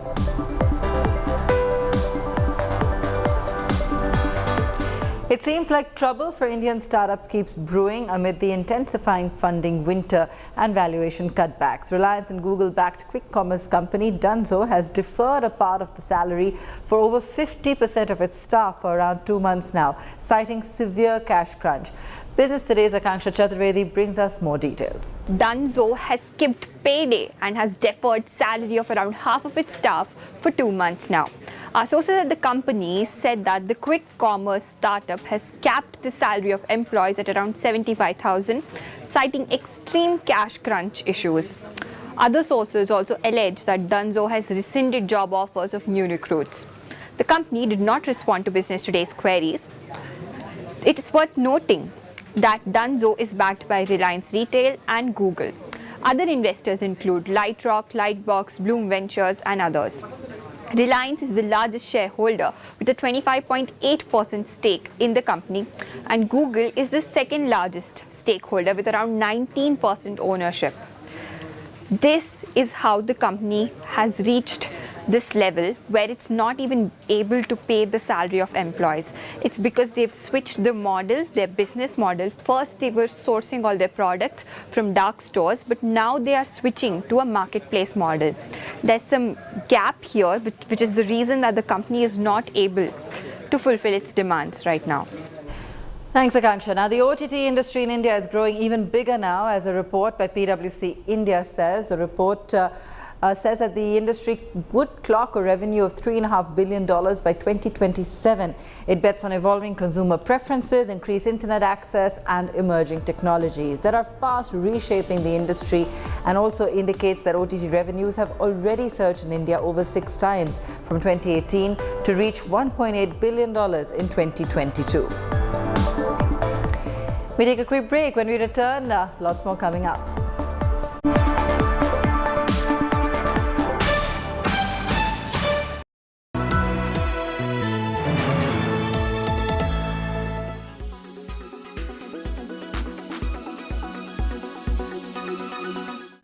Let's do this. Welcome to Threads. That was the first post from Mark Zuckerberg as he launched his new rival to Twitter. Within hours, 10 million people had signed up. Those quick to join included celebrities like Kim Kardashian and Jennifer Lopez. Brands like HBO and Netflix also launched accounts within minutes. Threads looks pretty familiar. It's built around text posts of up to 500 characters, while users can also post pictures and videos up to 5 minutes long. It's all meant to take advantage of the chaos at Twitter since it was taken over by Elon Musk. And it has one big advantage. People can sign in with their existing username from Instagram, also owned by Meta. Since Instagram claims to have over 2 billion users, that could enable Threads to gain serious scale very quickly. It also benefits from Instagram's advertising system, meaning it could draw dollars away from its rival. Threads is available in Apple's App Store and Google's Play Store.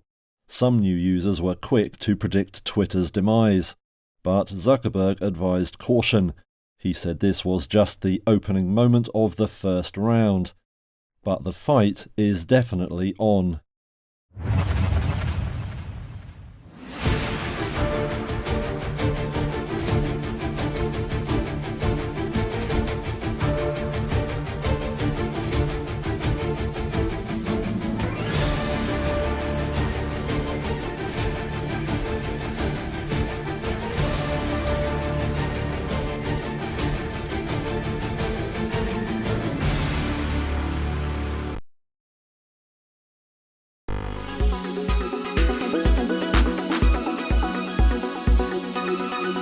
Make your media plan smarter with India Today Live TV on your connected devices. Amplify your brand with 100 million smart internet viewers. To advertise, mail us at sales@aajtak.com.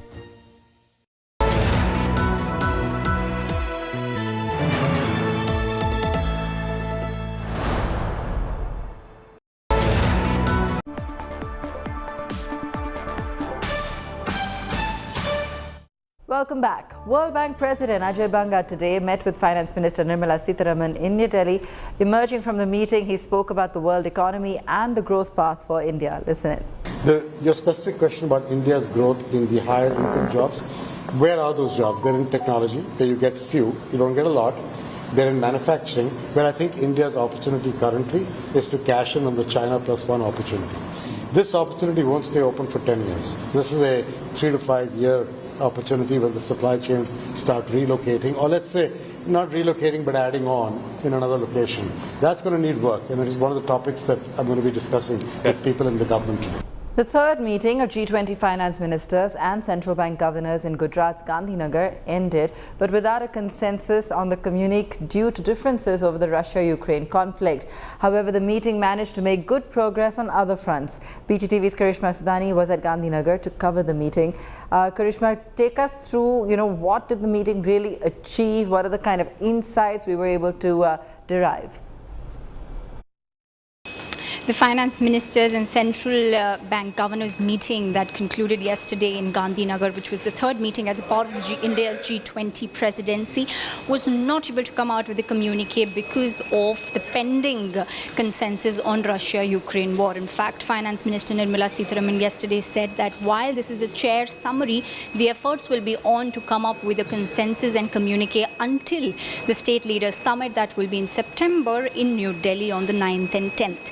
But a series of issues pertaining to multilateral development banks, cryptocurrencies, debt vulnerabilities and digital payment and financing were discussed successfully, of which a chair summary has also been released. Now it's the efforts of the government to try and discuss further at their upcoming meetings under the finance track, and of course continue it on their fourth finance ministers and central governors, bank governors meeting that will be in Marrakesh after the state leaders summit in October. Thanks, Krishna. All new tourist vehicles as well as cabs and motorbikes provided on rent in Goa will have to be electric from January 2024. That's according to Chief Minister Pramod Sawant as part of the state's major reforms to promote EV adoption. The Goa government also plans to retrofit 30% of the fleet for permit holders to EVs by June 2024. Listen in.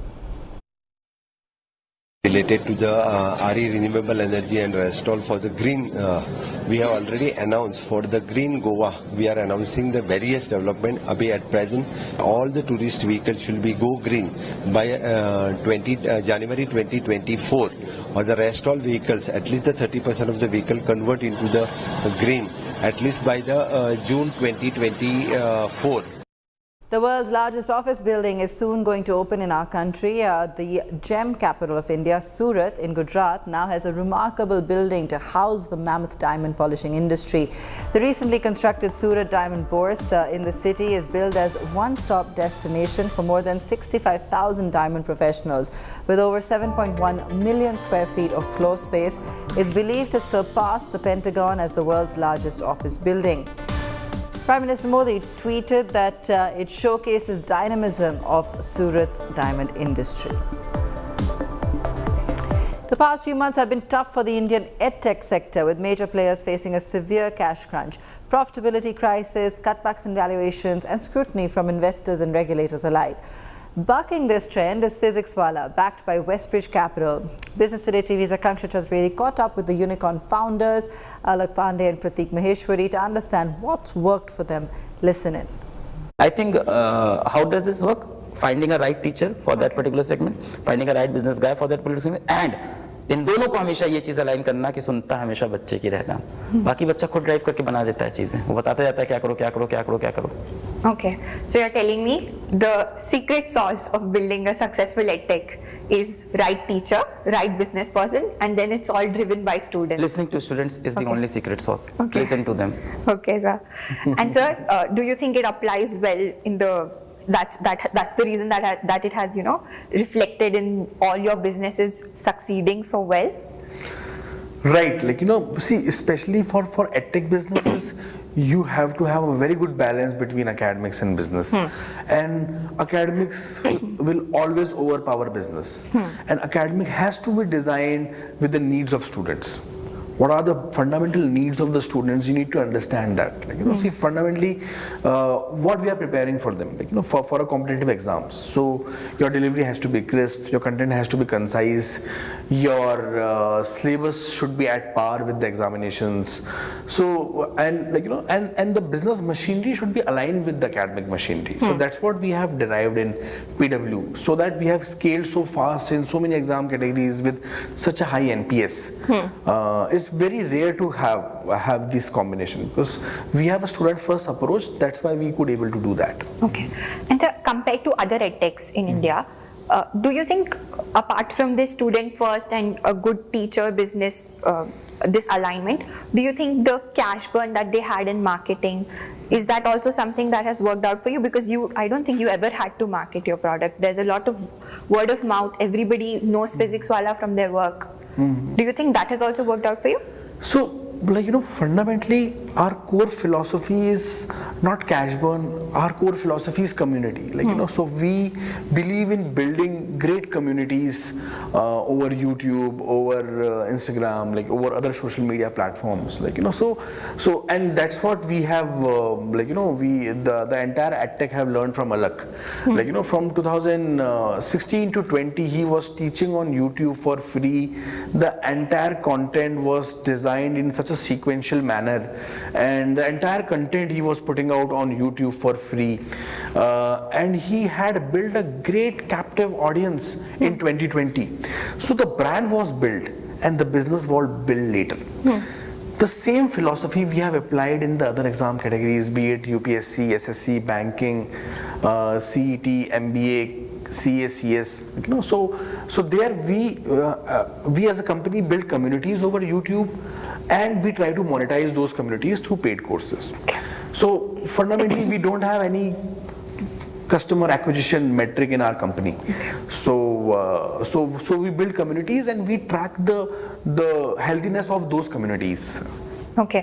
Cash burn भी गलत नहीं है, मैं तो ऐसा भी मानता हूँ. अगर बाकी एडटेक ने कैश बर्न किया तो ये गलत नहीं था. कैश बर्न करके जो बच्चा आया उसको प्रोडक्ट क्या दिया, वहाँ प्रॉब्लम है. Right.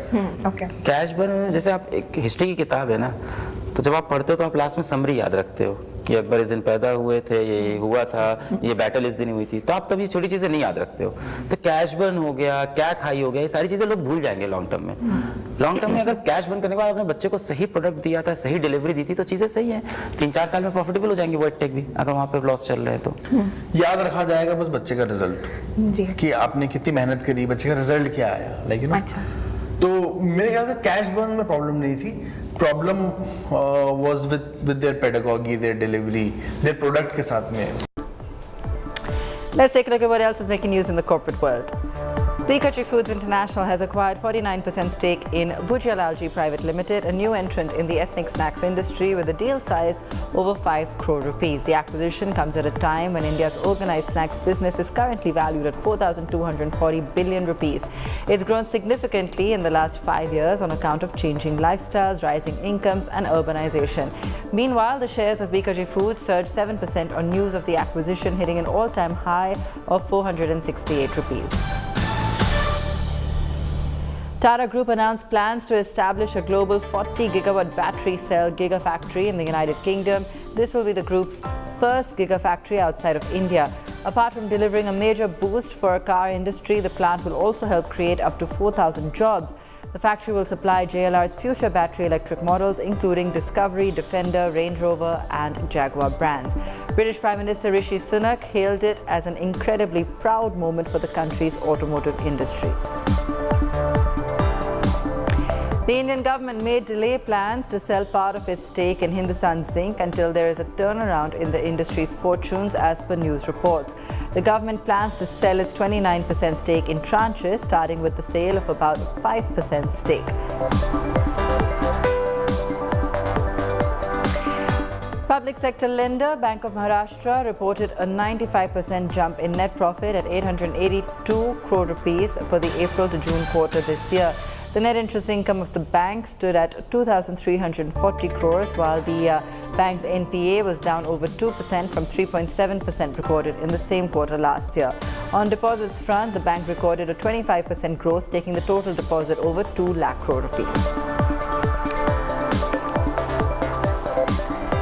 That's where we leave it on the show tonight. Thanks for watching.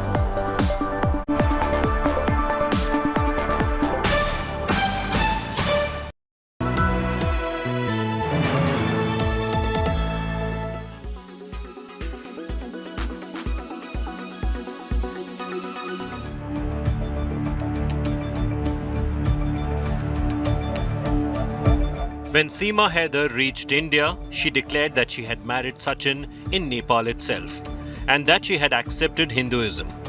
In India, Seema Haider was seen practicing all rituals of a Hindu married woman, even puja and bhajans. A Muslim woman from Pakistan leaving her husband, living in India and adopting Hinduism. For the radical Muslims of Pakistan, this was no less than a crime. And so the frustrated fundamentalists started threatening the Hindu community in Pakistan. Make no mistake, this was no empty threat. The rocket launchers that were used by Pakistani terrorists are now being used on Hindu temples. However, Pakistan is claiming that the attack on Hindu temple was the handiwork of local dacoits. Reports suggest a gang of dacoits attacked the temple in Pakistan's southern Sindh province. The attack was carried out in the Kashmir area, where rocket launchers were fired at Hindu temples and houses. Fortunately, the temple was closed. It is maintained by the Bagdi community and is opened only once a year. Kashmir police says 8 to 9 people were involved in the attack. Pakistan police also suspect that this attack may be linked to Seema Haider's PUBG love story, as fundamentalists had threatened the Hindu community. A similar attack took place a few days ago when bulldozers demolished a Hindu shrine. This is not the first time Hindus have been under attack in Pakistan, in the Sindh province especially. Hindus are systematically persecuted and forcibly converted. Bureau Report, India Today.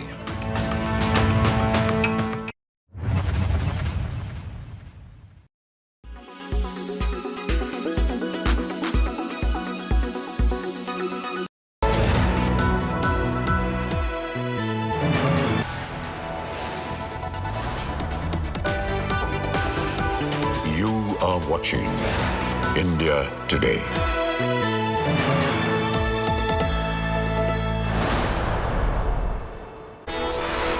Hello, you're watching India Today and I am Aishwarya Paliwal. Let's start the show with the headlines.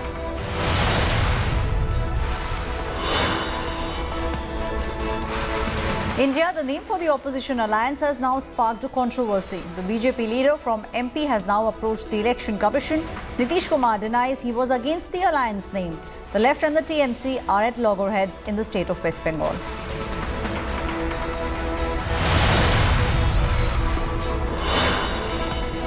A day before the Parliament monsoon session, Centre says it is ready to debate on Manipur. The opposition wants the Prime Minister to break his silence first.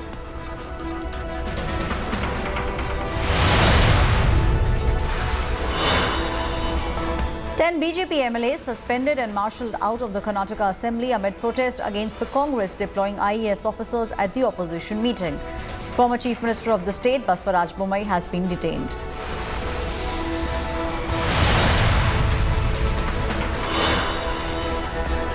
Bengaluru terror model busted. 5 suspected terrorists have been arrested for plotting blasts across the city. Bomb-making material and weapons have been recovered.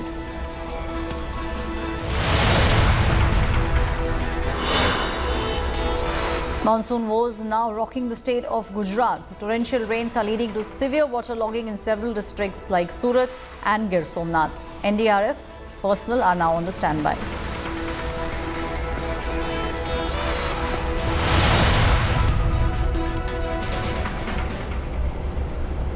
Now, just 24 hours ago, 26 opposition parties came together. But now, differences are emerging in this opposition grand alliance, which is now called India. Bihar Chief Minister Nitish Kumar has now come out and said he does not have any personal ambition. And there are reports saying that he is not happy with the name India and was also extremely upset about not being named the convener of this opposition alliance. On the other side are CPM and TMC, which are rivals in the state of West Bengal. And both these parties are now lashing out at each other. Watch this story. The Indian National Developmental Inclusive Alliance, or India, an acronym for the opposition that resembles the country's name, was apparently the brainchild of Rahul Gandhi, picked up by Bengal Chief Minister Mamata Banerjee. The fight is a fight to defend the idea of India. And that is why we came up with the name Indian National Developmental Inclusive Alliance, which also happens to stand for India. India जीतेगा, भाजपा हारेगा. भारत जीतेगा, भाजपा हारेगा. But were all leaders of India happy with the name? The absence of Bihar Chief Minister Nitish Kumar, RJD leaders Lalu Yadav and Tejaswi Yadav at the press meet where the name was announced has set the tongues wagging. एक तो उनको वो सम्मान नहीं मिला वहाँ बैठक में, उनको वो महत्व नहीं मिला. जो वहाँ पोस्टर बैनर लगे थे उसमें कहीं नीतीश कुमार का नामो निशान नहीं था, लालू यादव का कहीं नामो निशान नहीं था. उल्टे खिलाफ में ही कुछ पोस्टर ज़्यादा लगे हुए थे. तो इन्हीं सब कारणों से कहीं न कहीं नाराज होकर वो निकल आए. Nitish Kumar on Wednesday denied reports of any divide. बहुत अच्छा हो गया है और बहुत सर्वसम्मति से हुआ है और ठीक ढंग से हुआ है, तब इसलिए कोई दिक्कत नहीं. हमने जो सुझाव दे ही दिया है, बाकी सब चीज के लिए एकजुट करने के चक्कर में मेरा और कुछ नहीं, ये देश के हित में काम होना चाहिए. मेरा कोई personal choice. The India alliance has sparked furious reactions from the BJP. Assam Chief Minister Himanta Biswa Sarma changed his Twitter bio from India to Bharat, claiming India was the creation of the colonial era. Bharat और India की लड़ाई है. India का अंग्रेज के गुलामी का परंपरा को लेकर चल रहे हैं, वो इंडिया के साथ है. और स्वतंत्र भारत स्वाभिमान के साथ दुनिया के सामने डंका पीट रहा है, उसके साथ जो है वो इंडिया के साथ. The opposition's choice of name has sparked a debate on the internet and on the streets. ये सब एक साथ आए हैं. पहली बार ऐसा हुआ है कि ये लोग एक साथ आके बैठ के जो है कुछ अगेंस्ट द प्रेजेंट गवर्नमेंट करना चाहते हैं, तो डेफिनेटली फर्क पड़ेगा इसमें. It is basically not to criticize that name, brand name. That is what they want to have this name. It will need a lot more to become effective as an opposition, and if it can do that, then brand India will have a huge success. India has one more big issue to settle: leadership. With Mallikarjun Kharge telling opposition leaders the Congress is not hankering for the PM's post, TMC leaders are pitching Mamata Banerjee's name for the top job. The suggestion was promptly rejected by the left. আমরা চাইবই তো আমাদের নেত্রী আমাদের CM একজন বাঙালি যে হয়নি কখনো তো আমরা তো চাইবো সেটা মানে পরের স্টেপ অন্য কথা কিন্তু চাওয়ার জায়গায় স্বপ্ন দেখাতে অসুবিধা নেই और टीएमसी की तानाशाही रुख जो बंगाल में दिखाई दिया है पूरे पंचायत के चुनाव में जनवाद के ऊपर हमले करके आप जनवाद की रक्षक के नाम पर खड़े होंगे उसकी बहुत कम क्रेडिबिलिटी है Does India work as a name for an electoral alliance? While no one has the answer to that, it is evident the opposition alliance India has many divisions in its ranks, and it will be a bumpy road ahead for them. Bureau Report, India Today. Now, the Bengaluru police averted a major terror plot after they arrested 5 suspected terrorists. The police confiscated explosives and also mobile phones. At the moment, it's been suspected that those who have been arrested were planning a bigger blast than the ones that the country saw in the year 2008. Take a look at this special story. A big terror plot foiled. 5 suspects arrested. Mobile phones, pistols and ammunition recovered. The Bengaluru police claim to have thwarted multiple blasts targeted at India's IT city. The 5 in custody, Suhail, Omar, Zahid, Mudassir and Faisal, are all from Bengaluru and aged between 25 and 35. They were previously accused in a murder case in 2017 and were in jail for 18 months. From mobile phones to guns, police are claiming major recoveries from the suspects. A hunt is on for a 6th suspect identified as Junaid. We have arrested 5 accused in this connection. The preliminary information or the interrogation of these 5 accused who have been secured indicates that all these 5 persons, along with another person who is absconding and who is likely to be abroad now, they were involved in a murder case of 2017 in Bangalore City RT Nagar police station. According to the police, the terror suspects were planning to target the Bengaluru public transport. The police allege the mastermind behind the plot is Lashkar-e-Taiba operative T. Nasir, a terror accused who is currently lodged in the Bengaluru Central Jail. When they were inside jail, under trial prisoners regarding this case, they came in contact with T. Nazir, one of the main accused in 2008 serial blast case, and T. Nazir, it is seems to have radicalized these individuals for the purpose of carrying out certain subversive activities in Bangalore city. Slamming the law and order situation in Karnataka, former Karnataka Chief Minister Basavaraj Bommai has demanded the case be handed over to the NIA. The general law and order situation in Bangalore in the state and regarding crime, control of crime, this government has really utterly failed. As of now, we have an efficient policing system here. We have mechanisms to deal with terrorism here. We'll do that. Why is BJP always in a hurry? They don't trust the same very officers that they had a month back. It remains to be seen if the NIA, the Central Agency for Terror Investigations, will be roped in to probe the Bengaluru probe. Bureau Report, India Today. Now, Seema Haider at the moment is under investigation. The Uttar Pradesh anti-terrorism squad is now trying to find out about Seema's Pakistani links. At the moment, it's been confirmed that her brother and her uncle are indeed with the Pakistani army. Sources have told India Today Seema also has been sending a lot of friend requests to Indian army soldiers. But the big question is, why would she do so? Take a look at the latest saga.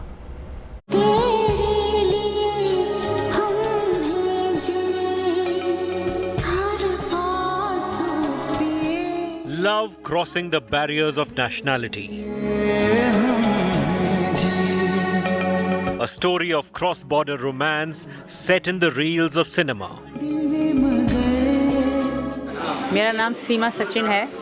सीमा ठाकुर भी कह सकते हो और ठकरायन भी कह सकते हो. But Seema Haider's real-life tale blurs the lines between love and suspicion. The Pakistani citizen's illicit crossing of borders has triggered a full-scale investigation by Indian authorities. Agencies suspect that there may be more to her story than meets the eye. A deeper inspection of her activities, both offline and online, underway.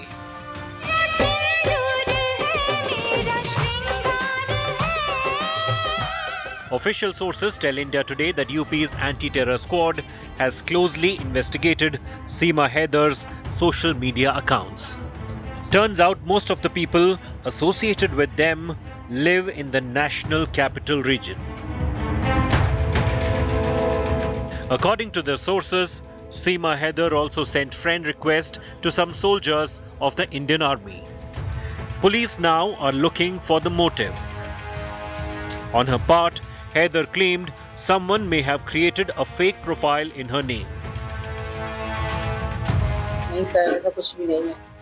जब भी सच्चाई सामने आएगी तो फिर ही आप बात करेंगे। ऐसा कुछ है नहीं, क्योंकि अपनी बेटियों के साथ हूँ, मेरी मासूम बेटियां हैं, मेरा बेटा है। ऐसा होता तो मैं अकेली ही आती, शायद पहली बार में जब आई तभी आती। अगर यहाँ ऐसा होता तो मैं खुद चल के वकील के पास नहीं जाती। Central agencies suspect Seema Haider's infiltration into India could have been facilitated by a third party. A Pakistani Muslim, she could have been trained in Hindu customs, attire, and the Hindi language as spoken in the hinterlands of Uttar Pradesh. जैसे यहाँ औरतें पति के लिए अपनी मांग भरे रखती हैं, तो I love that, मुझे बहुत अच्छा लगता था ये सब। A trademark practice adopted by Pakistan's rogue spy agencies to send its female operatives into India via Nepal. Central agencies haven't yet been able to confirm Seema Haider's claims that she entered India on May 13th. No evidence yet found about the presence of a third country citizen that day along the key border points between India and Nepal. Her brother Asif being a Pakistani ranger, and uncle serving in the Pakistani army have also raised eyebrows. No evidence yet of her claims either that she sold a house to fund her India trip. अभी भी ऐसा ही बोला, भाई हम जा रहे हैं गाँव, 3-4 दिन हमारे सामान का ख्याल रखो, फिर हम वापस आ जाएंगे। गई तो फिर वापस नहीं आई। जीपीएस का कोई राब्ता हो गया, फिर ऐसे इधर चली गई, तो हमने नेट से सुना तो इंडिया पहुंच गई है। Love and suspicion intertwined. A case still shrouded in mystery. With Jitendra Bahadur Singh and Arvind Oja, Bureau Report, India Today. Now, Seema Haider travelled from Pakistan to Dubai and then to Nepal before she illegally entered India. In Nepal, in fact, she also stayed in a hotel with Sachin Meena. Now, this is the place where the two allegedly got married. India Today has now investigated Seema's trail in Nepal. Watch what we found.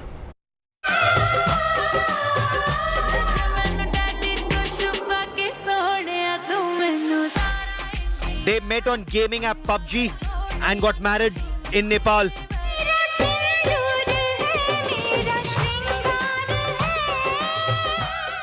The curious case of Seema Haider has the country in a spell.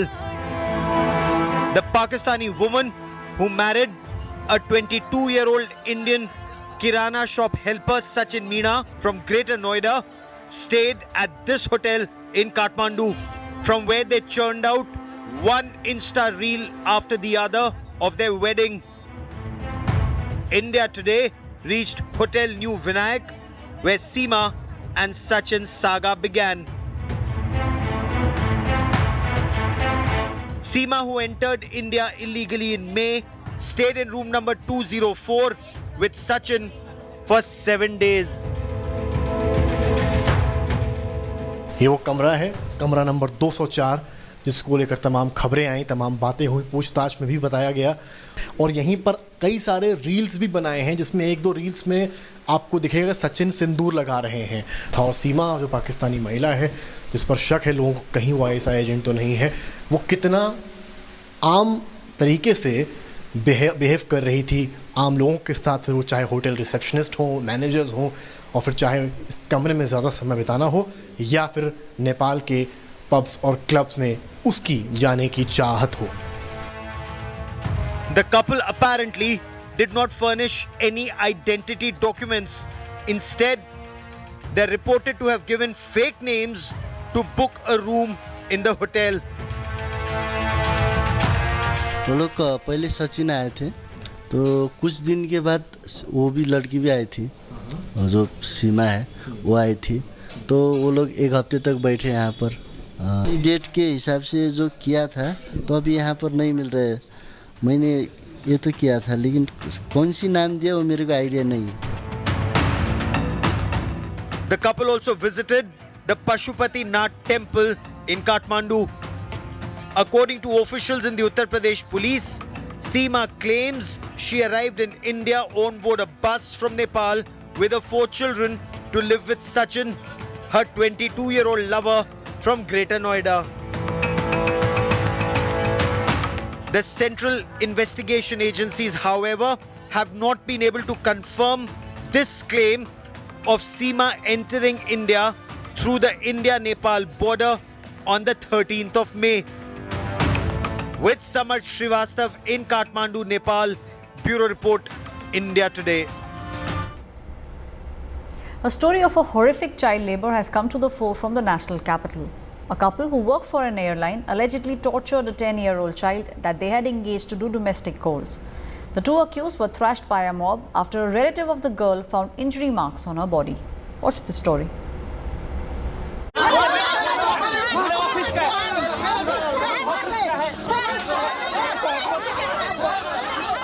Assaults a couple in Delhi. The husband and wife who worked for an airline had allegedly tortured a 10-year-old child working as a domestic help at their house in Dwarka. The child was employed just 2 months ago by the couple. According to the victim, the accused Kaushik Bagchi and Purnima Bagchi had beaten her up for burning food and clothes. उसे क्यों मारते थे? काम नहीं ठीक से करते हैं ना, इसीलिए। आप क्या क्या काम करते थे वहाँ पे? बस बच्चा खिलाने के लिए पहले बोलता था, और फिर पूरा काम करके धीरे धीरे करवाने लगा। वो वर्दी उर्दी जल गया था ना, इसीलिए यहीं पर ऐसे यहाँ जला दिया था। कल रोटी जल गई थी तो उसको ड्यूटी जाना था ना, तो रोटी जल गई थी तो बेलन से मारा था। She was working on 2nd floor. They have been torturing the little girl from about 1 month. As we see those wounds and tortures on their hands, we just inform the police at 112 and police take the right action. Purnima Bagchi is a pilot while Kaushik Bagchi works as ground staff at an airline. The police have arrested Kaushik and Purnima for allegedly assaulting the minor. According to the police, the victim has injuries on her eyes and burn marks on her body. ये बच्ची 2 महीने से यहाँ पे एक couple ने रखा हुआ है एज डोमेस्टिक हेल्प, और उसको जो है इन्होंने मिसट्रीट किया है। कुछ इंजरीज और बर्न मार्क्स भी उस पर देखा गया। जो दोनों अक्यूज्ड हस्बैंड वाइफ हैं उनको डिटेन कर लिया गया, उनको इस मुकदमे में अरेस्ट किया जा रहा है। The victim has not leveled any allegations of sexual harassment. With Ram Kinkar Singh in Delhi, Bureau Report, India Today. Time for a very quick break. More news coming up on the other side.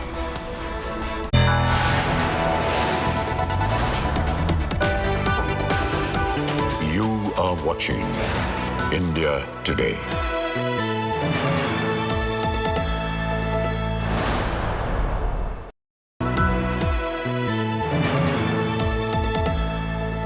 How many more lives?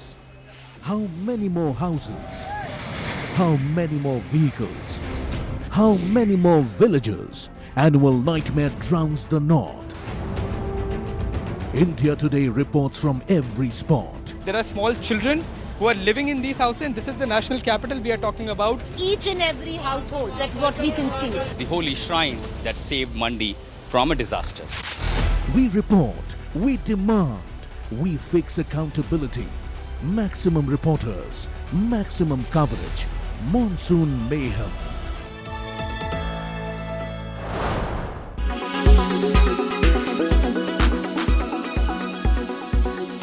26 parties on one side with the opposition and 38 parties, big and small, with the BJP. Is it true that basically this is a BJP alliance? All of you are only there as smaller parties. It will be driven completely by BJP, by Amit Shah and Narendra Modi. And on the other side, you've got a Congress-led alliance. Chirag Paswan, 2024, battle of the alliances, who will win?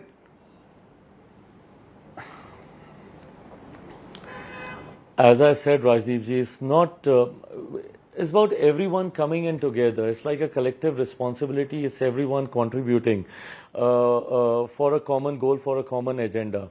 So I'll not say that it's just one party leading it all. I think it's a collective responsibility, whether it's on the Mahagathbandhan side, whether it's on the NDA side. I think everyone contributes, and there's a saying in Hindi ki boond boond se sagar banta hai. So I think everybody's got their own bit to contribute. Now, the reason I asked you, because till the other day the BJP seemed to have forgotten all their NDA allies. Suddenly they are remembering the NDA allies. Chunav aa gaye to aapki yaad aa gayi. So was the case with UPA also. And let's be very honest, I think this is how the politics of alliances work. You know, alliances are made most of the time near the elections only. You strengthen your alliances during elections, not that you don't remember them for the rest of the years. Yes, there are times and there are alliances which who don't remember their allies for the rest 5-4 years, and then they remember them during elections. But having said it all, I think this is how the politics of alliance works. I think the same goes for UPA also. You call it UPA, you call it Mahagathbandhan. These alliances are, I think during election time, everybody wants to strengthen their alliances.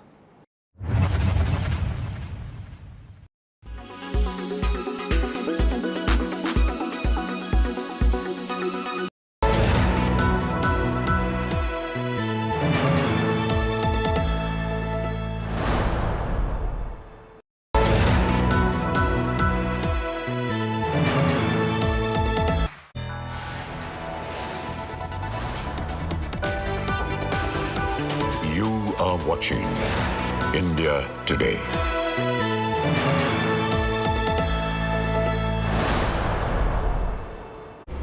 Now, looking beyond the national capital floods, Get Real India Today gets you how rising water in the Ganga is now affecting the daily life of those who are staying in the state of Uttarakhand. While shops and market are shut, there are many places which lack electricity supply, and even food supply is causing a lot of distress across the state. Watch this report.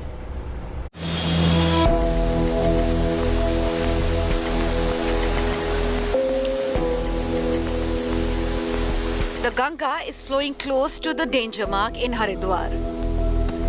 As the water level rises, the mighty river is creating its own path, inundating factories, mills and fields. Shops and markets are flooded. Many shops remain shut due to heavy waterlogging. Haridwar and Laksar areas have received heavy rainfall in the last 24 hours. दुकान में पानी था, छाती तक पानी था दुकान पे, ऊपर तक नाव का पानी था, पूरी गाड़ी डूबी पड़ी थी। ये 4 दिन यहाँ पर लाइट नहीं थी। अच्छा, बंद था, पूरा टावर डूबा पड़ा था। ये 4 दिन बिजली नहीं थी। हाँ जी, बिजली नहीं थी यहाँ पर। जो हमारी जमीन है वो जमीन यहाँ पर भी आती है, बट जमीन का कुछ नहीं बचा है। जितनी फसल थी सारी बर्बाद हो चुकी है, और जो घरों का है, घरों का हाल रहने लायक अब रहा नहीं है कि उसके में बंदा वापस रह सकता है। पर पर्सन एक हाउस का आप ये मान लीजिए कि 2-3 लाख नुकसान आराम से है। Farmers in Haridwar are badly hit. Official estimates say more than 7,000 acres of fields are underwater. इस बारी जो पानी आया है बाढ़ का, पहले भी बाढ़ का पानी आता था। हाँ, पहले बहुत कम आता था, ऐसा नहीं आता। तो अभी बहुत ज्यादा है। हाँ ज्यादा है, इसमें तो आप देख लो, चारों तरफ घूम कर फिर के देखो कैसे कैसे हालत हो रही है। और जिन खेत में पानी रुक जाएगा और वो फिर गर्म होगा, जो बच भी रही फसल वो भी मारी जाएगी। Farmers claim the Ganga has carried with it red silt that is destroying crops. इस बार मैडम ये परेशानी हो रही है कि पहले जो बाढ़ का पानी आता था वो जब उतर जाता था तो फसल हमारी जो गन्ने की फसल थी उस पर कोई फर्क नहीं पड़ता था, लेकिन इस बार कुछ इस तरह का केमिकल इस पानी में आया है। आप देखिए पीछे मेरे, ये देखिए इस फसल को, ये पूरा रेड होके और सूख गई, फसल डैमेज हो गई 100 की 100%।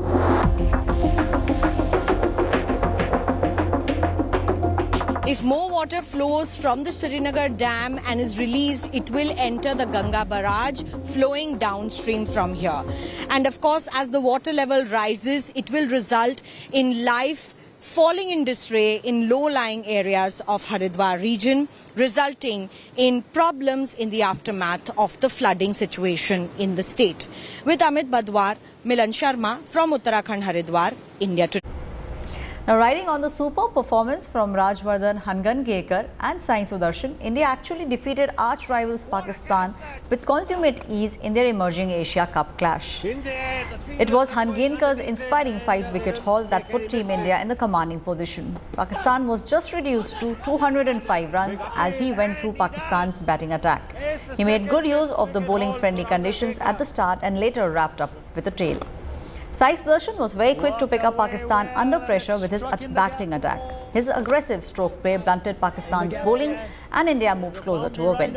He finished with 104 of 110 balls, remains unbeaten and scored the winning run for Team India. Team India will now take on Bangladesh on the 21st of September in the semi-final of the tournament. And into the boundary. And that's all the time we have on this bulletin. Thank you for watching India Today. This is me, Aishwarya Paliwal, signing off.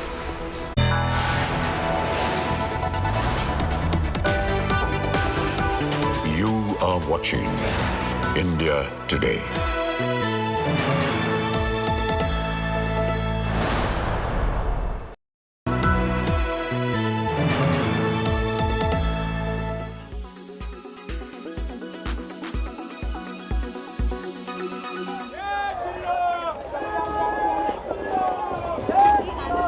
हमने किसी की हत्या कर डाली हो ऐसा हमें लग रहा है। सरकार से ये चाहता हूँ, हाथ जोड़कर रिक्वेस्ट है यहाँ पर आ जाए। अगर अभी हिंदू मुस्लिम कहीं हो गया होता तो सारे नेता वहाँ पर होते।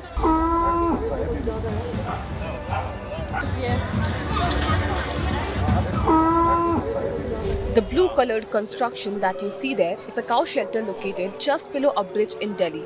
But the floods didn't spare it, and many cows and other animals were left stuck, battling for their lives. काफी गायें जो हैं वो पूरी डूब चुकी हैं, जिनके अंदर पेट में पानी भर चुका है। 3 सांड मैंने अपनी आंखों से देखे हैं जो बुरी तरह से फूल के और तैर रहे हैं उसमें, जो मर चुके हैं। अंदर स्नेक घूम रहे हैं, सांप घूम रहे हैं गौशाला में, और सांड आपस में लड़ रहे हैं। गाय एक दूसरे की तरफ भाग रही है, दौड़ रही है, टक्कर मार रही है। उनमें से गाय को पकड़ के रस्सा मारना और यहाँ तक लेके आना, आप देख लीजिए कि गौरक्षक गुंडे या सेवक आज यहाँ पता चल जाएगा। सारी गायों के रस्से बंधे हुए थे, अगर पानी का लेवल और बढ़ जाता तो वो गाय तो वहीं डूब के मर जाती सबकी सब। However, these Gaurakshaks allege that no one from the government came to the rescue. ये जमुना में ये गौशाला बना रखी है, 2-3 दिन पहले इनको नोटिस भी मिला होगा, ये गौशाला क्यों नहीं खाली करवाई गई? कोई भी सरकार की तरफ से मदद नहीं है। गौ सेवक लगे हुए हैं, गौरक्षक लगे हुए हैं, बस ये बोट जरूर आई थी, बाकी तो सारी गाय हम वहीं से खोल के और यहाँ तक ला रहे हैं और ट्रीटमेंट भी करा रहे हैं। कैसे ला रहे हैं? बोट के साथ 2-2 गाय बांध कर ला रहे हैं। इलाज चल रहा है, हमारे डॉक्टर भी हमारे पर्सनल आए हुए हैं। यहाँ तक तो दिल्ली सरकार ने वेटनरी डॉक्टर भी यहाँ पर अभी तक नहीं भेजे हैं। But as for the government, they're doing all they can. देखिए, उसके लिए एनडीआरएफ की भी मदद दी जा रही है और डिस्ट्रिक्ट एडमिनिस्ट्रेशन को भी कहा गया है कि हर संभव मदद दी जाए और जानवरों को निकाल के सेफ जगहों पे लाया जाए। This man you see here is the owner of the cow shelter. He has been taking care of the shelter for the past 13 years. When asked why the shelter was constructed near a flood-prone area, he claimed to have never witnessed such a calamity here before. गौशाला है ना, वहाँ काफी अच्छी height करवा रखी है। मतलब आप पुल के लेवल में अगर आप जाओगे तो पुल का लेवल है पूरा, वो उस हिसाब से भराव करा के तो वहाँ गौशाला बनाई गई। जीवन में पहली बार ऐसा अनुभव हुआ, आपको बताएं। और बाढ़ तो हर साल आई, पर वो पानी बार बार जमुना में आशीर्वाद दे के चली गई। Meanwhile, animal rescue scenes across Delhi NCR were also witnessed. In Noida also, many dog shelters were found inundated with rainwater. On 13th July at about 4:30, the flood water started entering our shelter. We started evacuating dogs. We have about 350 sick dogs, and we managed to evacuate almost all of them so far, after rescue operations of about 30-35 hours. We have lost our entire solar panels, our entire refrigerator, our appliances, our oxygen concentrator, our treatment tables, all our medicines, food, everything. We have lost everything. Thankfully, our dogs are safe. We've had a few casualties as well because of drowning. We hope that the water that has crippled the lives of not just humans but also of our communities, animals and wildlife recedes and normalcy prevails.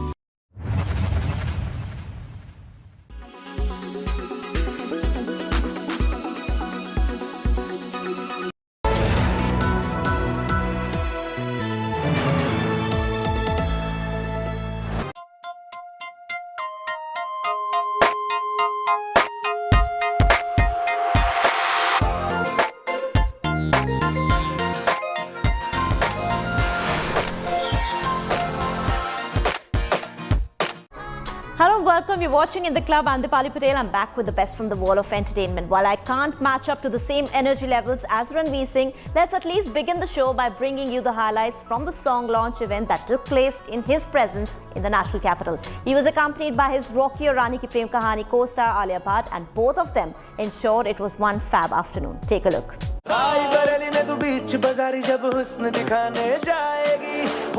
There is never a dull moment with Ranveer Singh, they say, but when Alia Bhatt also joins in, the event is ought to turn into a full-to entertainment.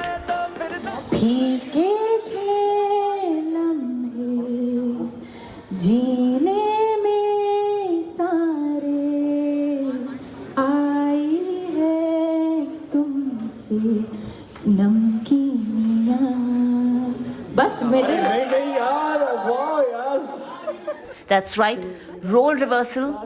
दिन छोड़ के मैं सारे काम काज करूं, तेरे ego तेरे हुस्न की ईगो का मसाज करूं, तेरा झुमका जो खोया गलती है तेरी, और थाने जाके एफआईआर में लॉन्च करूं, जानती है कि मैं तुझ पे फिदा हूं, तू ये जानती है, तेरी आत्मा को मिलती है शांति है, मुझे ऐसे काम पे लगा के बस ढूंढता रहूं मैं तेरा झुमका. Mimicking co-stars. I love you. And lots of masti. Rae Bareli में तू बीच बाजारी जब हुस्न दिखाने जाएगी, होश उड़ाने वाली शौक नजर के जो पेंच लड़ाने जाएगी, अरे बहन के इतना जेवर कहना, तेज हवा से बच के रहना, गिर जाए तो फिर ना कहना झुमका गिरा ले. हाय झुमका, ओए झुमका, हाय झुमका झुमका. What झुमका?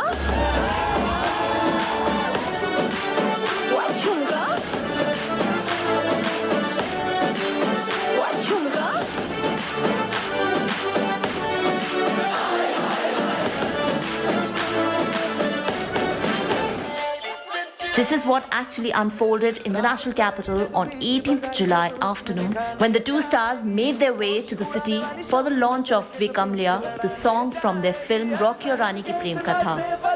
While Ranveer was in his full elements, what impressed all was his unusual yet classy choice of outfit. Alia, on the other hand, gave the most Karan Joharist film feels in her multicolored pastel chiffon sari.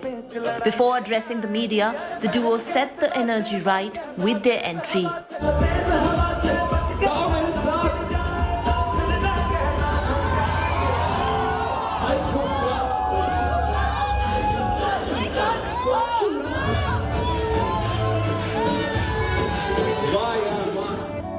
And then took everyone present in the hall on an emotional high by launching Ve Kamliya. Ve Kamliya, Ve Kamliya, Ve Kamliya, mere nadan dil. Ve Kamliya, Ve Kamliya, Ve Kamliya, mere nadan dil.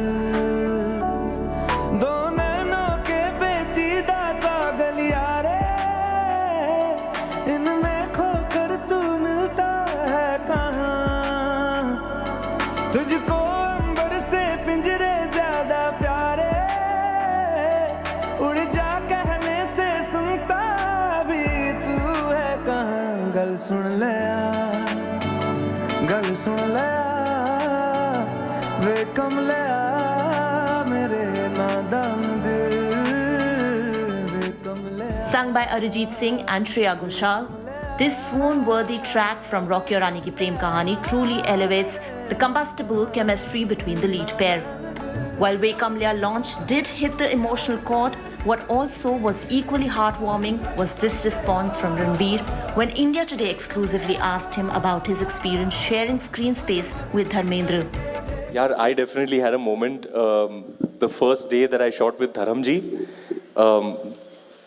सुबह आए थे, scene block कर दिया और camera जब मैं ऐसे I was just taking my moment before the scene started. It was a face-to-face with Dharamji conversation, and I was just processing the scene, taking my moment before, and somebody said roll camera, and I looked up to begin the performance, and that's when it hit me. I was like, oh my God, it's Dharminder, and I had to very quickly collect myself and perform because action had been called.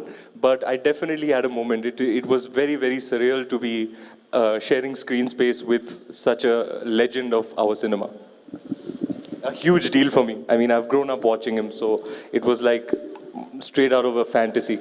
इन दोनों की प्रेम कहानी की औकात मैंने न दिखाई तो मेरा नाम भी धनलक्ष्मी नहीं खेला हो. Rock Your Rani Ki Prem Kahani, which also stars Jaya Bachchan and Shabana Azmi apart from Dharmendra, brings Karan Johar back to direction after a gap of 7 years. The film's story revolves around two lovers who come from very different cultural backgrounds and how they decide to make it work by swapping homes and staying with their potential in-laws to test compatibility.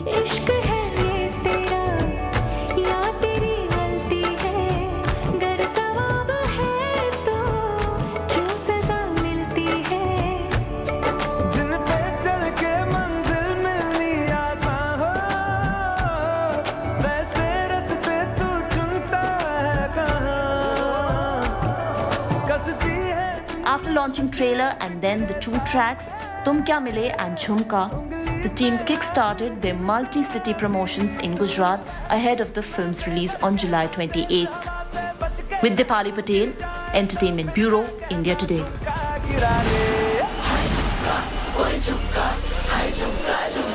What Jhumka?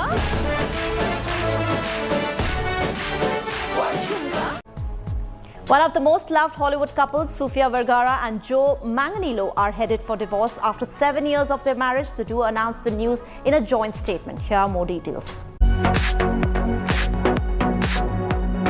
A beautiful Colombian woman, a handsome American actor. He fell in love with her at first sight, while she took her own sweet time. That's right, Joe Manganiello and Sofia Vergara involved a lot of persuasion and flirting, but eventually ended up exchanging their vows in a dreamy wedding in 2015 on Palm Beach in Florida. And right when you thought this was it, the hero and heroine of this fairy tale are calling it quits after 7 years of their marriage. The two announced the news in a joint statement issued to a leading publishing daily. They said, and we quote, "We have made the difficult decision to divorce.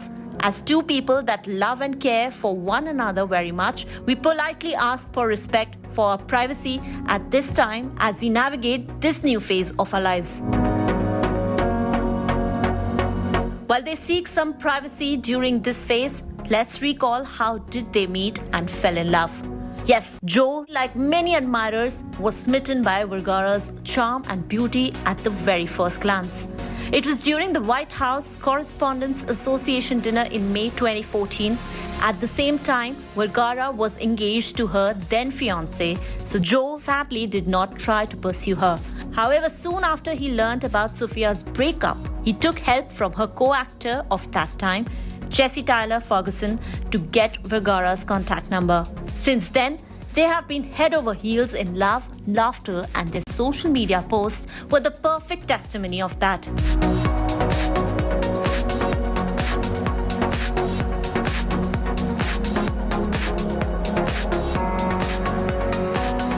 The couple couple was last seen together at the Vanity Fair Oscars party on March 12, 2023, and even celebrated the 7th anniversary of their first date in June. Meanwhile, the news of their separation came after fans spotted Bukhara celebrating her 51st birthday with her friends in Italy, while Jo was missing from the pictures. And her caption read, "When life gives you lemons, you come to Italy to squeeze them." Jo had, however, posted a birthday wish for her on social media with this picture.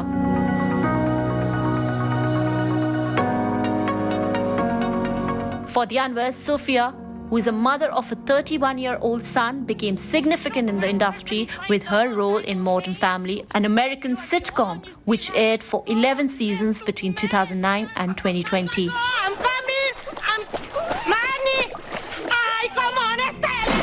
Joe, on the other hand, is known for his roles in Magic Mike and True Blood, among others. How can Eric be running around in the daylight?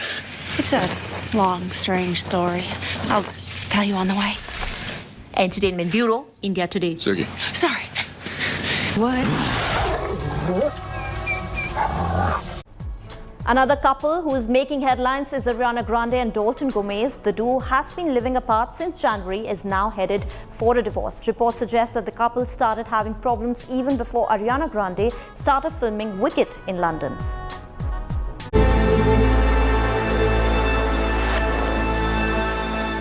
Ariana Grande and Dalton Gomez's love story once graced tabloid covers and melted hearts worldwide.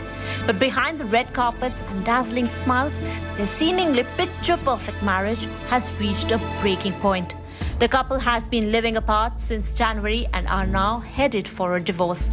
Ariana was recently photographed without her wedding ring, enjoying a day at Wimbledon 2023. Reports suggest that the couple started having problems even before Ariana Grande started filming Wicked in London. The pop star and her real estate agent boyfriend had been together for 2 years before deciding to separate. Ariana and Dalton married in a private ceremony at her house in Montecito in May 2021.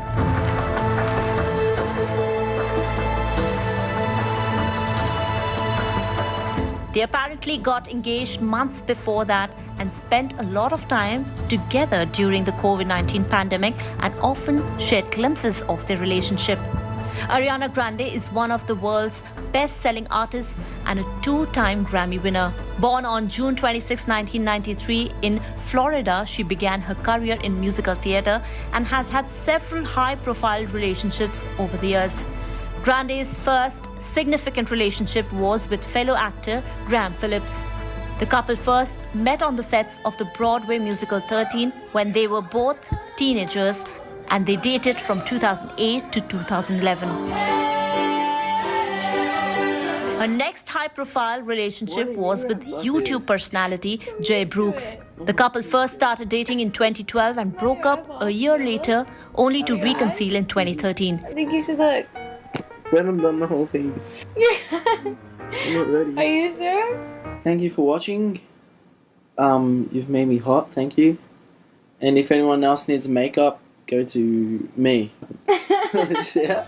They split again later that year, with both parties accusing the other of cheating during their relationship. She also dated Nathan Sykes, a member of the boy band The Wanted.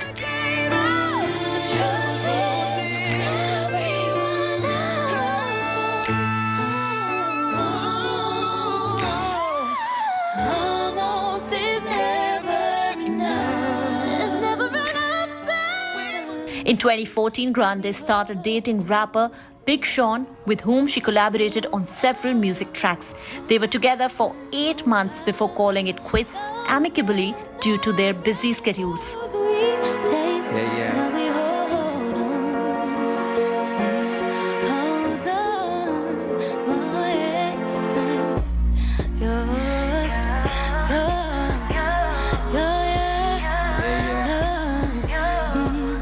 Saving my love for you, yeah. Dancer Ricky Alvarez and Ariana dated from 2015 to 2016.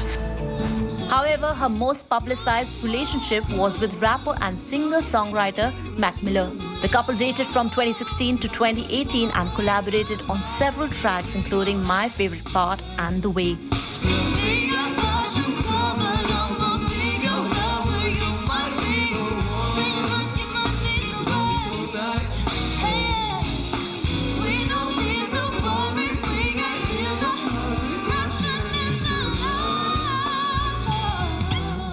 They remained friends after they split, but Miller tragically passed away in 2018 due to an accidental overdose. Grande then started dating comedian Pete Davidson in 2018 and got engaged after just a few weeks. However, the relationship was short-lived and they called off their engagement in October of that year.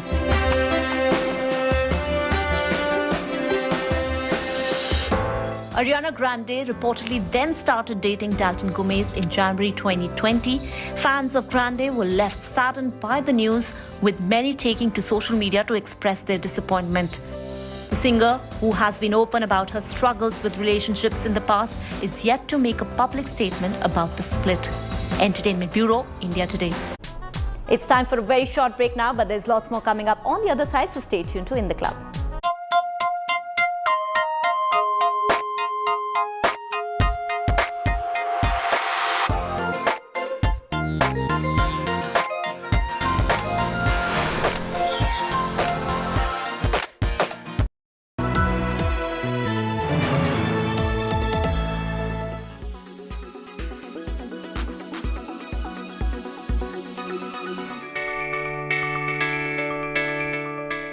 Are you worried that artificial intelligence will render you jobless?